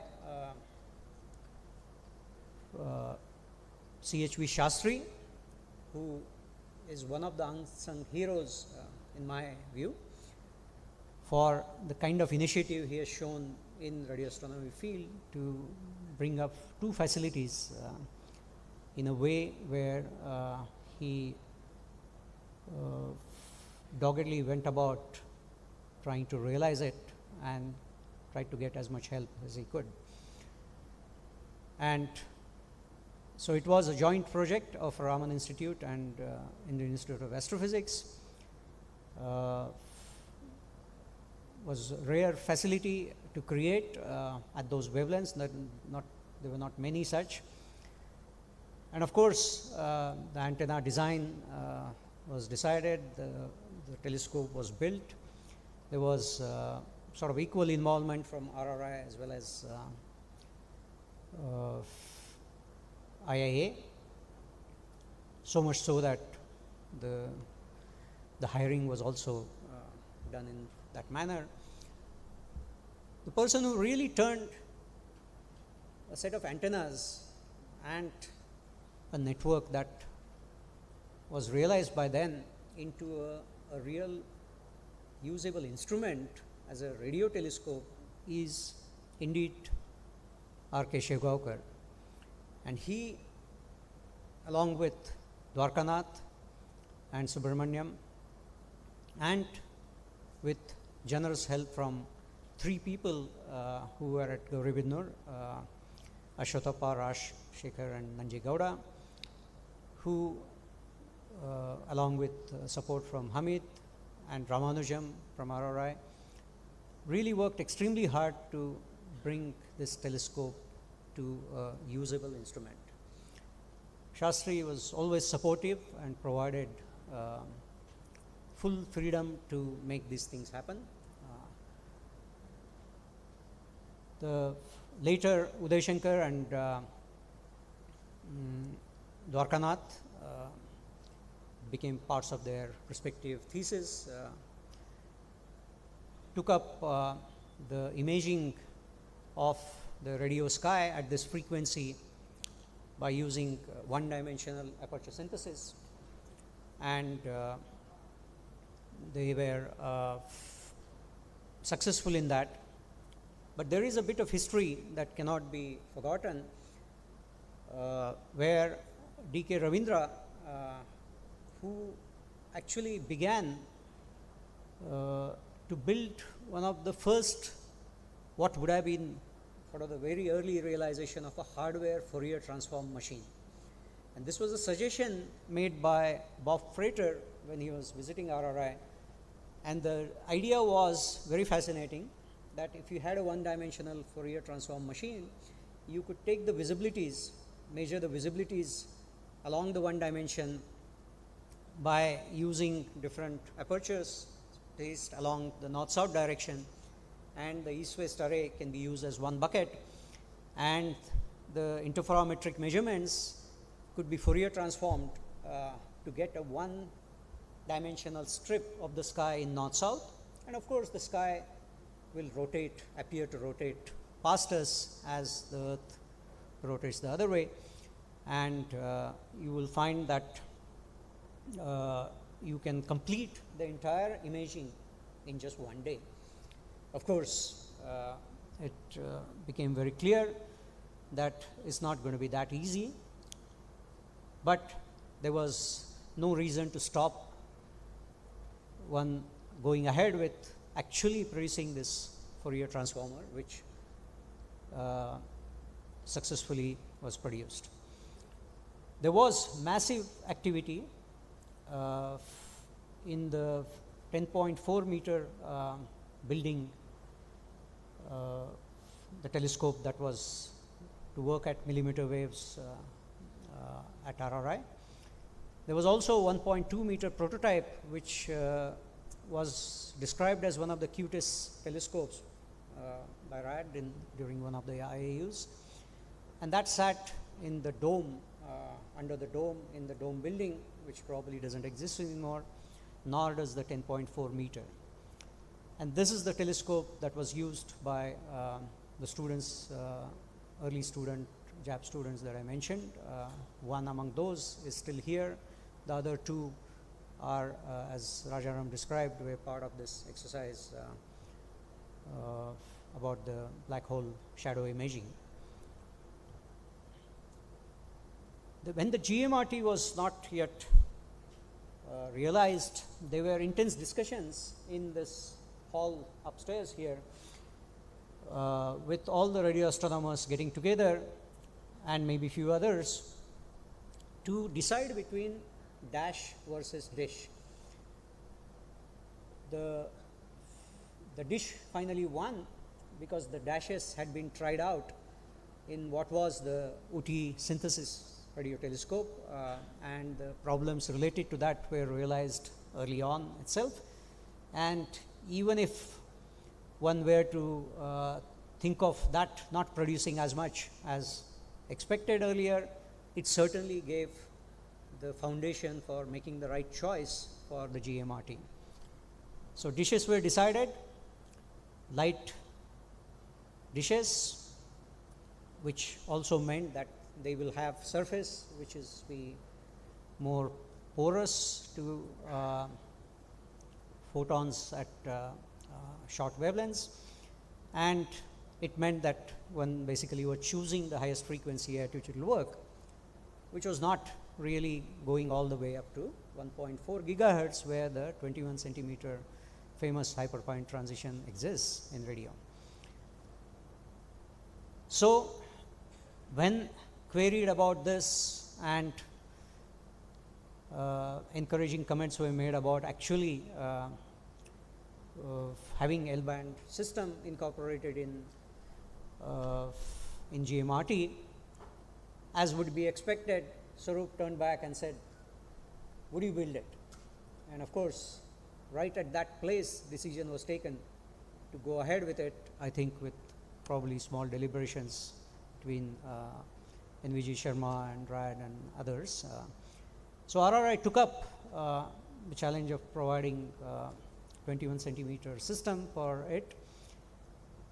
The person who was to lead the pulsar activity at TIFR and as a part of the GMRD group was Krishna Mohan, and he had suddenly decided to go and take over or participate in his family business in pharmaceuticals, and so that led to a situation where Govind asked Rad would RRI pitch in at this stage, and RRI did, and along with the 21 centimeter system, which was participated in and built by a group led by Sharmaji, in which Vivek Dhawan, even Ravi Subramanyam and Raghunathan and Anant played important role, along with very generous support from rest of the lab. The Pulsar challenge was taken up by again two youngsters whose names some of you might remember. One of them is certainly here, P.S. Ramkumar and T. Prabhu. They led the development of array combiner.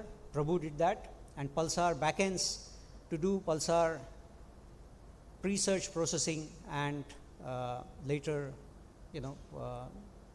another backend for doing the Pulsar, known Pulsar studies themselves. And this really was a big contribution from RRI to this.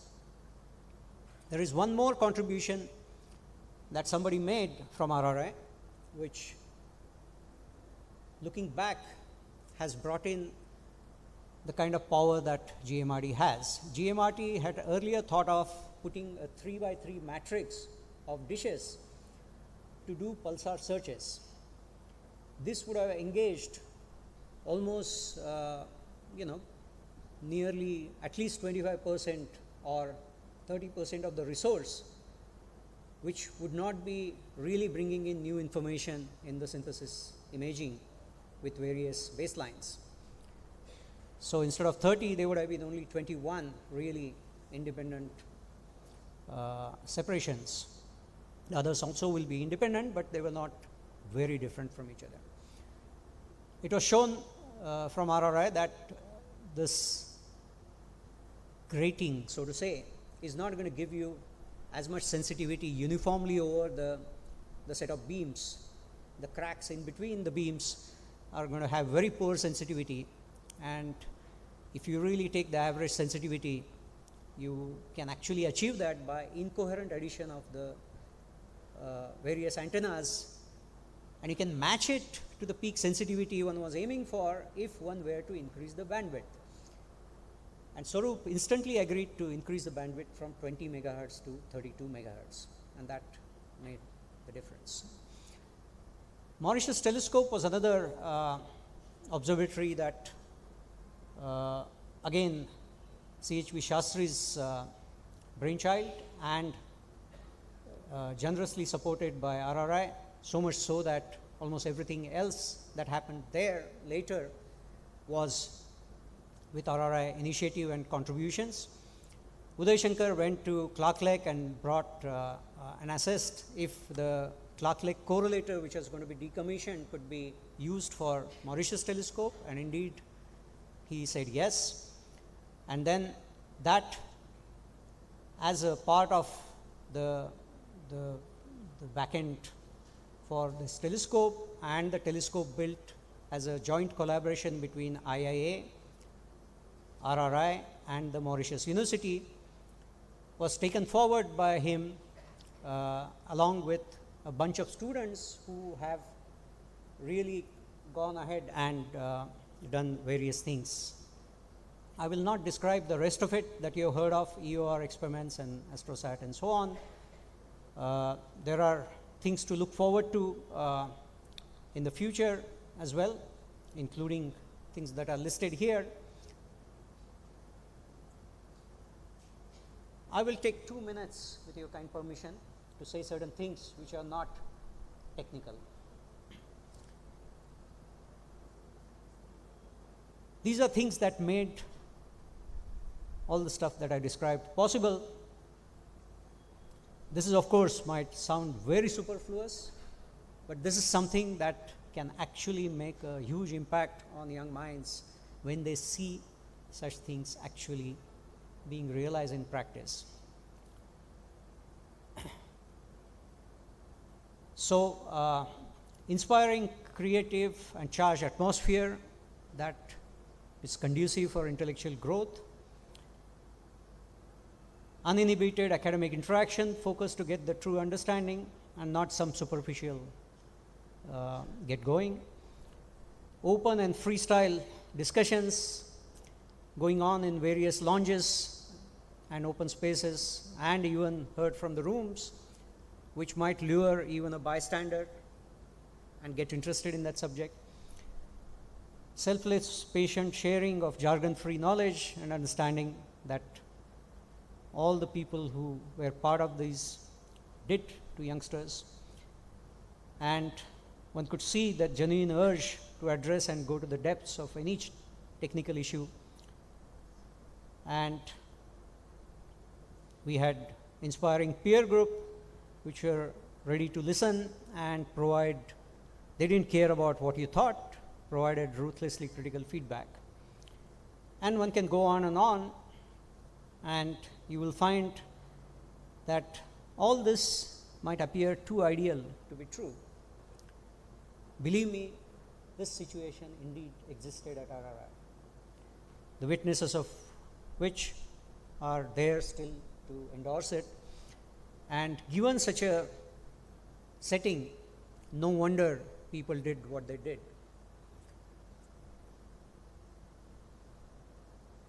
We also saw beautiful examples of various people with complementary or matching strengths coming together and working together. Often one finds that many giants work in isolation and they have their own groups and followings. And there is hardly anything, while they might discuss occasionally, they may not work together intensely. We saw beautiful examples of that, and the RNs that kept coming together was not coincidence. They cohered and it became R square N square rather than 2 RNs. And you saw a variety of examples of that. I'm not going to go into details. What was important that I saw was the emphasis on visualizing physical picture and also seeing analogs was the key thread that drove many of these insights and developments. And I wish we can pass that on to the next generation. The person whom I and everybody misses at today's stage is K.R. Anantramaya. Had he been alive, the institute would have looked very different, particularly from 2005. Thank you for your patient listening.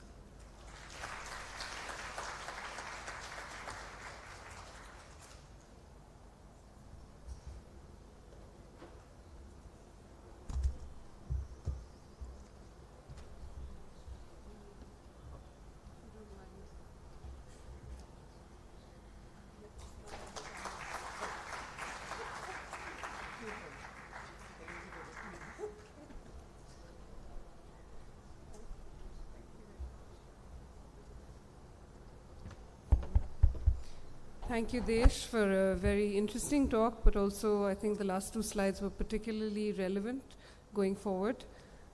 Thanks for sharing those ideas, which I think are at the heart of what doing good science, good honest science means. And I hope that we can carry that forward as RRI progresses. So thank you all for listening, and thank you to the speakers. Let's give them all a round of applause. I think they've shared some really invaluable information, knowledge with us, opinions, etc., which I think we will benefit from. So we have now a tea break, a high tea, for about 40 minutes, I think. So the program has shifted just a little bit by a few, maybe by about 5 to 10 minutes. So after that, we have a very exciting cultural event. We have the troupe of Guru Milal Prabhu from the Mudrika Foundation giving us a very exciting Bharatnatyam performance, which will sort of wrap up the evening, and we look forward to that. So for now, we just adjourn for tea and come back in 40 minutes. Thank you.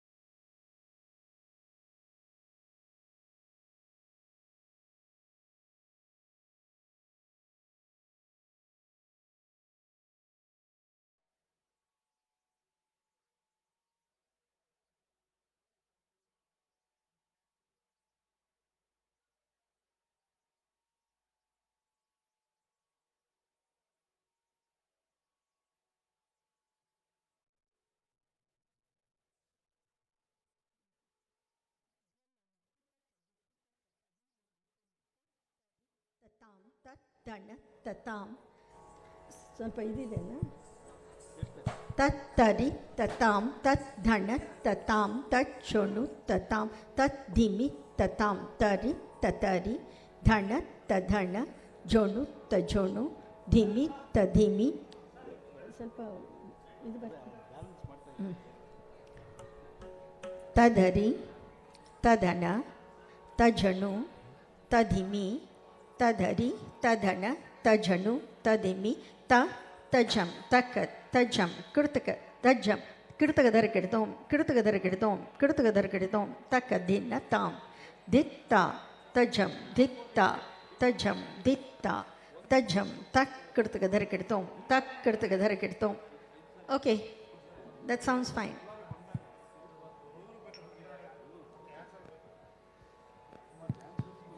Ditta tajam takaditta tajam krutagaditta tajam takadikku krutagadhargadom takadikku krutagadhargadom takadikku dhargadgadom.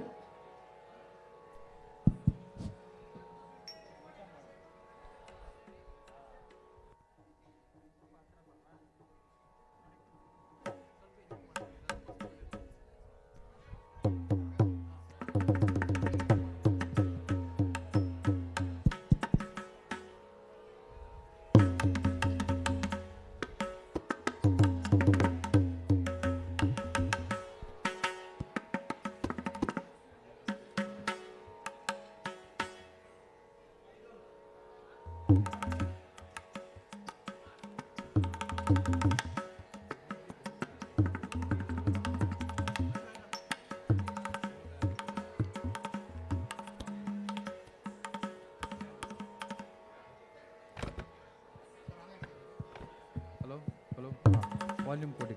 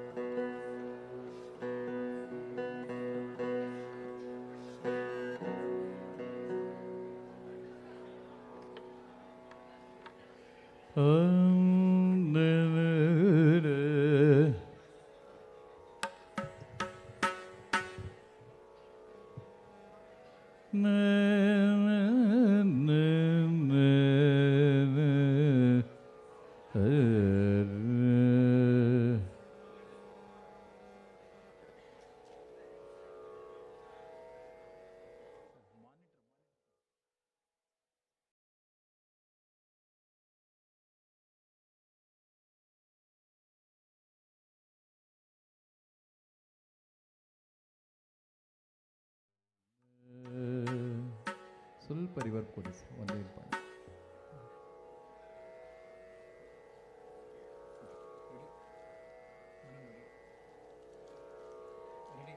Ready ಅವರು ಇದು ಮಾಡಬೇಕು introduce.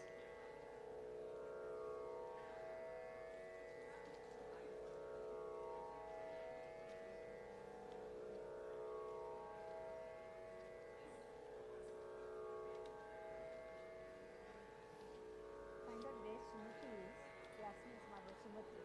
Find out. I think she's introducing us after that they will start. Just find out.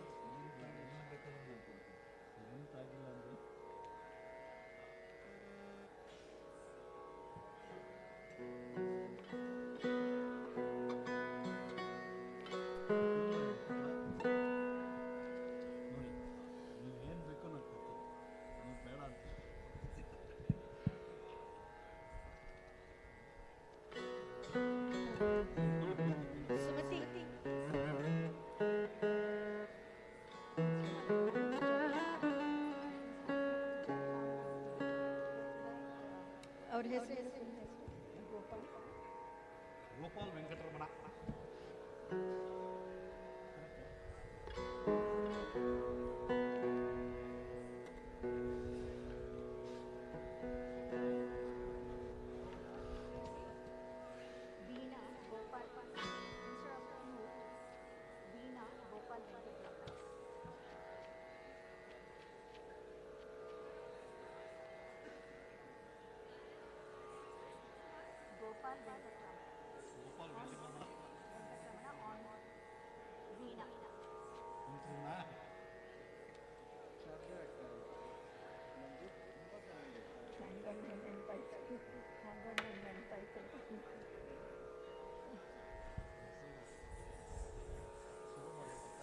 ಇಲ್ಲ ಅವರು 3 minutes ಇದೆ 4:30.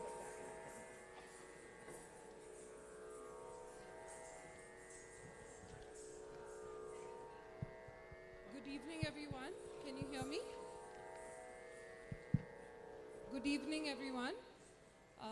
Welcome to this evening's performance. After hearing about RRI and its history in the morning and into the afternoon, we're ready for a very different program this evening. I'm very, very happy that we have these artists here on the stage today. Let me tell you a little bit about them. Guru Srimati Minal Prabhu began her dance journey from the prestigious Kalakshetra Foundation. She founded the Mudrika Foundation for Indian Performing Arts in 1976, aiming to impart the Kalakshetra style of Bharatanatyam to dedicated and motivated students. She has traveled across the globe with her productions and teaching expeditions, making her an internationally recognized artist and art promoter. Recognizing her outstanding contribution to the field of dance, she was awarded the prestigious Karnataka Kalashri Award in the year 2011 and was conferred the title of Bharat Kala Chaudar by the Tamil Isai Sangam, Pollachi in 2016. She has also been honored by the Parthasarathi Gana Sabha in March 2020. I have a personal relationship to Guru Minal Prabhu. My daughter learns dance from her, and I've seen their performances many a time. And I'm really grateful that they've made it here today and share their expertise in Bharatanatyam with RRI today. They're based in Malleshwaram. Let me say a few words about the ensemble. The dancers performing today as part of the ensemble are Nikita Sampath, Amita Sampath, Sri Matangi Hariharan, and Swara Rao. They've been training under Guru Srimati Prabhu Minal Prabhu for the past 10 to 15 years. They've been part of several dance productions like Dashavatara, Samudra Manthana, Panchatantra Raghuvamsha Charitam, Ambika Namana, and Shivoham. The ensemble has also given critically acclaimed performances for ISKCON, Brahmotsav, Natyanjali in Chidambaram, Bruhanatyanjali, Tanjavur, and Natyanjali Kumbakonam. IDA Dance Festival 2021, Nimrana Fort Festival, Rajasthan, Sri Krishna Udupi Temple Festival, ICCR Every Friday program, Ananya Samparna, etc. So there are a lot of these, and including the Bangalore Arts Festival.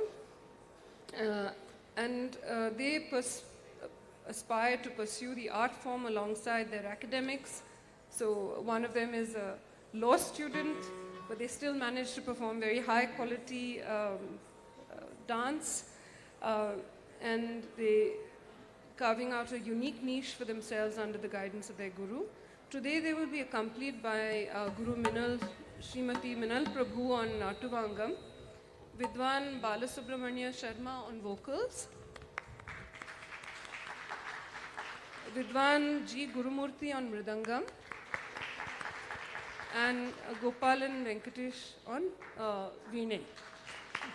The choreography for this evening's performance is by Guru Srimati Minal Prabhu.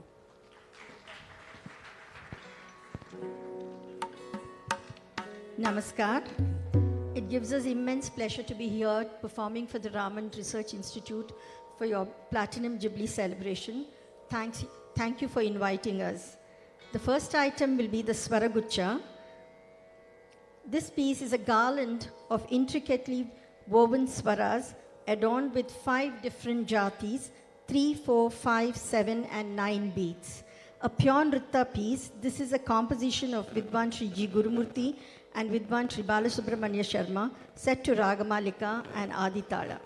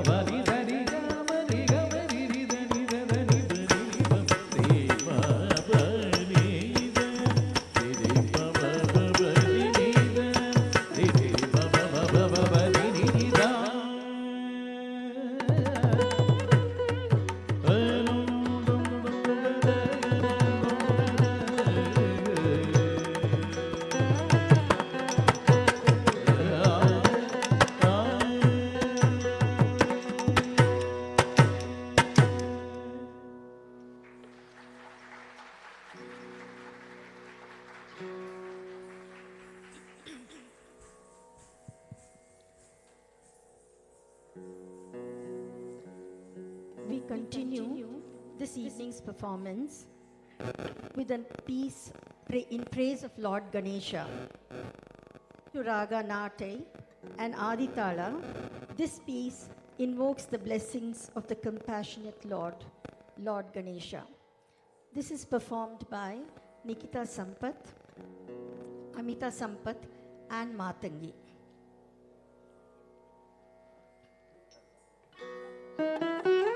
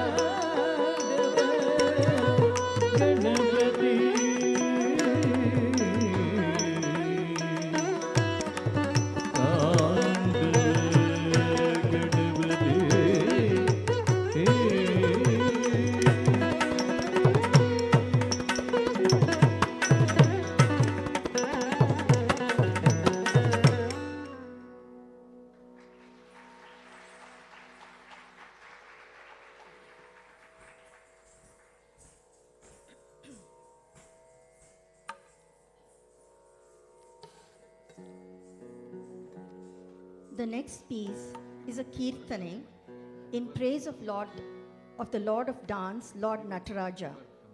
The Lord's graceful dance and his majestic form is depicted using the karnas.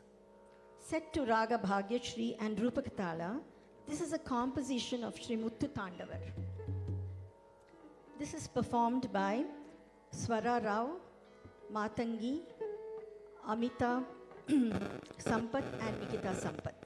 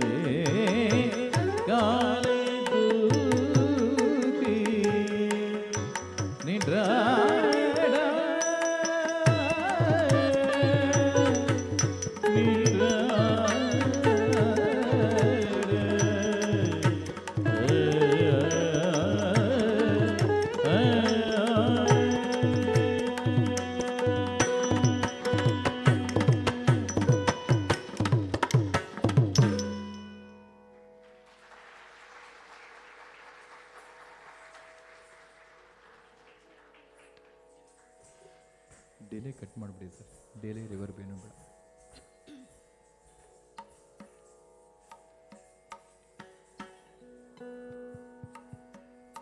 ಅದಕ್ಕೂ delay ಬೇಡ, delay cut ಮಾಡಿ.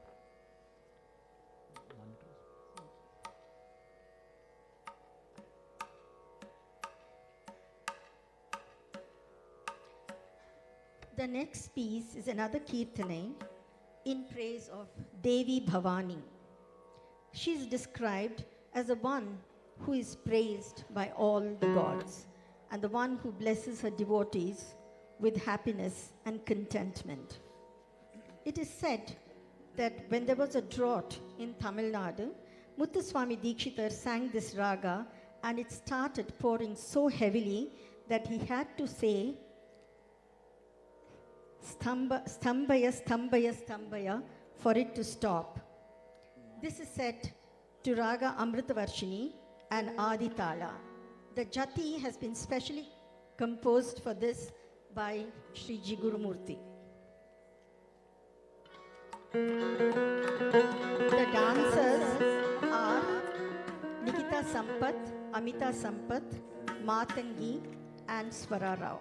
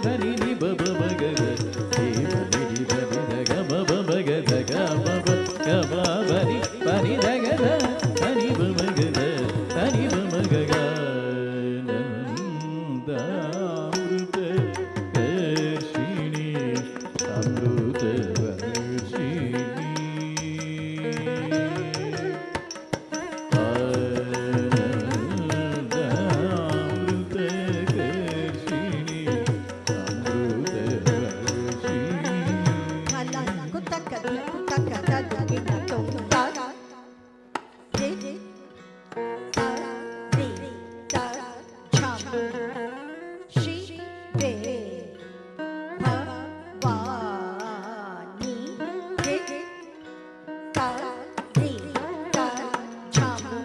तरितझं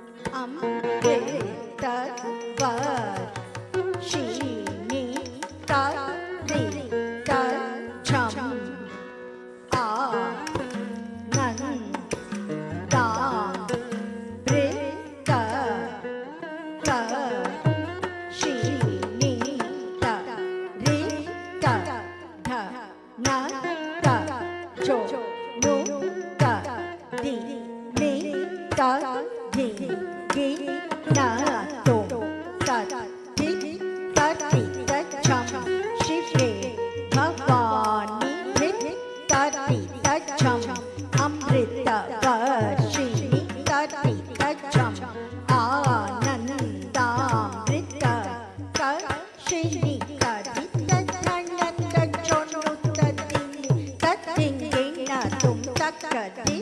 तरितझं शिवे भवानी तरितझं अमृतवर्षिणि तरितझं आनन्दामृतवर्षिणि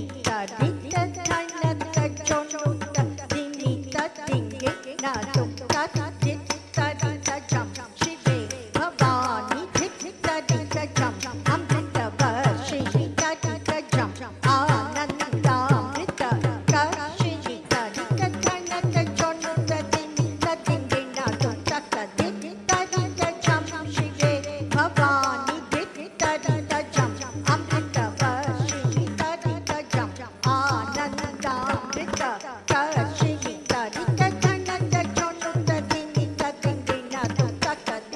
तरितझं शिवे भवानी तरितझं अमृतवर्षिणि तरितझं आनन्दामृतवर्षिणि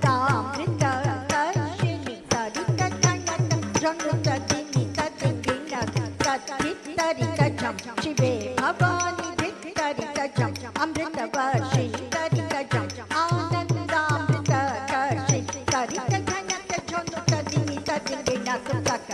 तरितझं शिवे भवानी तरितझं अमृतवर्षिणि तरितझं आनन्दामृतवर्षिणि तरितझं शिवे भवानी तरितझं अमृतवर्षिणि तरितझं आनन्दामृतवर्षिणि तरितझं शिवे Bhavani तरितझं अमृतवर्षिणि तरितझं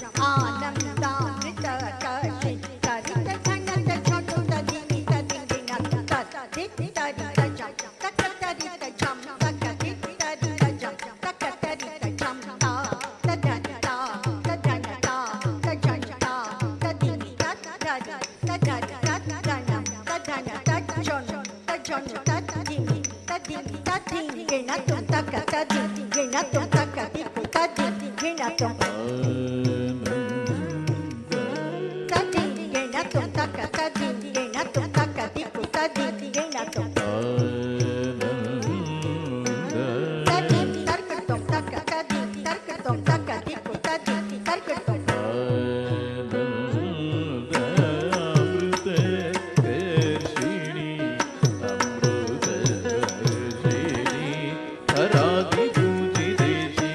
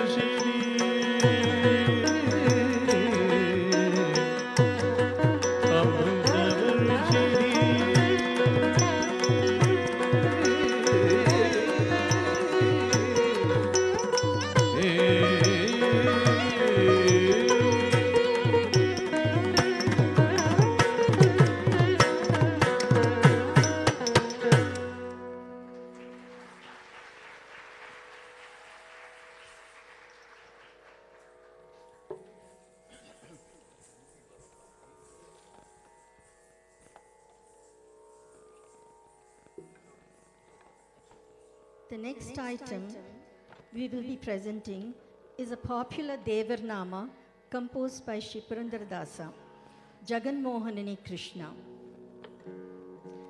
This Devarnama depicts the antics and divine acts of Lord Vishnu and asks him, where have you learned all these cunning things that you do to your devotees? The Mantaragiri is portrayed, and the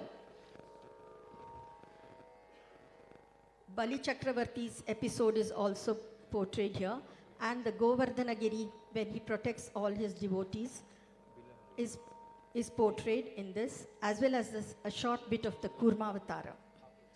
The dancers are Nikita Sampath, Amita Sampath, and Matangi.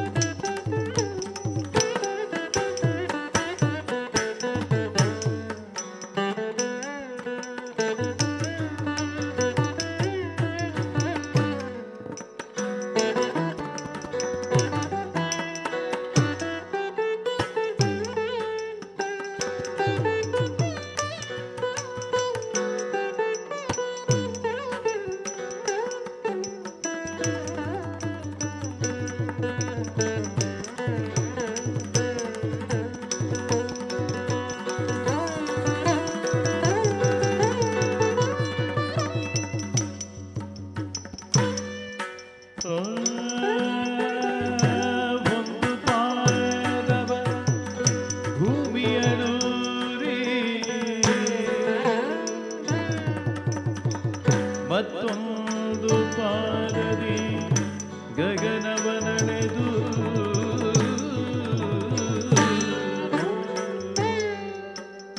ಒಂದು ಪಾದವ ಬಲಿಶಿರದನಿಟ್ಟೆ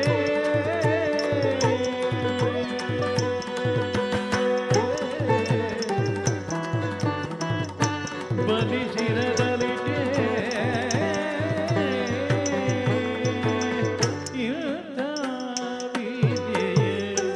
ಎಲ್ಲಿ ಕಲಿದ್ಯುರಂಗ ಇಂಥ ವಿದ್ಯೆಯ ಎಲ್ಲಿ ಕಲಿದೆಯೋ ರಂಗ ಜಗನ್ಮೋಹನರೇ Krishna Krishna ಜಗವನು ಪಾಲಿಪನೇ Krishna ಜಗನ್ಮೋಹನರೇ Krishna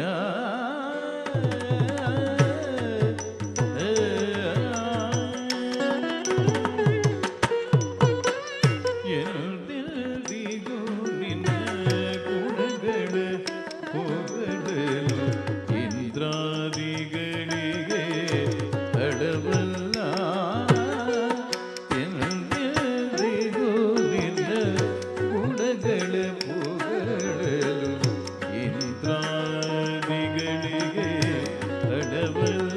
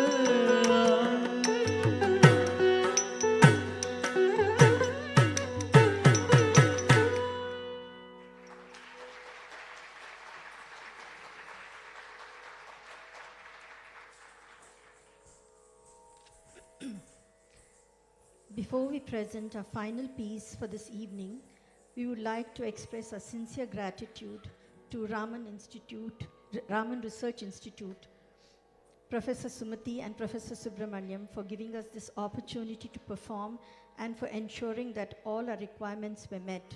We would also like to thank Mr. Srinivasan and his team for taking care of the stage setup, sounds and light. We conclude with a Tillana, the final piece of our repertoire. A Tillana is a fast-paced, pure Nritta piece set to Adi Tala, Gambiranate Tala. Adi Tala and Gambiranate Raga. This Tillana is in praise of Lord Krishna, the one who conquered the serpent Kaliya. This Tillana is a composition of Sri Uttukadu Venkat Subba Iyer. It is a very popular Tillana which has got a lot of verses in it besides the Shalukattu. This is followed by a very popular bhajan, Arati Kunja Bihari Ki.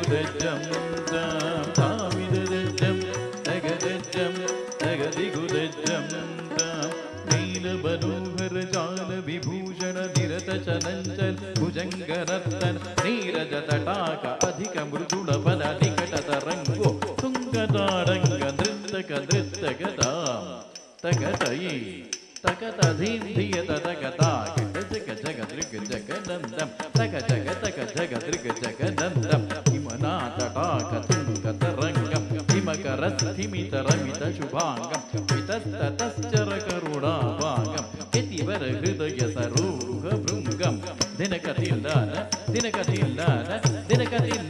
drigatagitatillana tilakasindura alaka shrungara vadana gambhira ura gagana sanchara ನಂದಸುಕುಮಾರ ನವನೀತ ಧರಿಚೋರ ಚಂದಮಣಿಹಾರ ಜಲಜ ಭವನುತ ಧೀರನ ನಂದಸುಕುಮಾರ ನವನೀತ ಧರಿಚೋರ ಸ್ವಚ್ಛಂದಮಣಿಹಾರ ಜಲಜ ಭವನುತ ಧೀರ ಜಯ ವಿಜಯಿ ಭವನಂದ ಕುಮಾರ ಪ್ರಜಜನ ಪರಮಾನಂದ ಕಿಶೋರ ಕಾಳೀಯ ನಟನಾನಂದ ಗಂಭೀರ ಕರುಣಾರ ಸಯುತ ಭವ ಶರೀರ ಧೀಂದದಾಂತದಿ ತದಾಂತೈ ಧೀಂ ತತ್ತಾಂ ತಧೀ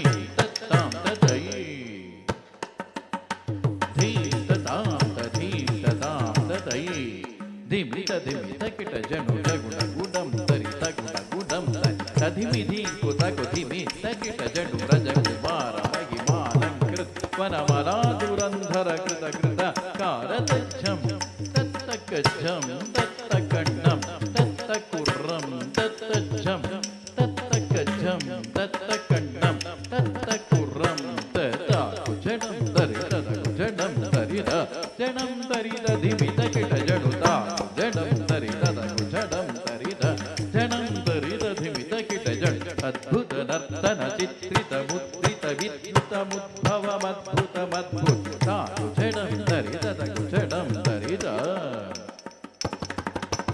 ಅದ್ಭುತ ನರ್ತನ ಚಿತ್ರಿತ ಮುದ್ರಿತ ವಿದ್ಯುತ ಮುದ್ಭವ ಮದ್ಭುತ ಮದ್ಭುತ ಕುಜಡಂ ತರಿದ ಕುಜಡಂ ತರಿದ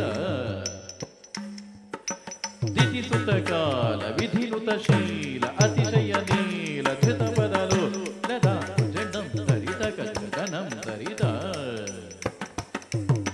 ದಿತಿಸುತಕಾಲ ವಿಧಿನುತ ಶೀಲ ಅತಿಶಯ ನೀಲ ಧೃತ ಬದಲು ಲದಾ ಜಡಂ ತರಿದ ಕುಜಡಂ ತರಿದ ಜಡಂ ತರಿದ ಧಿಮಿತ ಕಿಟ ಜಡುತ ಧಿಮಿದ ಕಿಟ ಧಿಮಿದಾಗ ಧಿಮಿದ ಕಿಟ ಧಿಮಿದ ಕಧಿಮಿದ ಕಿಟ ಧಿಮಿದ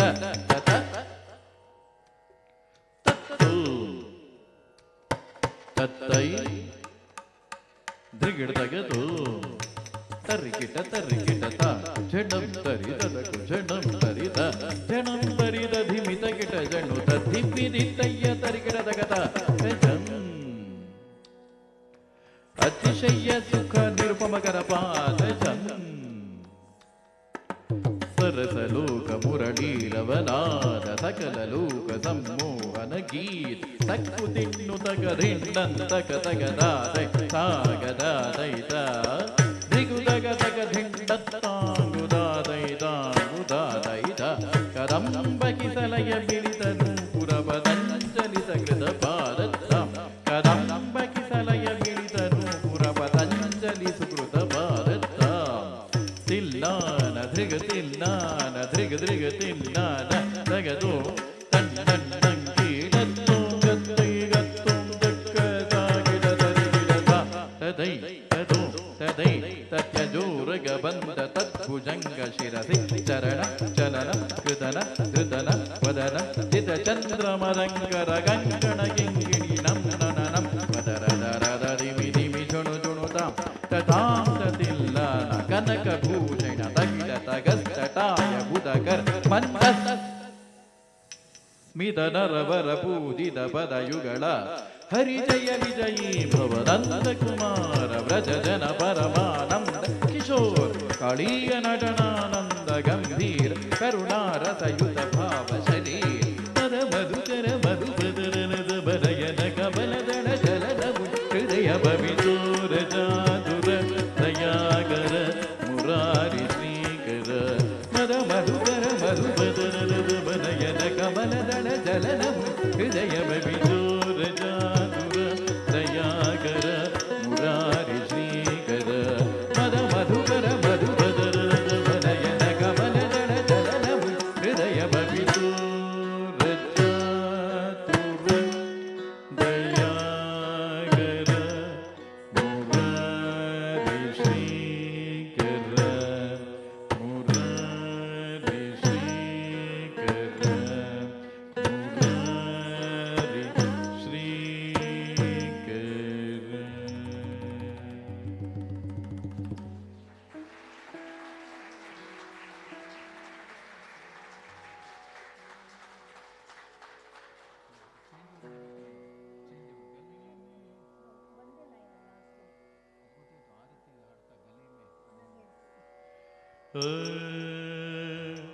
आरती कुंज बिहारी की श्री गिरिधर कृष्ण मुरारी की आरती कुंज बिहारी की श्री गिरिधर कृष्ण मुरारी की आरती कुंज बिहारी की श्री गिरिधर कृष्ण मुरारी की आरती कुंज बिहारी की श्री गिरिधर कृष्ण मुरारी की आरती कुंज बिहारी की श्री गिरिधर कृष्ण मुरारी की आरती कुंज बिहारी की श्री गिरिधर कृष्ण मुरारी की आरती कुंज बिहारी की श्री गिरिधर कृष्ण मुरारी की आरती कुंज बिहारी की श्री गिरिधर कृष्ण मुरारी की गले में वैजंती माला गले में वैजंती माला बजावे मुरली मधुर बाला बजावे मुरली मधुर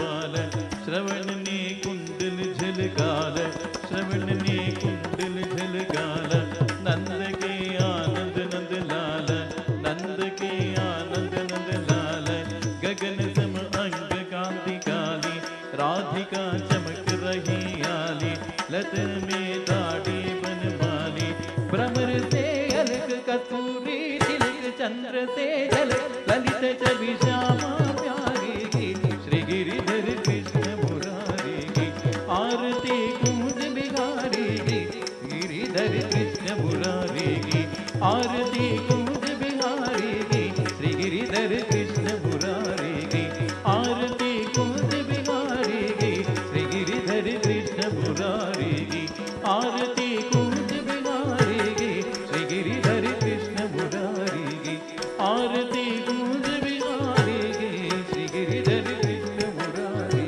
की आरती कुंज बिहारी की श्री गिरिधर कृष्ण मुरारी की आरती कुंज बिहारी की श्री गिरिधर कृष्ण मुरारी की आरती कुंज बिहारी की श्री गिरिधर कृष्ण मुरारी की आरती कुंज बिहारी की श्री गिरिधर कृष्ण मुरारी की आरती कुंज बिहारी की श्री गिरिधर कृष्ण मुरारी की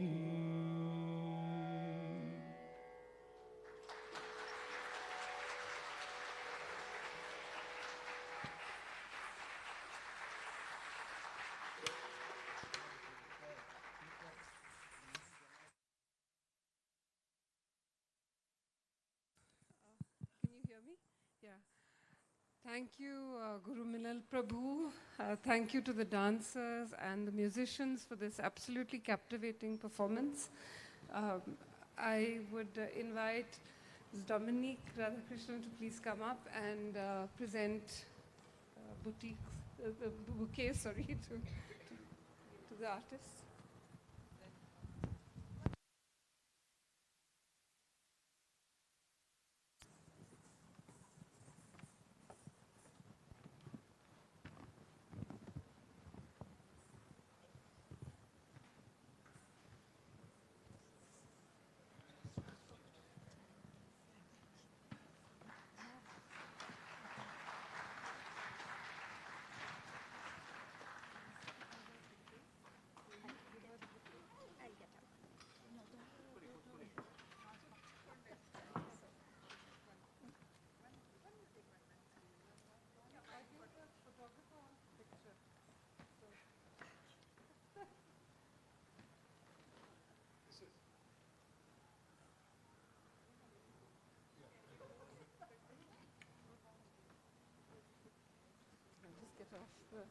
I'll get off.